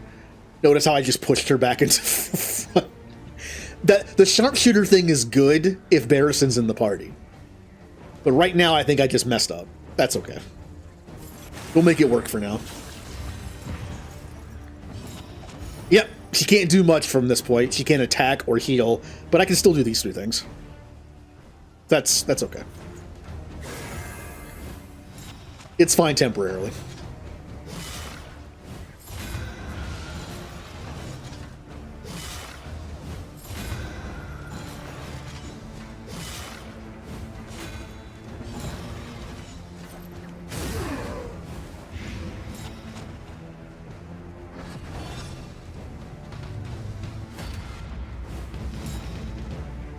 Okay.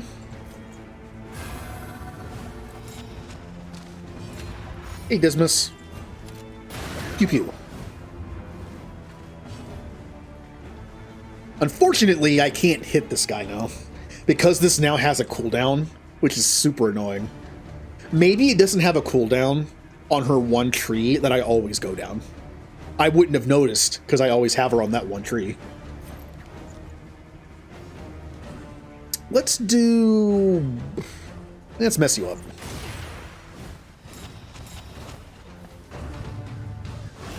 Yep.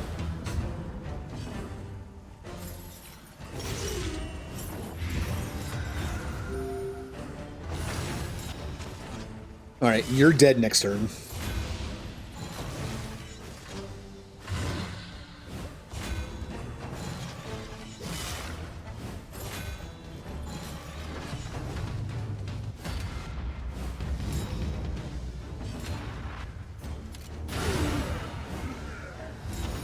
One less obstacle in our path.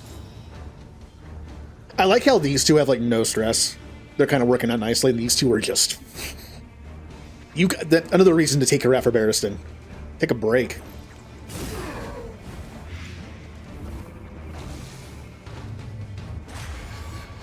That is fine.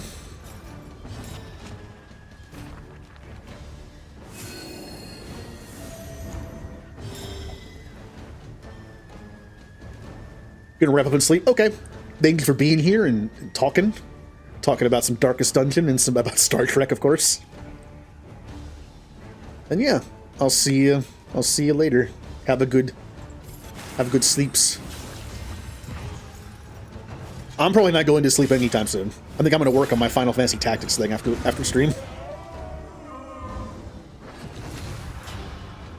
Whether I have a nice think time and think of the teams I want to make for the league, or I practice on like the coding stuff.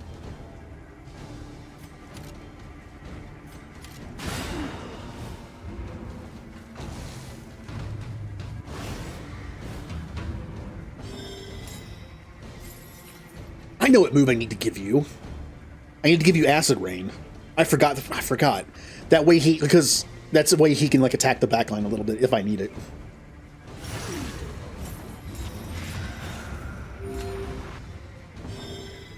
I can't do anything. Still on cooldown.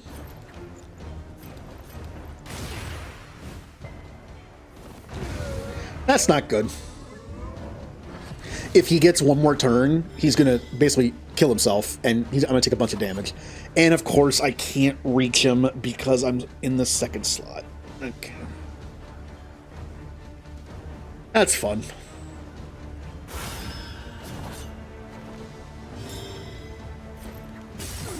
That might do it. Yeah, that did it. Okay. Just in case. Oh, poor Junior. He's so stressed out.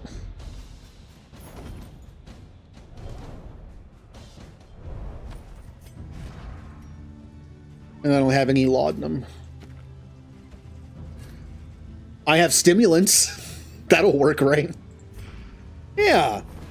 Yeah, stimulants work on depression. Myriad options require Oasis, please. I was hoping Junia wanted to go there so it would lower her stress by 1. A sanctum of tranquility awaits.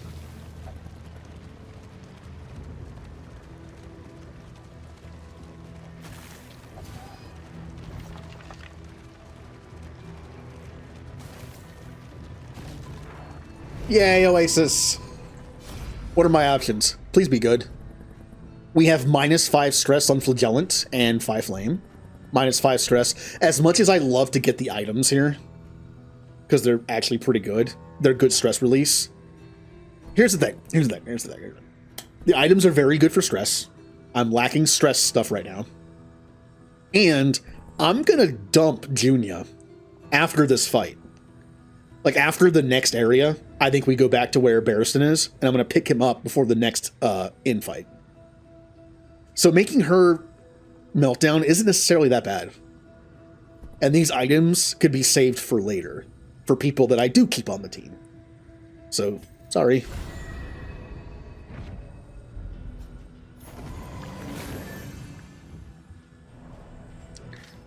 Yep, Hoarder. Yep, relationships suck, like usual. Hero stationing? Reminder, fatigue can be healed by taking the hero out of the active party and stationing them in an inner camp to spend some time. Heroes heal fatigue more quickly at ends the camp. Yeah, I figured that.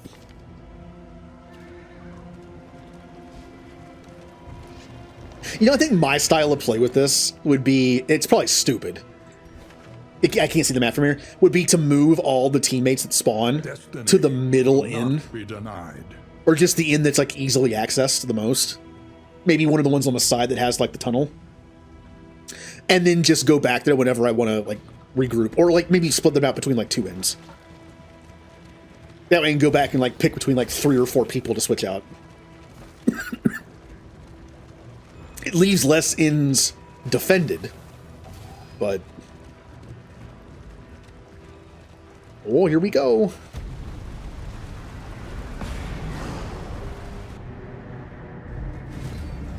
Oh boy. All right. Let them come. Let them break against the bulwark of our defense. Shut up, voice. How about shut up? The narrator voice is like, yeah, bring them on. Like, no. But you don't. We can talk about this.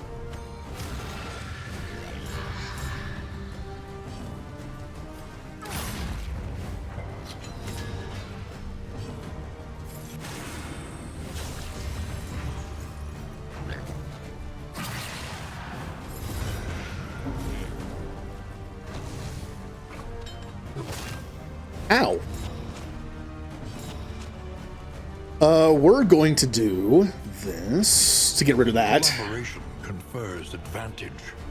And this.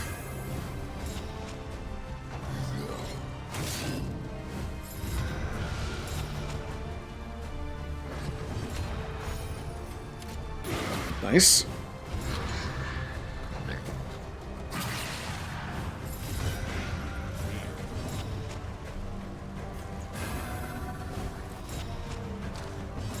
Cooldown. That's so annoying now. I'm so used to being able to just spam this. Alright, you're dead. Early results are encouraging. Does that move only work on the third slot? I think I've only ever seen him use that on the third slot.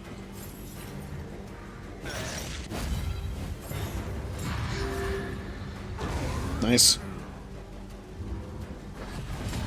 Now they're invincible, which means it's good to have at least one move on everybody that does some buffing or doesn't do damage. So I have take aim. Paracelsus has... I should be using this earlier in the fight, but I can use it now. You can use more.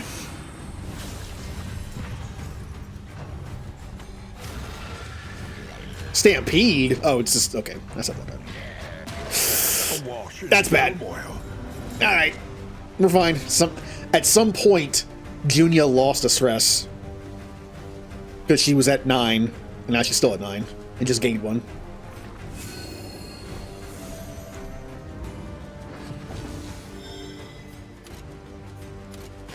Goodbye.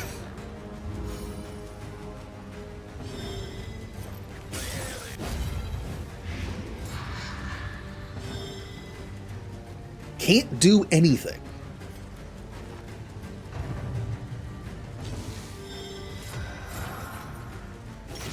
Attack the body. That's all I can do. Until I put Acid Rain on him, which I forgot about. And until I get Barristan back in the party, so Dismas can stay in slot 3. That'll be a better team comp. Well, maybe. The trumpet. I remember the trumpet. The inn stands sturdier than Gained it once was. Child's Plea from the inn. But will it be A enough? weeping child tells of her missing father, abducted by huntsmen at the nearby field hospital. So we're going back to another field hospital? Okay.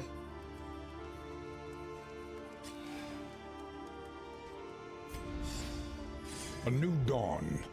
A new disaster. Breathless scouts return with ill tidings this morning. Enemy fortifications are amassing at rally points throughout the region.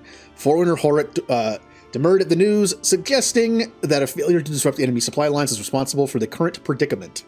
While my heart is heavy, I have every confidence War Master Sigrid will endeavor to correct this strategic lapse before it can become a crisis. Plus 100% resistance encounters. Fun. Yeah, Barristan's next. So I can dump off Junia for Barristan and kind of form the team up a little bit better. While I'm here, this inn has this and that. I am 1 gold short from changing somebody's route. I was going to change Paracelsus to the one I like. I wish you could sell stuff in this game. In that case,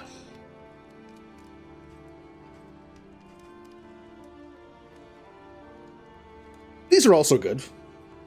being able to have 1 stress and 10% heal every day when someone's like, say, I'm staying here. It's not terrible. I think I'm going to save my points though. Conventional Provisioner. fare, but fairly priced.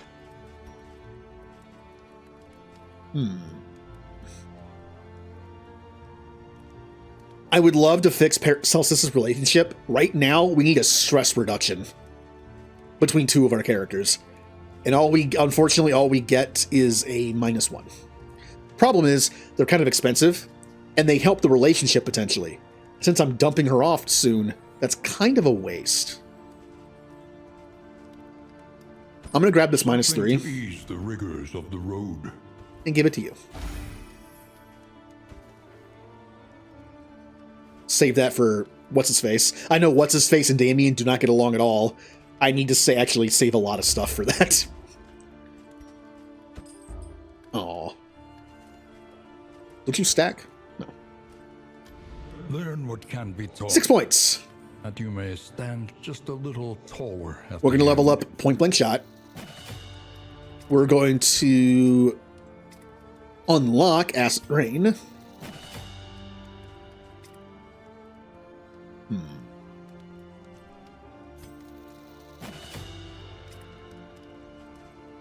Yeah, can't do that here.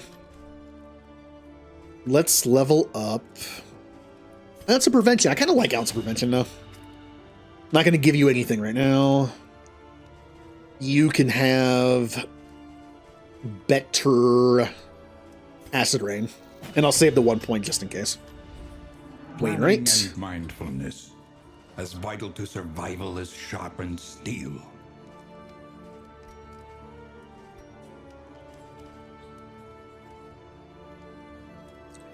That dilapidated study. There's a secret panel behind the desk on the 2nd floor. So go to an academic study. And I can get something for it. Go to an academic study. And go to a field hospital.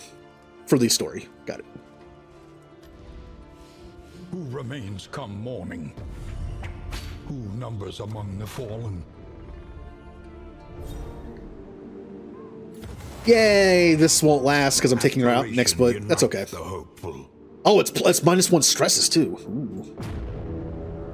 Maybe I don't. No, I have to.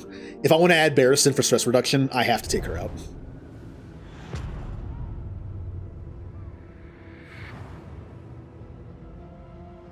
Propriety floats listless on the tide. So, Brine we're looking for an and academic noxious study degradation. and a hospital. Well, there's the hospital. Unfortunately, if I choose the hospital, Junia might melt down. I don't have a choice. Yeah, there she goes. That's okay.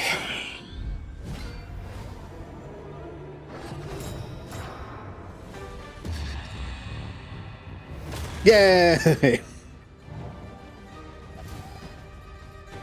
Increasing resolute chance would be nice for this playthrough. Just an overtime bonus to have. And of course I missed my big shot. Alright. Hey, she's not stressed anymore.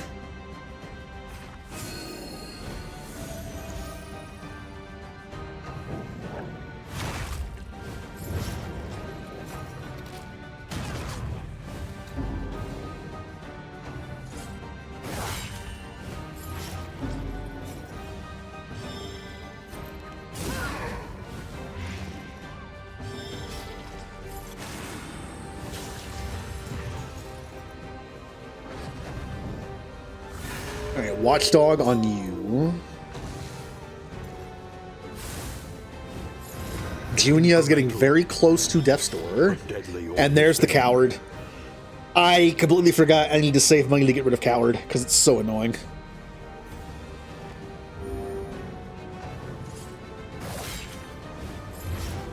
It doesn't proc very often, but when it does, it's bad.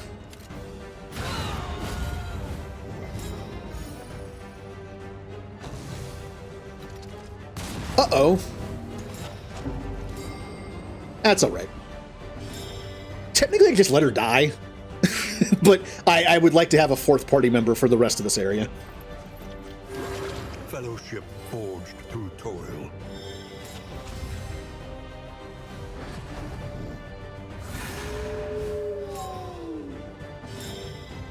Okay. See, if I do this, it'll lower. This is the downside to having negative relationships. If I do this, it'll... Well, she's leaving the party anyway, so... A little help impeccably timed.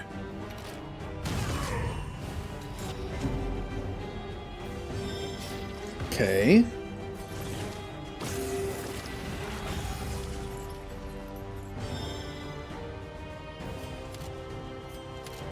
You... Just kill him. Waste of a crit token, but just kill him.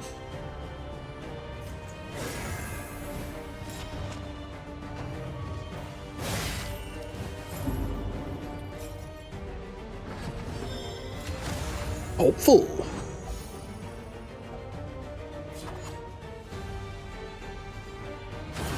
Mistimed. Misdirected. Bravo!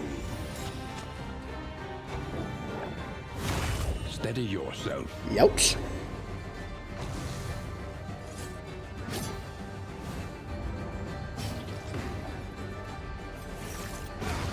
Big heal.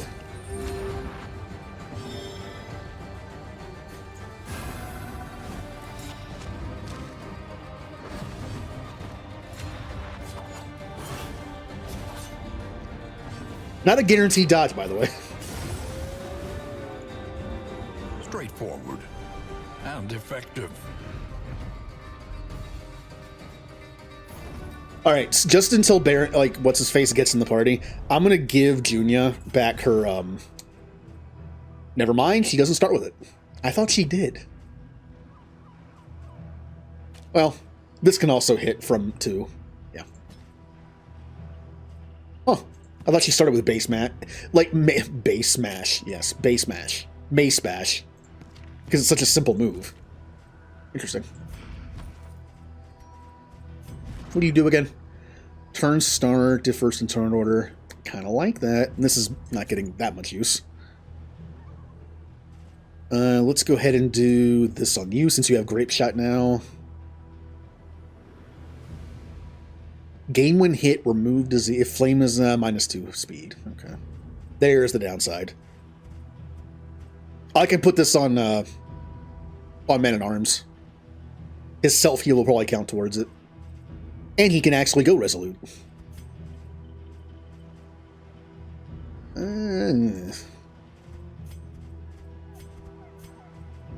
Sure.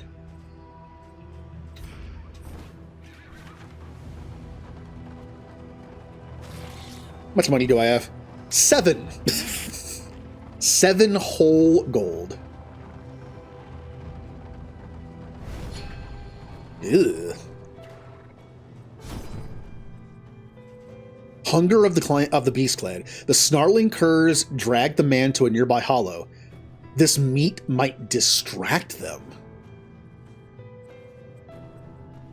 Drag the man to a nearby hollow. It's a combat item, which means I have to use it in combat on something specific. Might distract them to a nearby hollow. Maybe a creature den? A creature lair? I don't know.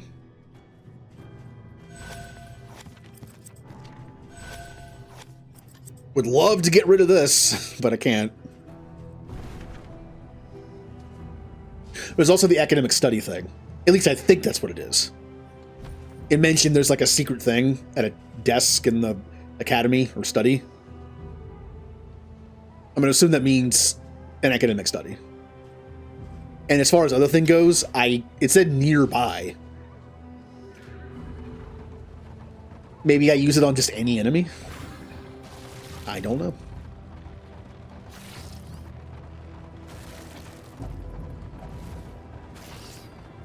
I wonder if it'll let me.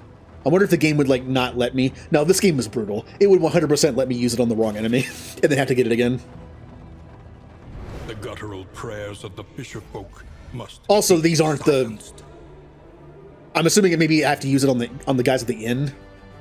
Like, the actual guys that are the main enemy of this, you know, thing. Fight, fight, or fight.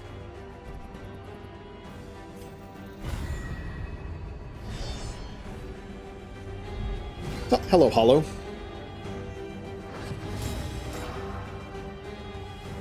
We're just trying out the new DLC. I'm already kind of learning about it.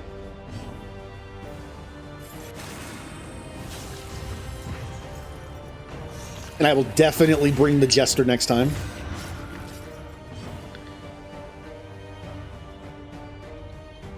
At the very... Basically just turn the game on. It should have a menu that says, like, Kingdoms or the other one.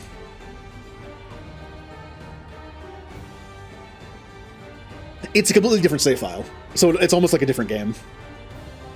You even have to, like, name the save file again. And all your characters have, like, different quirks and stuff.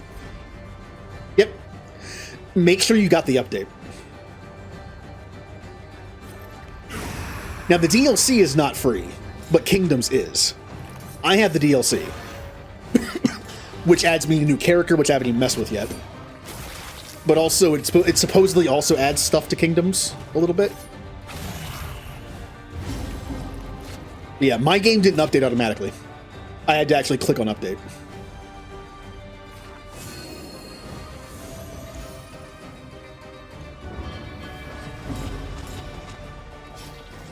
Which is weird, because most of my settings on Steam is like, yes, update whenever, please. For some reason, this game didn't. Super dodge, huh?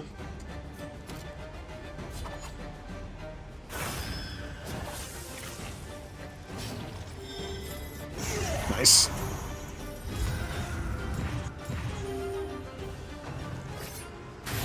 Steady yourself.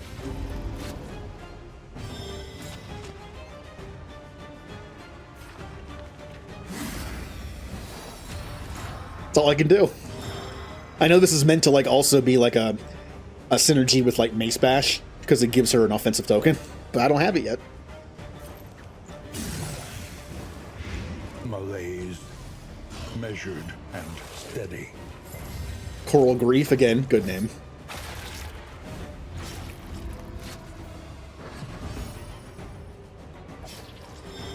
Oh, there it is again. Ugh. All right.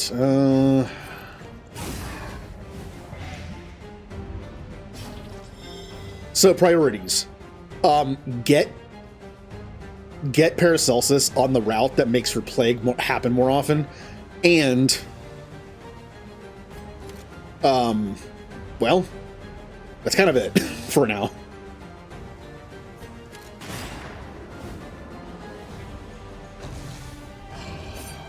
I wouldn't mind also putting Barristan in his more aggressive path.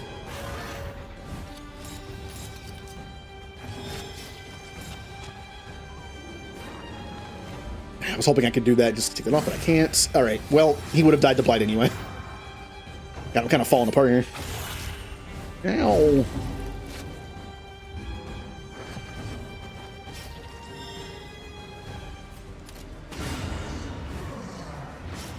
Straightforward and effective.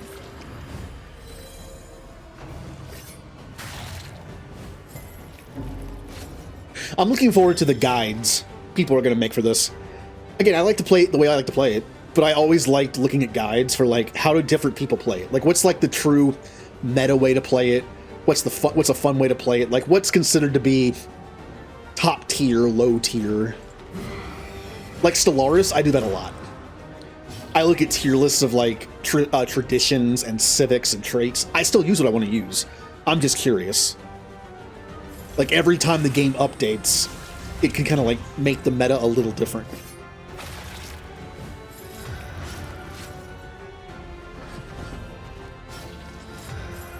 Like there used to be a tradition that was considered just garbage for a long time. Now it's like A tier.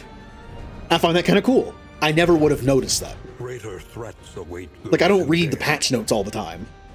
So I never would have noticed like, oh, they actually made that tradition good? Okay. Maybe I'll try it out now. Because it wasn't even worth like a roleplay thing. It was just like a nothing. When you look at the traditions, I was just like, oh, well, I'm not taking that one, obviously. I mean, sometimes Subterfuge is actually good. Subterfuge has 2 buffs to combat. I believe one is tracking, which I think is the more important one.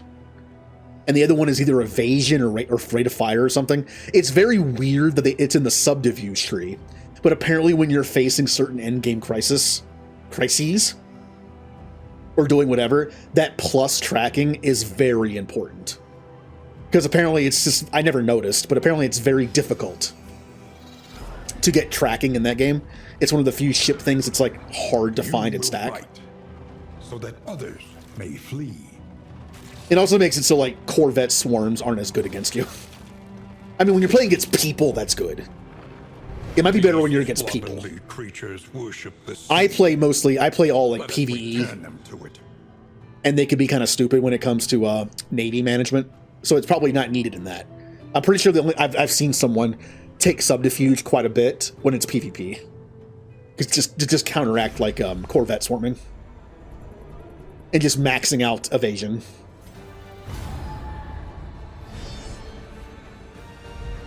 So, good to know.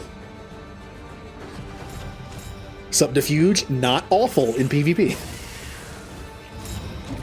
Also, the one I was talking about was adaptability. Adaptability used to be pretty bad. And they made it good by doing like one thing.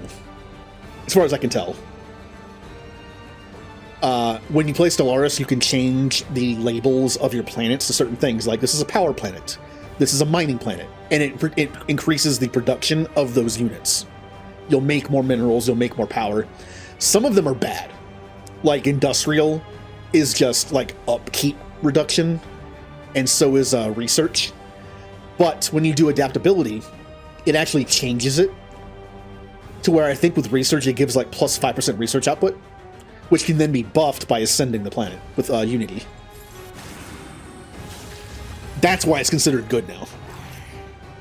Because you can actually get like some decent planet bonuses for stuff like industrial worlds and research worlds. The upkeep's fine, but it was never that good. Messing with my team again, huh?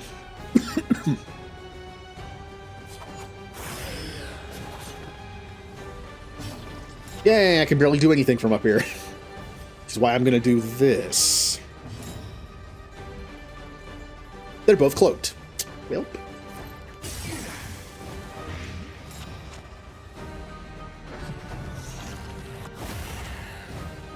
The slow suffering begins. But I hate seeing the healer get hit, but in this game, the Vastal is kind of like an old school cleric with armor and a hammer. They can take a hit.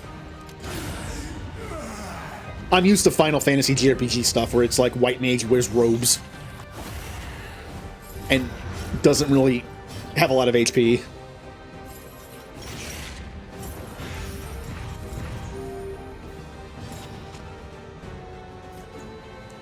Why am I still up here? Here.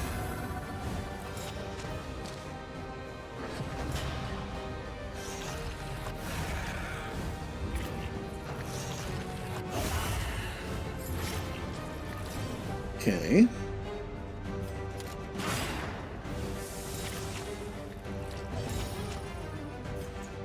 Should have done this first. It probably would have killed him.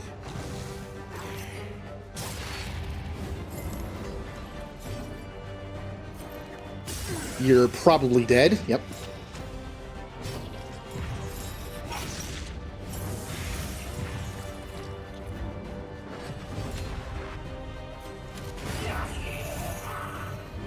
A simple variable, easily resolved. Alright, we'll farm this fight a little bit just to get my HP back up. Which means until the end of Flagellant's next turn. Which is why I'm not going to attack. They're going to be dead to Blight anyway. They might not make it until the end of Flagellant's turn. I'll do this. A little help impeccably timed. They will not. So I'm just going to kill him.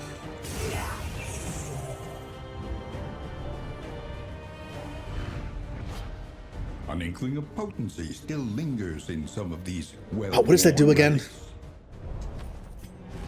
That is the apply on hit blind, apply on miss crit. Again, not terrible. I'll put it on somebody eventually.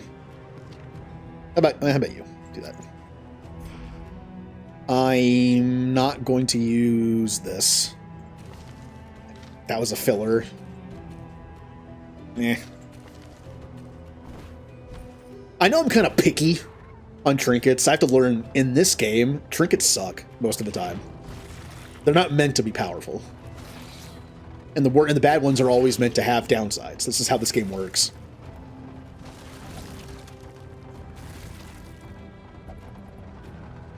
Now, is this the one on fire, or is it the next one?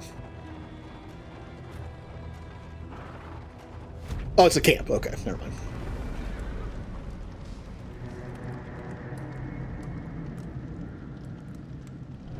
We might rest today, depending on how many days I have left to get there. I think we're on a tight schedule now, though. We sleep beneath the sinister moon. Yeah, we are. Our Oh, position is okay. under threat.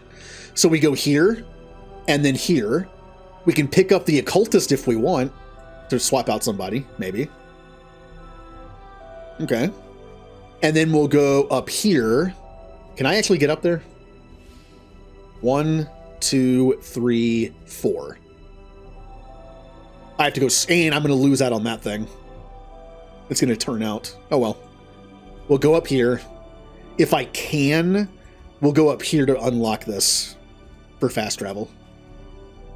Again, it's okay to let some of the inns die. It's just, I was going misdirection anyway. I wanted to go up here anyway to unlock that, so. The shrouded coast. Isolated. All right, let's swap out Junia for a Barristan. Degeneracy. And let's fix the relationship stuff, because these two do not like each other.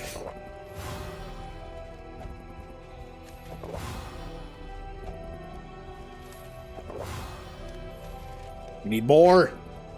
I can't buy anything here. It's a camp. What, anyone want a slime mold? Anyone want a slime mold? Here, Damien, you have a slime mold. I usually throw them away because they have negative, like... Oh, wait a minute. Oh, this changed how it works.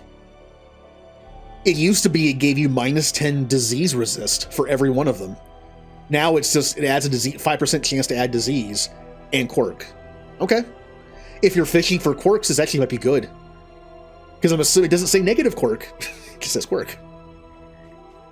Although I'm betting it's like the academic studies, where it pulls from a certain pool of quirks. You can't just get any quirk. And they're probably mostly negative. Because it's a nasty slime mold. I need to use this on somebody. Incurs, drag the man to a nearby hollow. I might have to go to a lair. It kind of sounds like I have to go to a lair. But I'm not sure. I'm hoping the game will make it so I can't use it. Unless it's the right enemy. Alright, Barristan. You're back. I need you for your stress release. Because as you can see, we're pretty stressful. We're pretty stressed out here.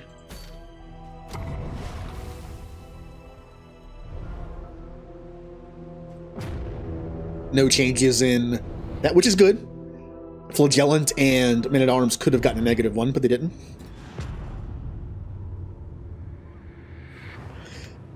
So normally this game, I notice it'll spawn the rooms you need, right? Yep, there it is. Well, oh no, there's a lair and a den. I wasn't sure which one was which. It sounds like it could be a lair or a den. We've seen dens before, but I don't think we've seen a lair before. I'm betting we have to beat the boss. And the boss of this area sucks. I might not be able to beat it. We're still gonna try. But yeah, it spawns what like room you need. After we didn't need the watchtower anymore, no more watchtower. Our once familiar kingdom, a stranger to itself. Yeah, the boss. I'm hoping we don't have to go to the boss. Maybe just beat whatever spawns by using this item. Maybe. I don't know. But the boss in this place is kind of rough. I don't think we have enough damage to do it properly. Yep, layers.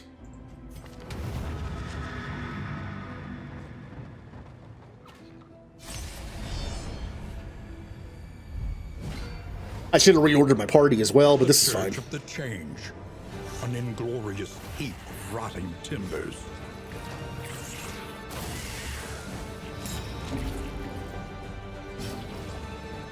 Oh, condition blocked. I don't use it here. So it doesn't go to a lair. Unless I have to use this on the boss. It doesn't sound like I do, though. The description of it didn't sound like IDs on a boss. It also sounds like people took her dad.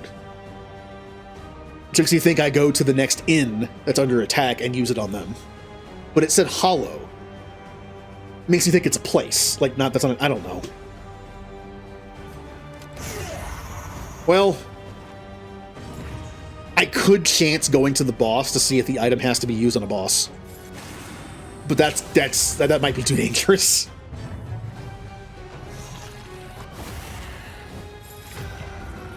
I mean, gotta learn though, right? I just wish it wasn't this boss.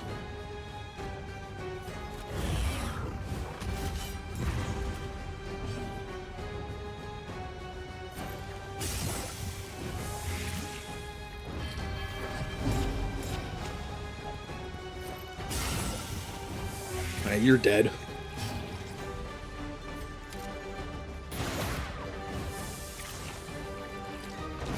A deliberate and methodical appliance of harm. Oh yeah, Barristan and his blind tokens are back. I think he lost one of the quirks. Nope, he still has them. He 100% still has them. This gets rid of 3 stress, right? 1, 2, 3, and then I can use that. Lenity. Grace. Get it as low as I can. Small acts that drive back the darkness. His is... Nope, if I lower it by 3, I can't use bolster, so...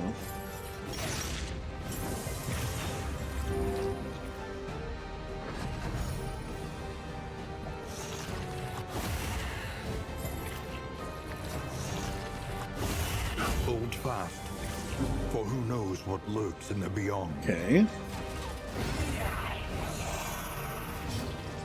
Like, the way the boss fight works here, you have to do a lot of damage to a frontline enemy. And I just don't think I have the damage. A lot of my damage is backline. Like, I have my great shot, my pistol shots. I don't think it's gonna work that well. I'm pretty sure if I get to the boss, I'm going to die with this group. But, I mean, I do have to learn. And if I wipe, I wipe. That's the point of the game.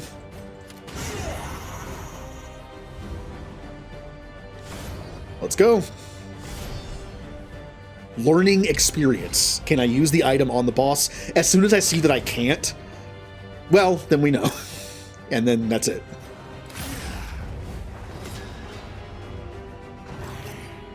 Then we'll try a creature dead next if I'm still alive.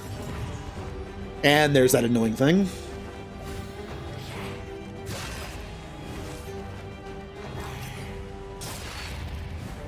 Stop, please. At least I have a backup tank in the front.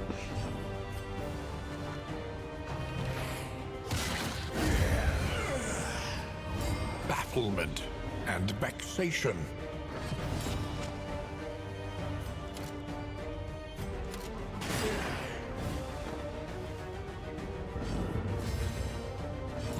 Okay. Can't really do... Oh, I can do this. I can do this. A small reprieve. Keep from stress the as low as carousel possible. of horrors.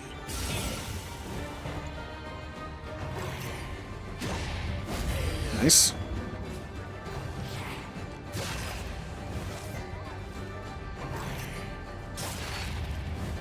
Annoying.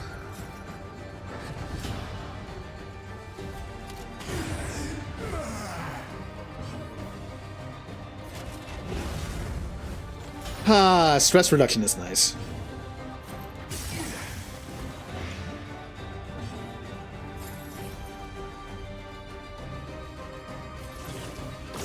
This road cannot be walked alone. If we're going into the boss fight, let's be as healthy as possible. I still say this is a bad comp for this boss fight, but I'm gonna try it. And then when I see that I can't use the item on him, I'm gonna be sad. But at least we'll know. What do we happen to get for doing this? Whiskey. We can stack our relics and baubles better, which means this is better than an increase slots by 3. Because when you can stack your stuff, it'll take up less slots. We have turn start, 15% chance of a dodge token. We have if surrogate item is equipped. We have Sodden Sweater, plus 50% bleed resist and move resist. And if you get bled, you heal, and if you get moved, you lose stress. And the Undertow trophy. Plus 100% move resist piercing, which is useless on us. We have no character that is built around pushing people around. But when you gain on move resist, you heal yourself. And when you're moved by an enemy, you get rooted. Which I think is a negative, because you get moved and then you're stuck where you don't want to be. Alright, let's do it. They must be made to see that their monstrous god is mortal. Oh look, I can't use it. And now we're sad. Because we've probably just killed our team. Hey, maybe I'm wrong.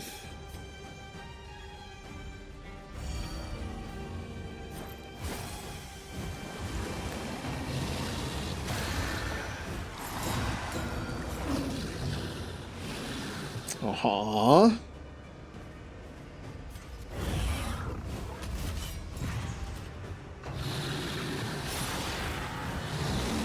And there it is. So I have to kill this hand before it grabs someone and drags them under. Again, the problem is, well, I can't use pistol shot here.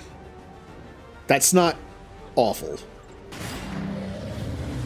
Okay, it's actually not bad. I forgot it counts as 2 enemies. That miss is not great. That might have just cost me a character getting dragged down.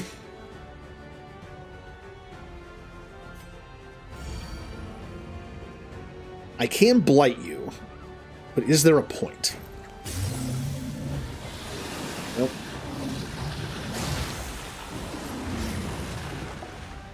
Not the worst person they could have pulled.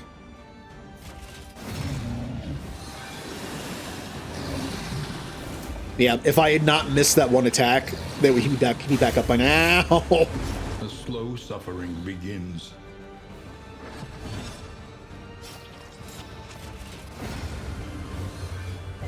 Yeah, he's back.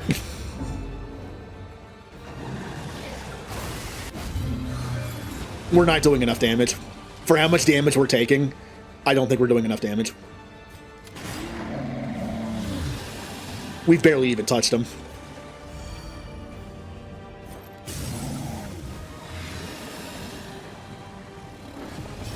And we don't have the DPS to, like, consistently kill the hand.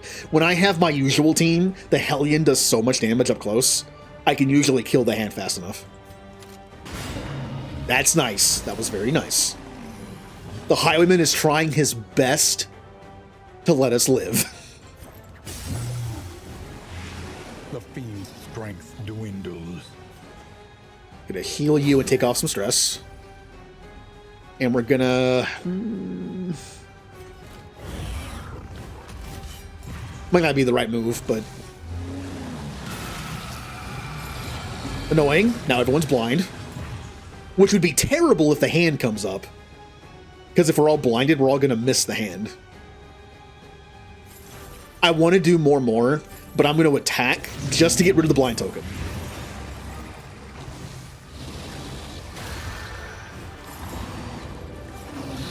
Yep.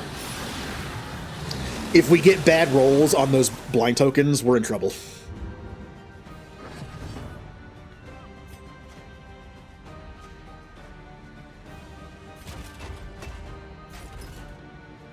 Ugh. As I said.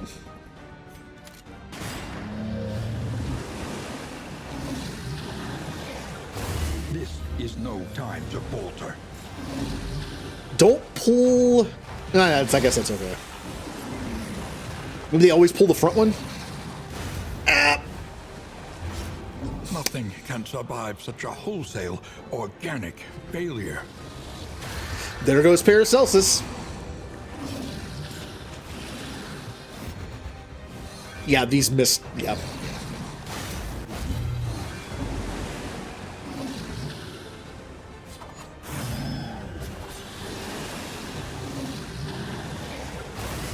And now... It's not the looking greatest great. Test of all.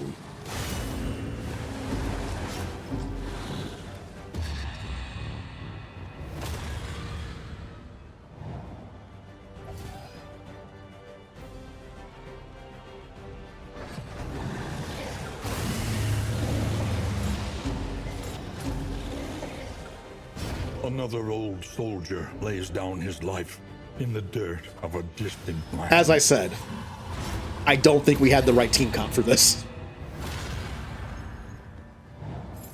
Not enough front 2 slot damage.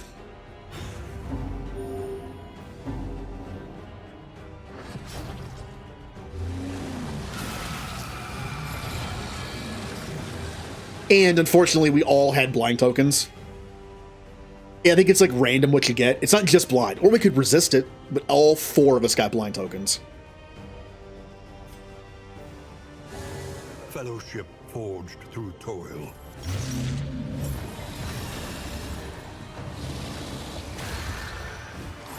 The enemy weakens and wanes.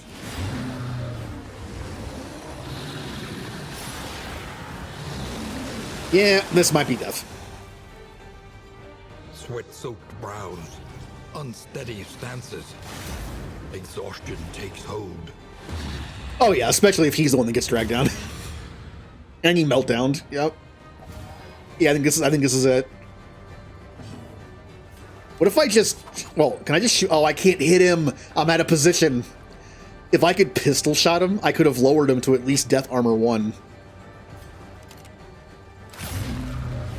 Of course, point blank shot is great against that.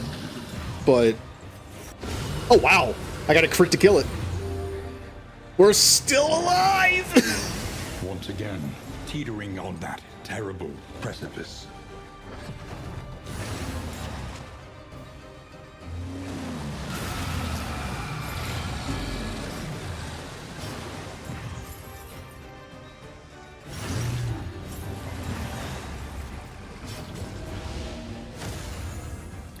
Yeah, yeah, we're really hopeful right now. Yep, I can see it.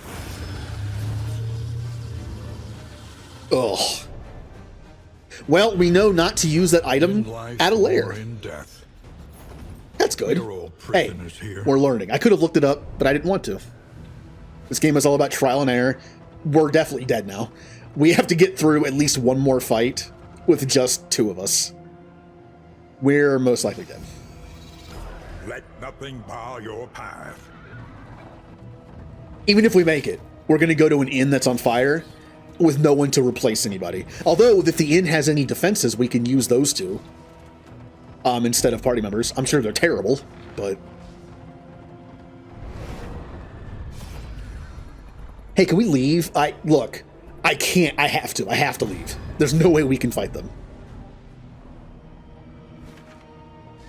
Our health is still low. There's only 2 of us.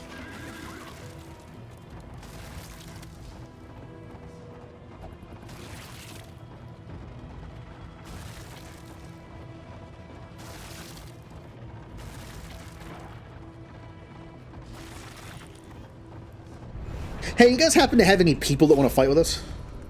Please? Get some more light. An unexpected find. Here we go. Well, hey, we'll get to see how this works. Do we get like one of each? One of the fighters and archers? I'm pretty sure at this inn has like the medium level of people. Problem is we have no one here to replace dead people, though. And we got to get through this fight in the first place. Ah, there they are. Let them come. Let them break against the bulwark of our Shut defense. up, announcer. All right, their HP isn't fantastic, but it's fine.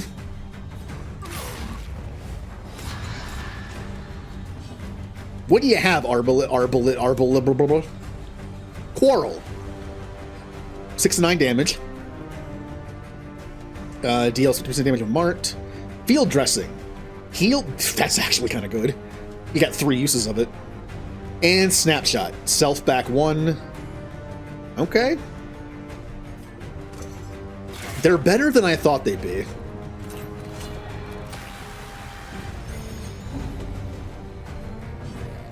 I mean, I did improve them to like the 2nd level, so.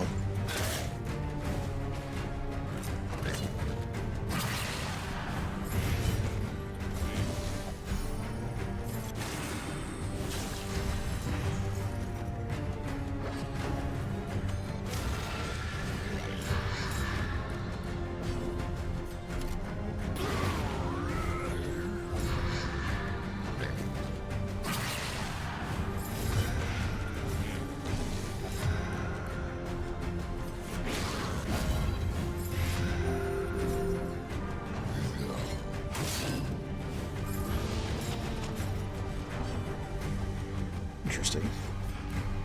Anyway.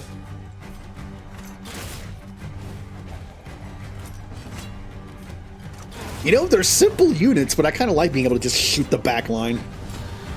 It's nice. I wish I would have gotten a fighter in this position. It would have given us one of each. That it would have been fun to see what they have. I'm sure we'll find out eventually. It's not going to be the first time we've lost people in this. Alright, I can't hurt either one of them. So just prepare the crit. Again, can't hurt them. So heal yourself.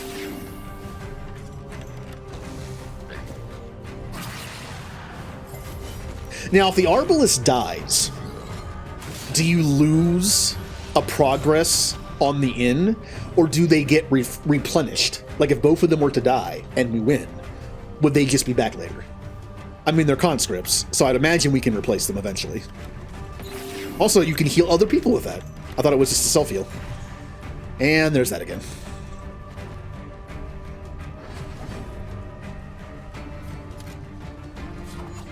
Nice. They falter, so press your advance. Good job, Arbalest people. Yeah. They were actually more useful than I thought they'd be. So hey, they're actually worth leveling up. Yeah, we got Algal Bloom. Tonic for the weary soul. Oh, Audrey's here. Not the best matchup. Audrey and Highwayman do not match up well when I use them. I use them both in a very similar role. Now, I could move... We're going to rest here for a day. 1, 2, 3. We can rest here one day. That way we'll let the Hellion get over here. Anticipate, adapt, and reposition. In the Vestal. Yay, new team. Paracelsus should have respawned. Where did he respawn? There she is. They do, I have it on easy mode, basically. They do lose all their progress with mastery points, I believe, but they're still back, which is nice. Actually gonna move here. Moving alone in hostile territory. Let us hope for their safe arrival. Okay. We can salvage this a little bit, I think.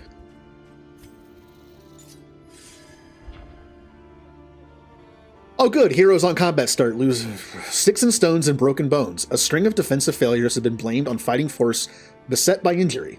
Renewed questions about the efficiency of the peasant militia today had War Master Sigrid bristling. Injury sustained in combat do not heal overnight. I welcome any critic into my regiment who thinks otherwise. That's a fun one. Destruction threatens us once So, more.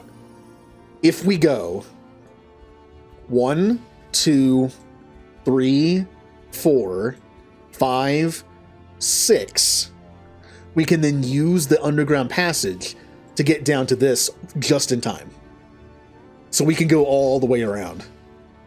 And it should work. It takes 1 day to do that, so it should work just perfectly. Okay. Well, yeah, that was good. I like these guys. They actually did a decent job. Oh yeah, this is my training area. That's right. Okay. Oh, I can make the price cheaper, which is nice. Let's do this. We were gonna make it our like chief training area. Let's do it. Swords. This is how wars are won. Arriving at the inn, you get 1 mastery point. Adjacent regions get adjacent regions. Heroes gain. Okay, I'm not sure if it's worth putting this on top of this. Like, I'm not sure what the better option would be. You know, since this is the training place, let's just do this. Yeah, we get +1 for just getting there. It is kind of in a middle area, somewhat, so we'll save the rest of the points. I only have 11. I have a good bit of money. Let's remind us of a time before the end. Money's nice. Something to ease the rigors of the road. Do we have any? Nope, we don't. All right. Not great item selection. Let us face the coming cruelties. Hi guys, undaunted. how's it going? Hey, we have Hellion, and we have the Vestal Junior. Energized. A new ally for the Outriders. This is almost my team. Well, like I need Jester and Paracelsus instead of these two, but I mean, I like my front line. And unlike in the other game mode, where if someone dies and you replace them with someone at an inn, they automatically start at like 7 or 8 relationship, which is kind of bad. I believe in this, they start at 10. Yep, they're neutral. That's good. Also, hate to say it, but Paracelsus was the one who couldn't drink, so, Hey!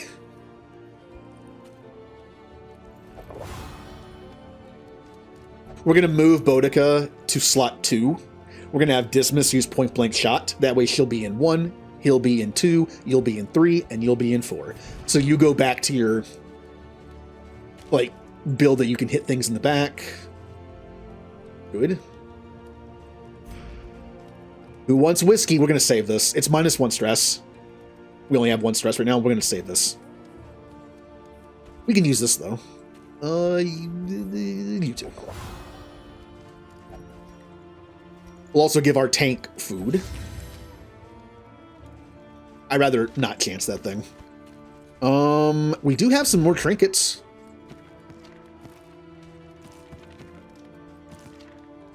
Boudica. Will you put this on you? You're going to be healed somewhat because you're in the front. You'll get hit too. You can also take... Sure. I do need to change her path to the one I like, though, and I can't afford to do that. Put dodge on you, put random thing on you.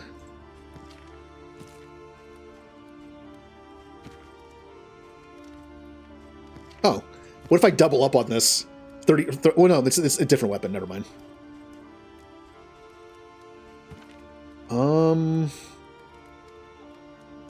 Nah.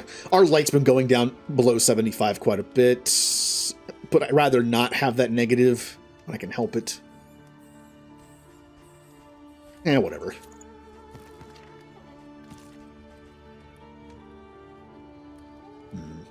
Unless this is better. For my party.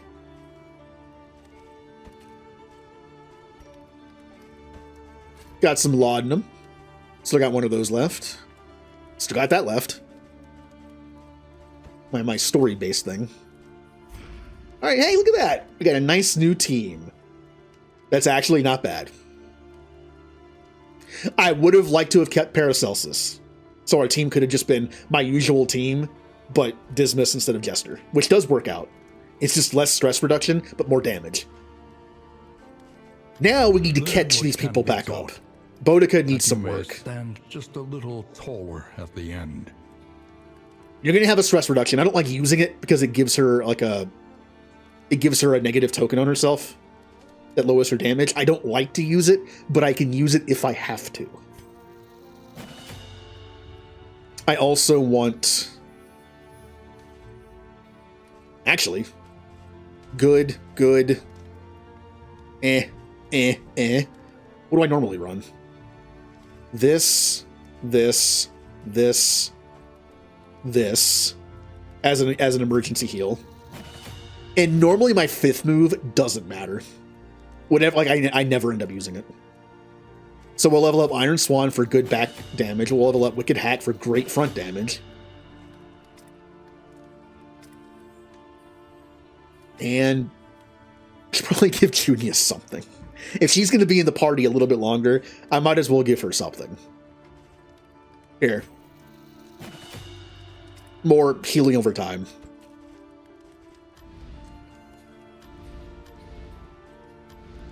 The next stop is leagues away. So we have stage code. Yeah, this is just better.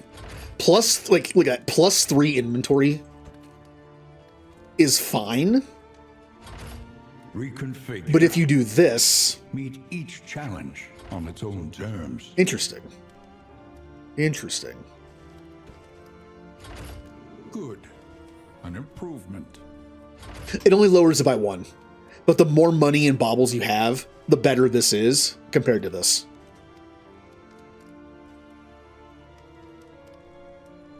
Hello? Alerts? Hello? Hey, Pam. I have no idea why my alert didn't go off. And my thing over here doesn't say I got okay, interesting. Well, thank you for the raid. How was your stream? I don't know why that's busted right now. Let me check something. I'm Commander Shepard. Welcome to the crew. No, it just didn't work. All right. Streamlabs issue, I suppose. Anyway, let me give you a shout out.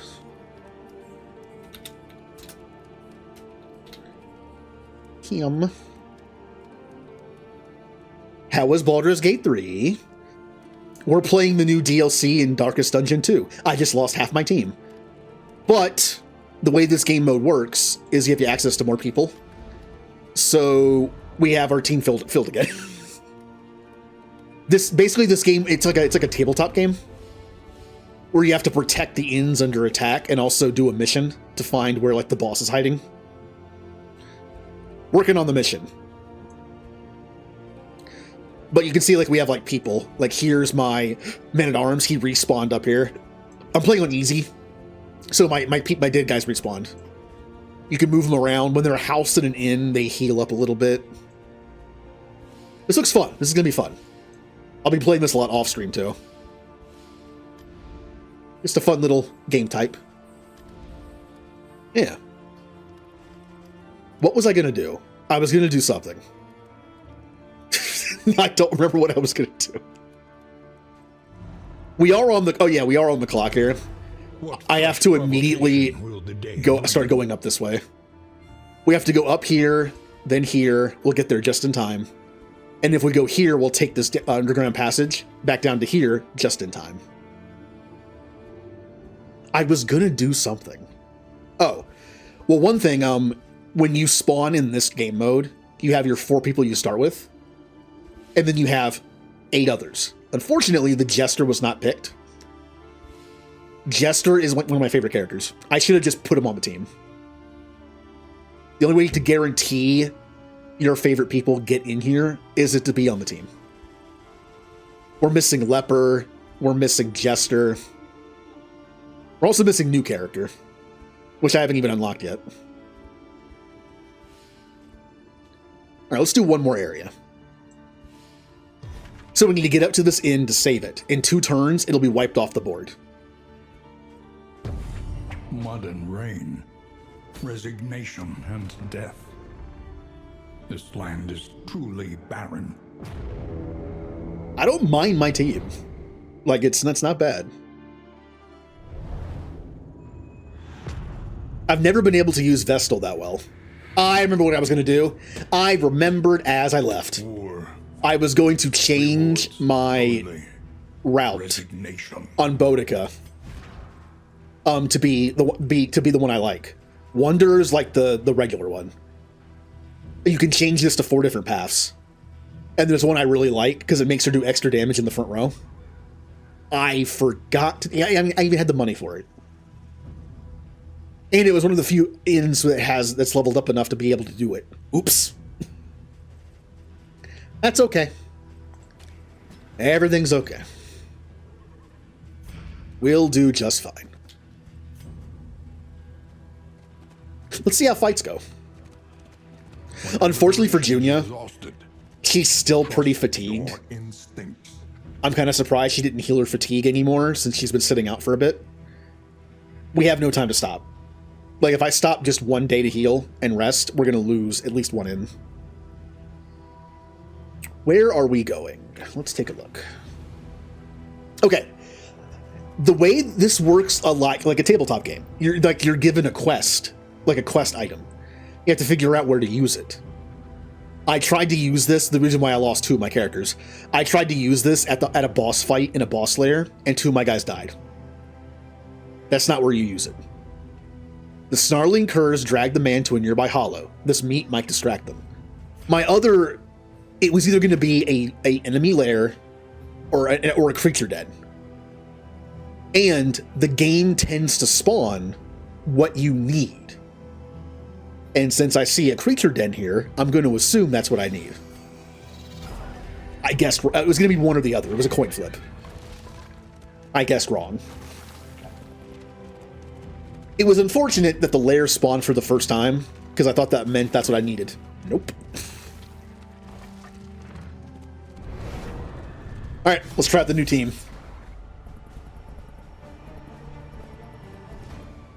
Boudica already wants to run, huh?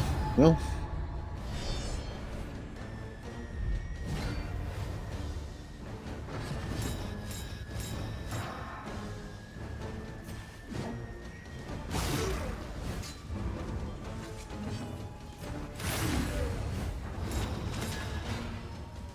But yes, the style of this game is very cool.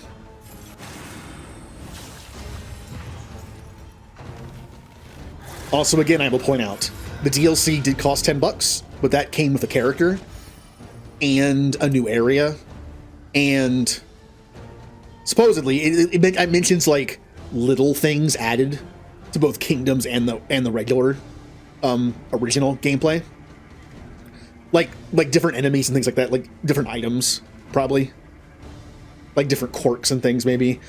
But the Kingdoms mode was actually a free update, which is pretty cool. So even if you don't pay for the DLC, you at least get this game mode.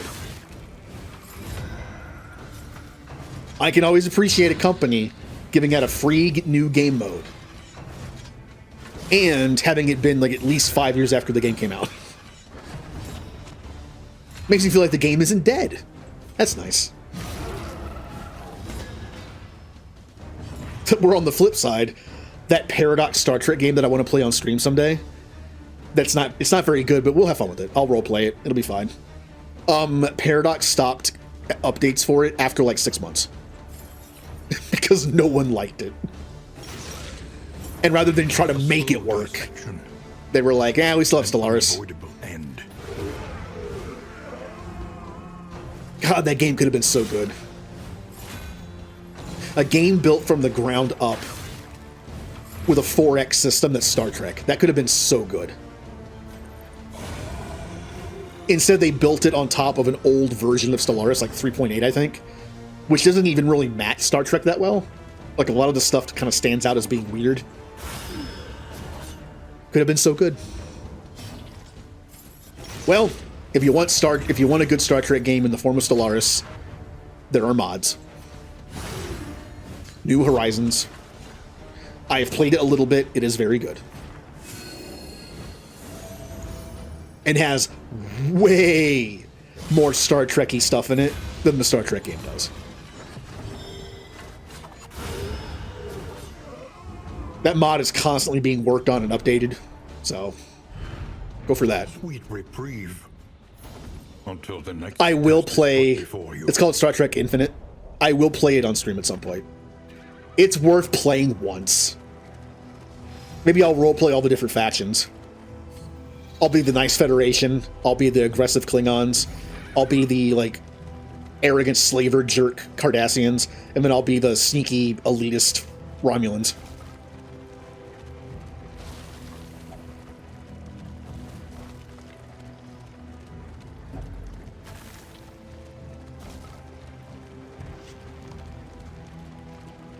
Alright, let's see if this works.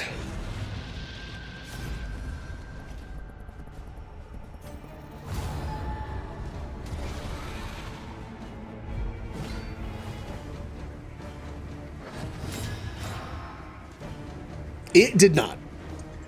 What do I do with this thing?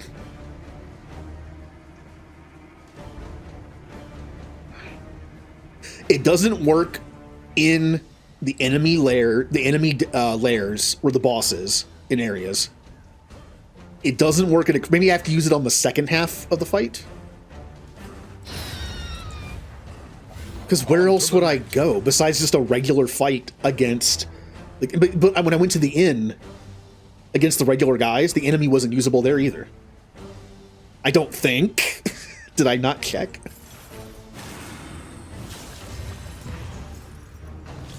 I'm not sure where this thing gets used.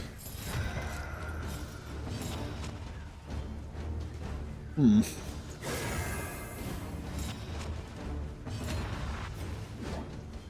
mean, I tried.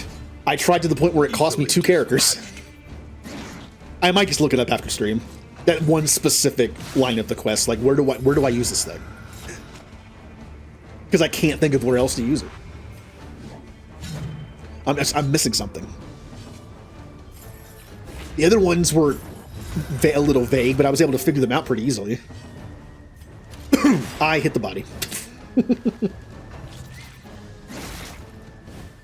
And people wonder why I don't play shooters on PC with keyboard and mouse. Yes, I missed a stationary target in a turn-based game.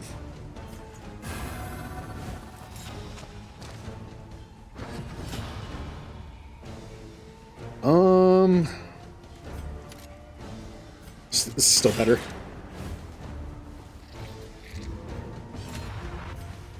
Man, I missed the Hellions' just overall raw damage in the front. See, we can disagree with tier lists all we want. People play differently. Every tier list I have seen of this game, by people who know this game inside and out, always have Hellion in, like, B tier. And I'm always just like, oh. She's S tier for me. But I only use her in one role. Other characters have multiple roles. Her role is, for me, is just hit thing. Maybe that's why she's in B. She's very one-dimensional. I'm fine with that. I'll point her in that one direction and let her run. With an axe. Oh! This is it. This has got to be it. In this fight, you normally fight creatures in both fights, but because the new like DLC enemies are here, this has to be it. I guessed I got it right. Yay, the second time.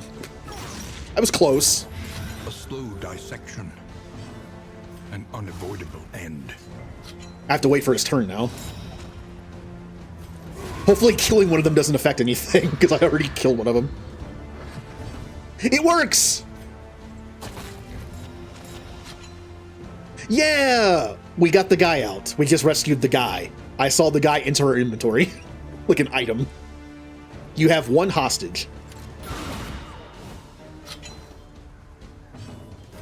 I remember when games did that. Speaking of Baldur's Gate, games like Baldur's Gate 1 or 2, I think it was in 2. That's a well-known one. But we're like these, we're old school like RPGs give you like people, and they're just an item in your inventory. Isn't there like a baby in the second one that just enters your inventory as like a baby? Well, we got him. This is no time to falter.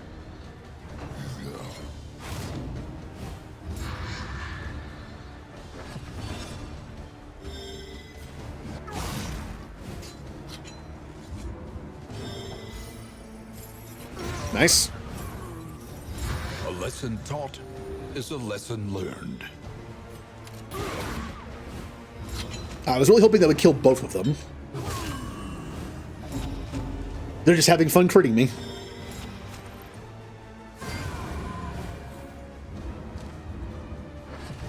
Alright, they are invincible for this turn. So what do I do? Well, I attack a corpse. I use more. I use take aim, which I need to level up at some point.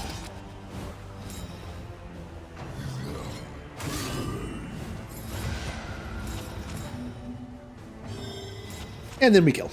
Well, we almost kill.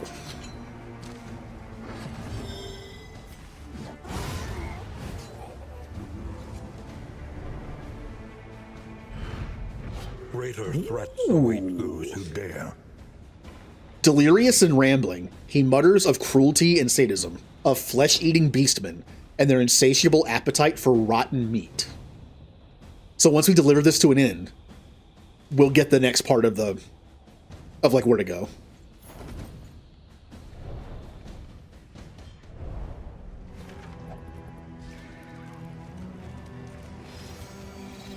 We venture blindly forth. Alright, so one more fight. I believe we're going towards an inn that's under attack. So we have to fight an inn fight too.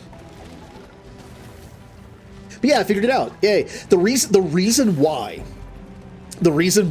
I thought it would be the enemy lair first is because enemy lairs have people in them.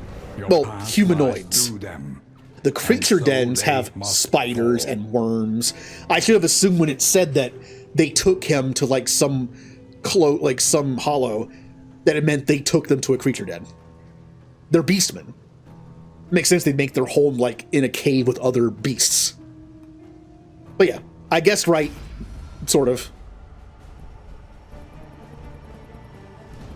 It doesn't matter which one. Also, again, the game will spawn what you need. And in this area, all we had were fighting places and a creature den. It just happened to be the one time I got that item, the first time I got that item, an enemy lair also spawned for the first time. If that had not happened, I probably would have gotten it right the first time. Oh well. And my two characters will still be alive, but since I'm playing on a custom difficulty, I raised the time limit from 60 days to 80 days. I want to just have fun with the first one and take my time. One of the settings you can do is if your teammates die, they're either gone forever, they respawn day one, like day one version, so you lose all the points you put into them, or they just respawn. And they keep their points, they probably keep their items that were on them. I had them respawn. No, I had them respawn as like day one versions. They lose their progress, but they still come back. Ow! Ooh, that was a big hit.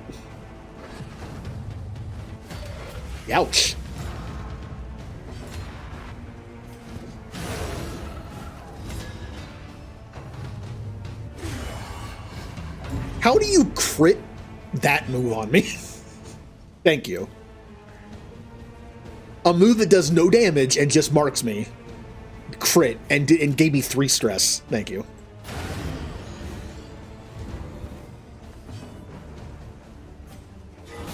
A calculated generosity, but a welcome one nonetheless. There you go, Highwayman. You're back to almost full.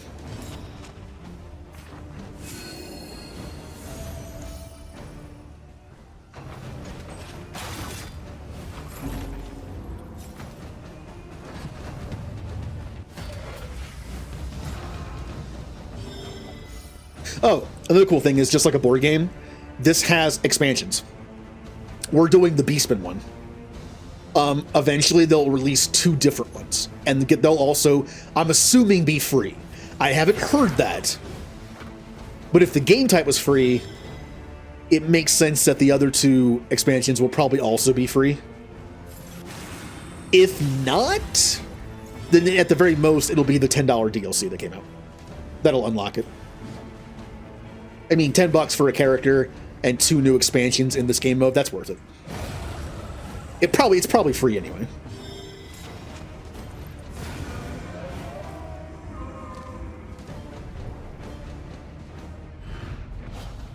An inkling of potency still lingers in some of these well-worn relics. Now, I believe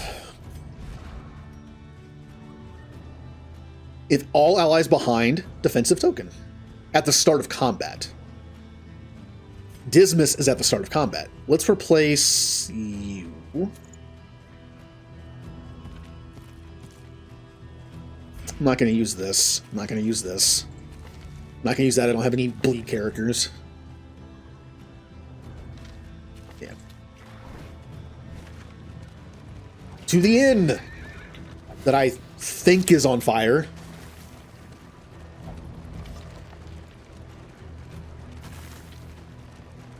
Looks like it.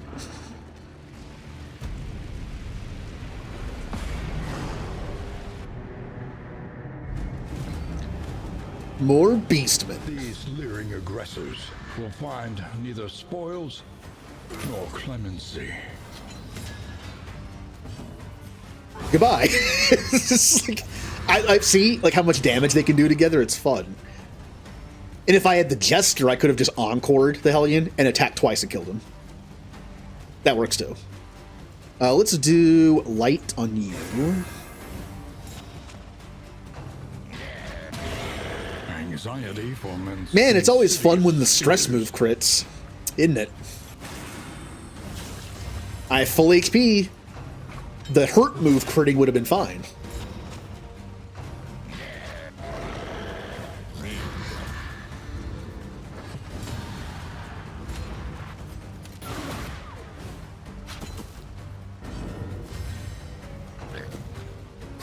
Yeah. When they go into Berserk mode, you can't hurt them, and they do like a special move. Normally, it doesn't hurt that bad.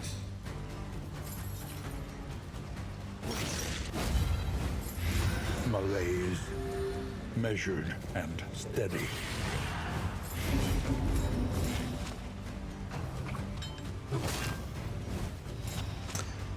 I need to check something. I noticed that when I hit Damien, when I hit people with Damien, it sometimes pushes them back.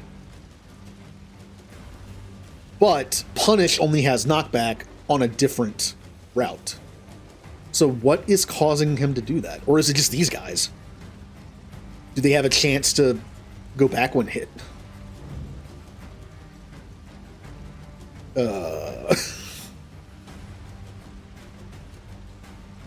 Counterattack damage. I don't know. Star Renegades? No, but I want to. It is on a very short list of like sci-fi themed turn-based RPGs I want to play, along with Cosmic Star Heroine.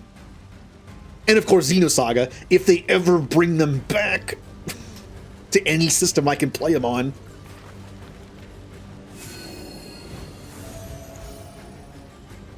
But yes, it's actually been installed for like a year.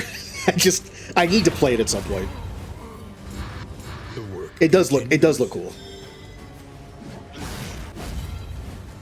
It's like turn-based RPG with like mechs and stuff. And I know it has an interesting system to it. I haven't played it, so I don't know what it is. But I know there's like a weird system to it. Like, and though it has to do with like time passing. I know there's something unique to it.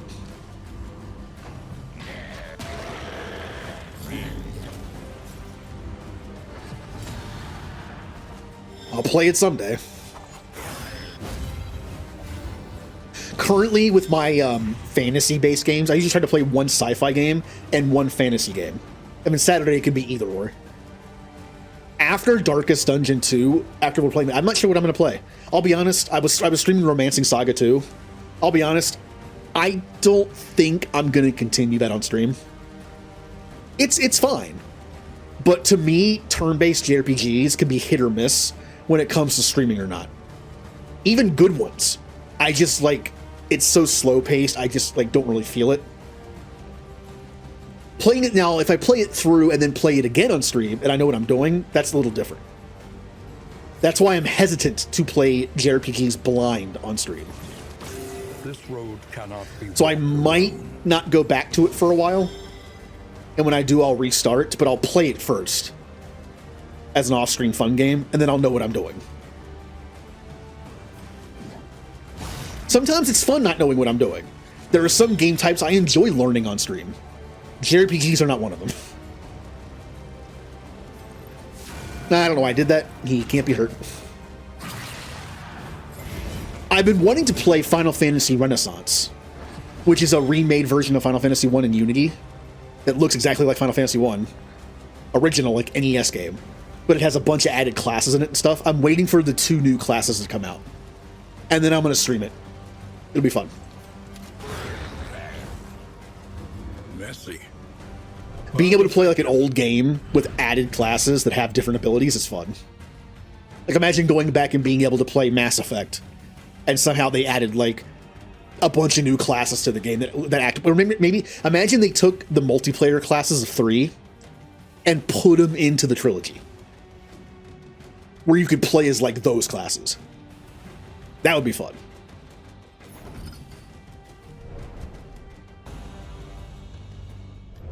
Modest homespun. They are adding the two ones they're adding. This should come in handy.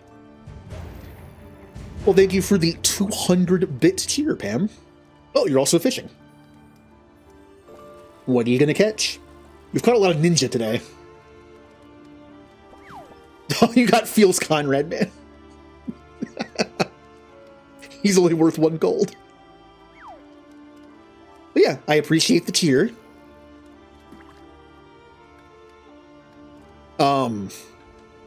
Well, let me just finish up this part real quick. Oh, you got Yes Bernie. Yeah, it's just a little fishing game. It has a leaderboard that keeps track of points, and I put all my emotes in there, including ones I only have in Discord that like I made that suck because they're funny in here. The Conrad one was not made by me. That was actually commissioned to look like Feels Bad Man, but Conrad. That one was me. I just screen grabbed it from the game. In Mass Effect 2, there's a glitch that can happen sometimes, where if you wear a certain helmet, Shepard's eyes glitch and become super big. And since I was playing a really messed up evil character with like bloodshot eyes, it just looked funny. Okay, well, we don't talk about this one. We don't talk about that one.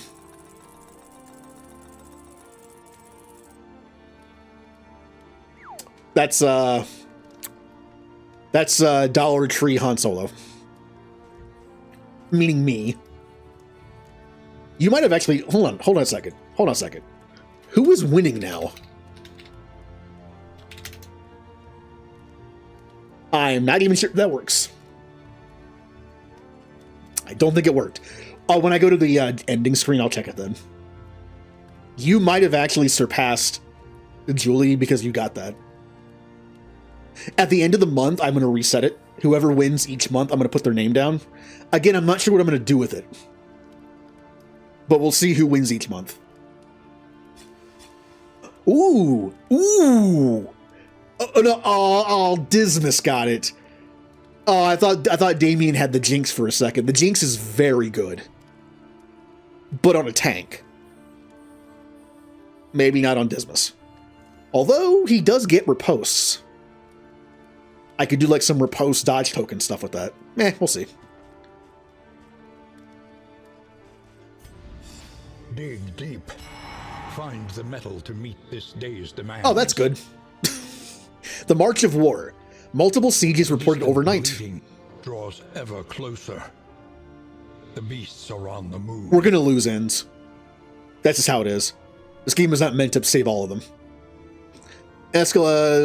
Multiple sieges reported overnight in what can only be described as a hateful escalation of violence against the good people of this land.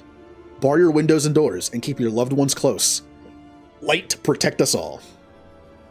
So say we all. That's way over there in the corner. The raiding party has struck. Yeah, we're probably not getting to those two. Maybe this one, but not that one. Sorry, Yin. I haven't even been to that inn yet, so I haven't done any, like, or have I? Aw. Well, there's a chance the level 1 crappy defenders can defend it. There's a chance. You never know. I am playing on easy. So yeah, when you go to an inn, you have the option of fixing it up. And one of the things you can do is give it defenses.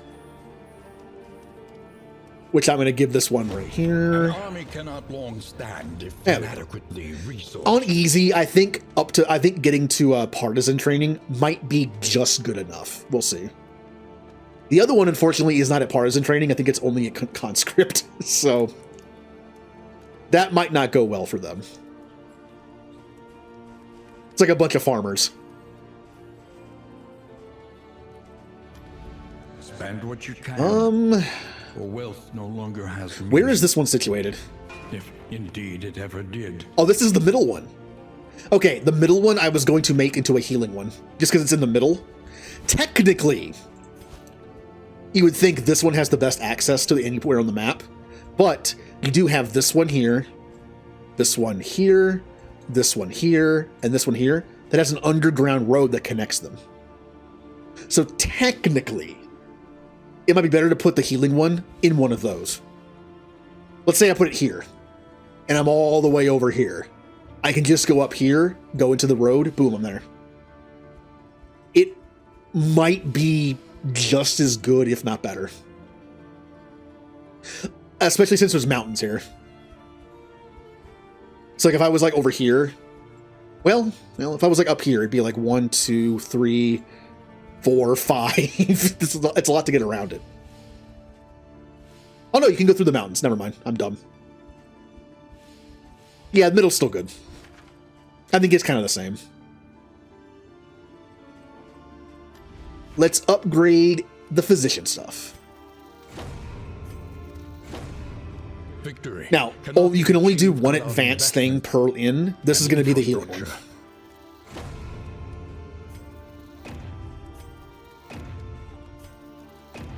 That's good for now. Yeah. Now, we can actually remove negative quirks from here.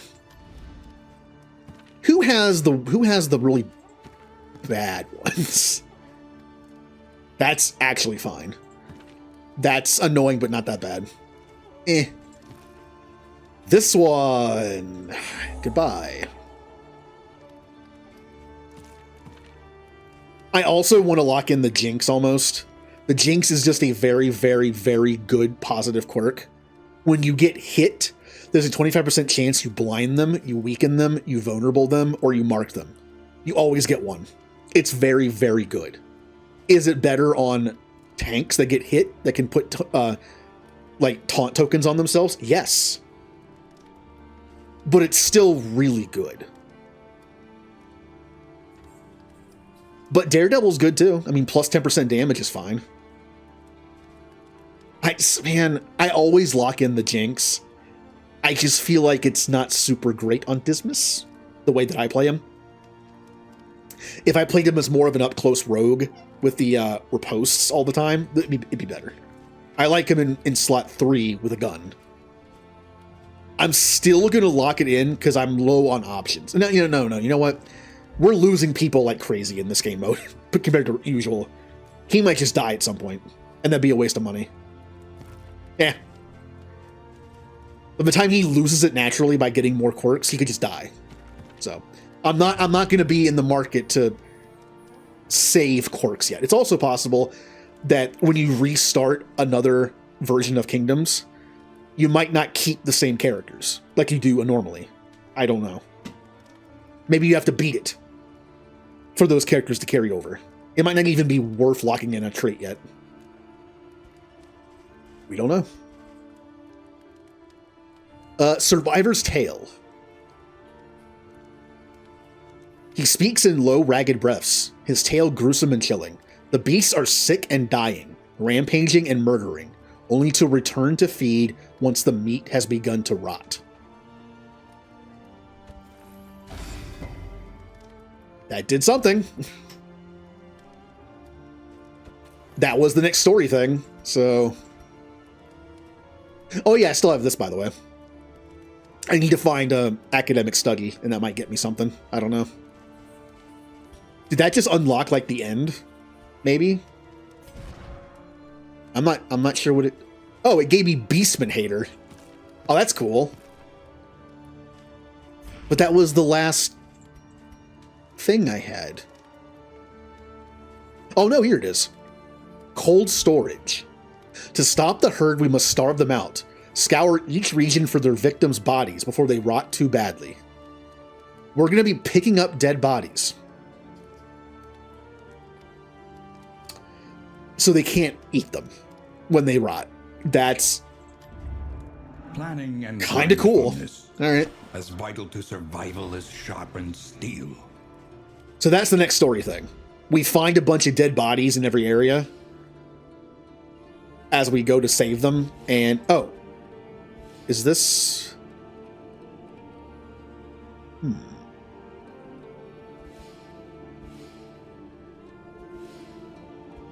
Oh, never mind. Yeah, that'll be fun. So we have to go to each area, we have to go to different areas now and find bodies and have enough of them to make them starve. Again, just a board game thing, collect thing. Our team is looking pretty good.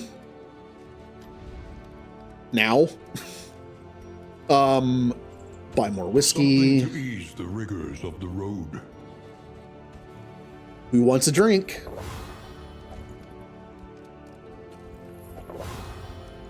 I want to replace the Vestal. I don't use her that well.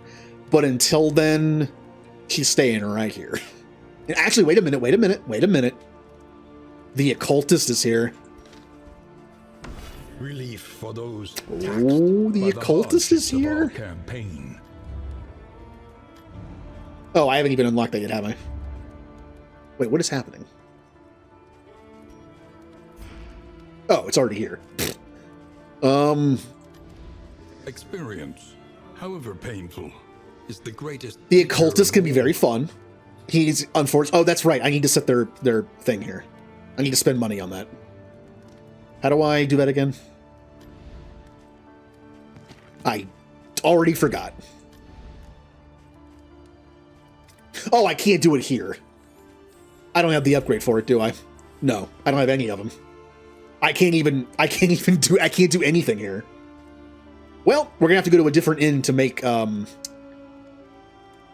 here, we'll add unlock. I think every inn it's good to have all three of these. At least these two. So you can use mastery points. I cannot upgrade anything, but I can unlock stuff. We're gonna unlock...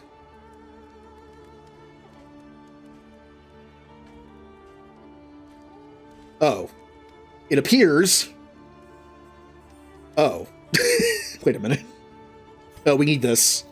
Because I'm going to be in the back line. It appears we already have a lot of the stuff I like. We have this, and we just unlocked this. All I'm missing is the Burning Stars. Okay. Sounds good.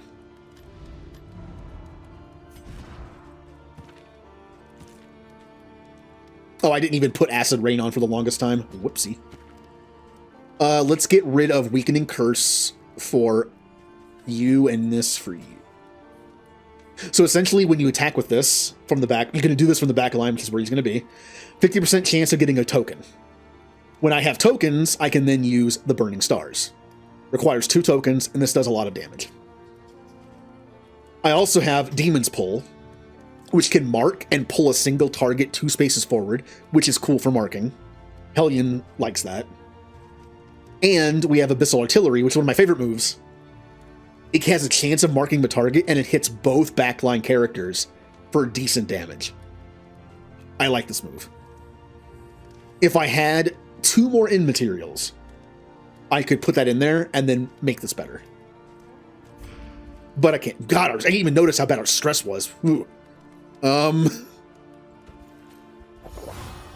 I did not even notice how bad our stress was. Uh-oh. And our stress reduction is not good either. Oh no. A bit of comfort on the road to damnation. Am I going to take a chance on the mop bucket? If I put this on Boudica and it fails, she's going to melt down. Yeah. Let's give some slime to Damien. I would love to be able to rest here one night to get rid of some fatigue. But if we're going to save Who remains come morning? this one, we have to go 1, 2. We'll barely make it in time. This one has no defenses because I haven't even been up here yet. If I can get like the partisan defenses and everywhere on easy, I can bank on them maybe being able to stop an attack. Maybe. But this is defenseless. So again, we're going to go here, here, just in time. And then here, here, unlock this entrance. We're going to take the path down here to get there just in time, probably. These 2 are probably screwed. Not this one's not. Because I can take this path and go immediately here, and then I can go here. Okay. We're okay. A trophy that I don't even want this trophy. It has a negative I don't like. When you get moved by an enemy, you're then rooted. Which sucks, because then you're stuck where you got moved. I hate that. Here, I'm not going to use this. I'm not going to use this. I don't understand what it means by using cat food. I get what the rest does, but I haven't seen the item cat food. Maybe it doesn't pop up until you equip it. And essentially whatever you have equipped on your coach makes the cat food do something. Like if I had a medic, what do I have on there? I have luxury, scouting, and scouting. Luxury, scouting, and scouting. Luxury. If luxury item is equipped, cat food will take off 1 stress, maybe 2 because it maybe stacks. And then for the scouting, flame plus 15. That's kind of lame. That's a medical one. Medical one gives you regen for 3 turns, 2 each. These don't even count as an item.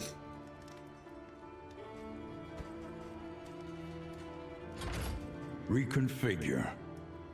Meet each challenge on its own terms. Okay. Over to you, over to you, over to you.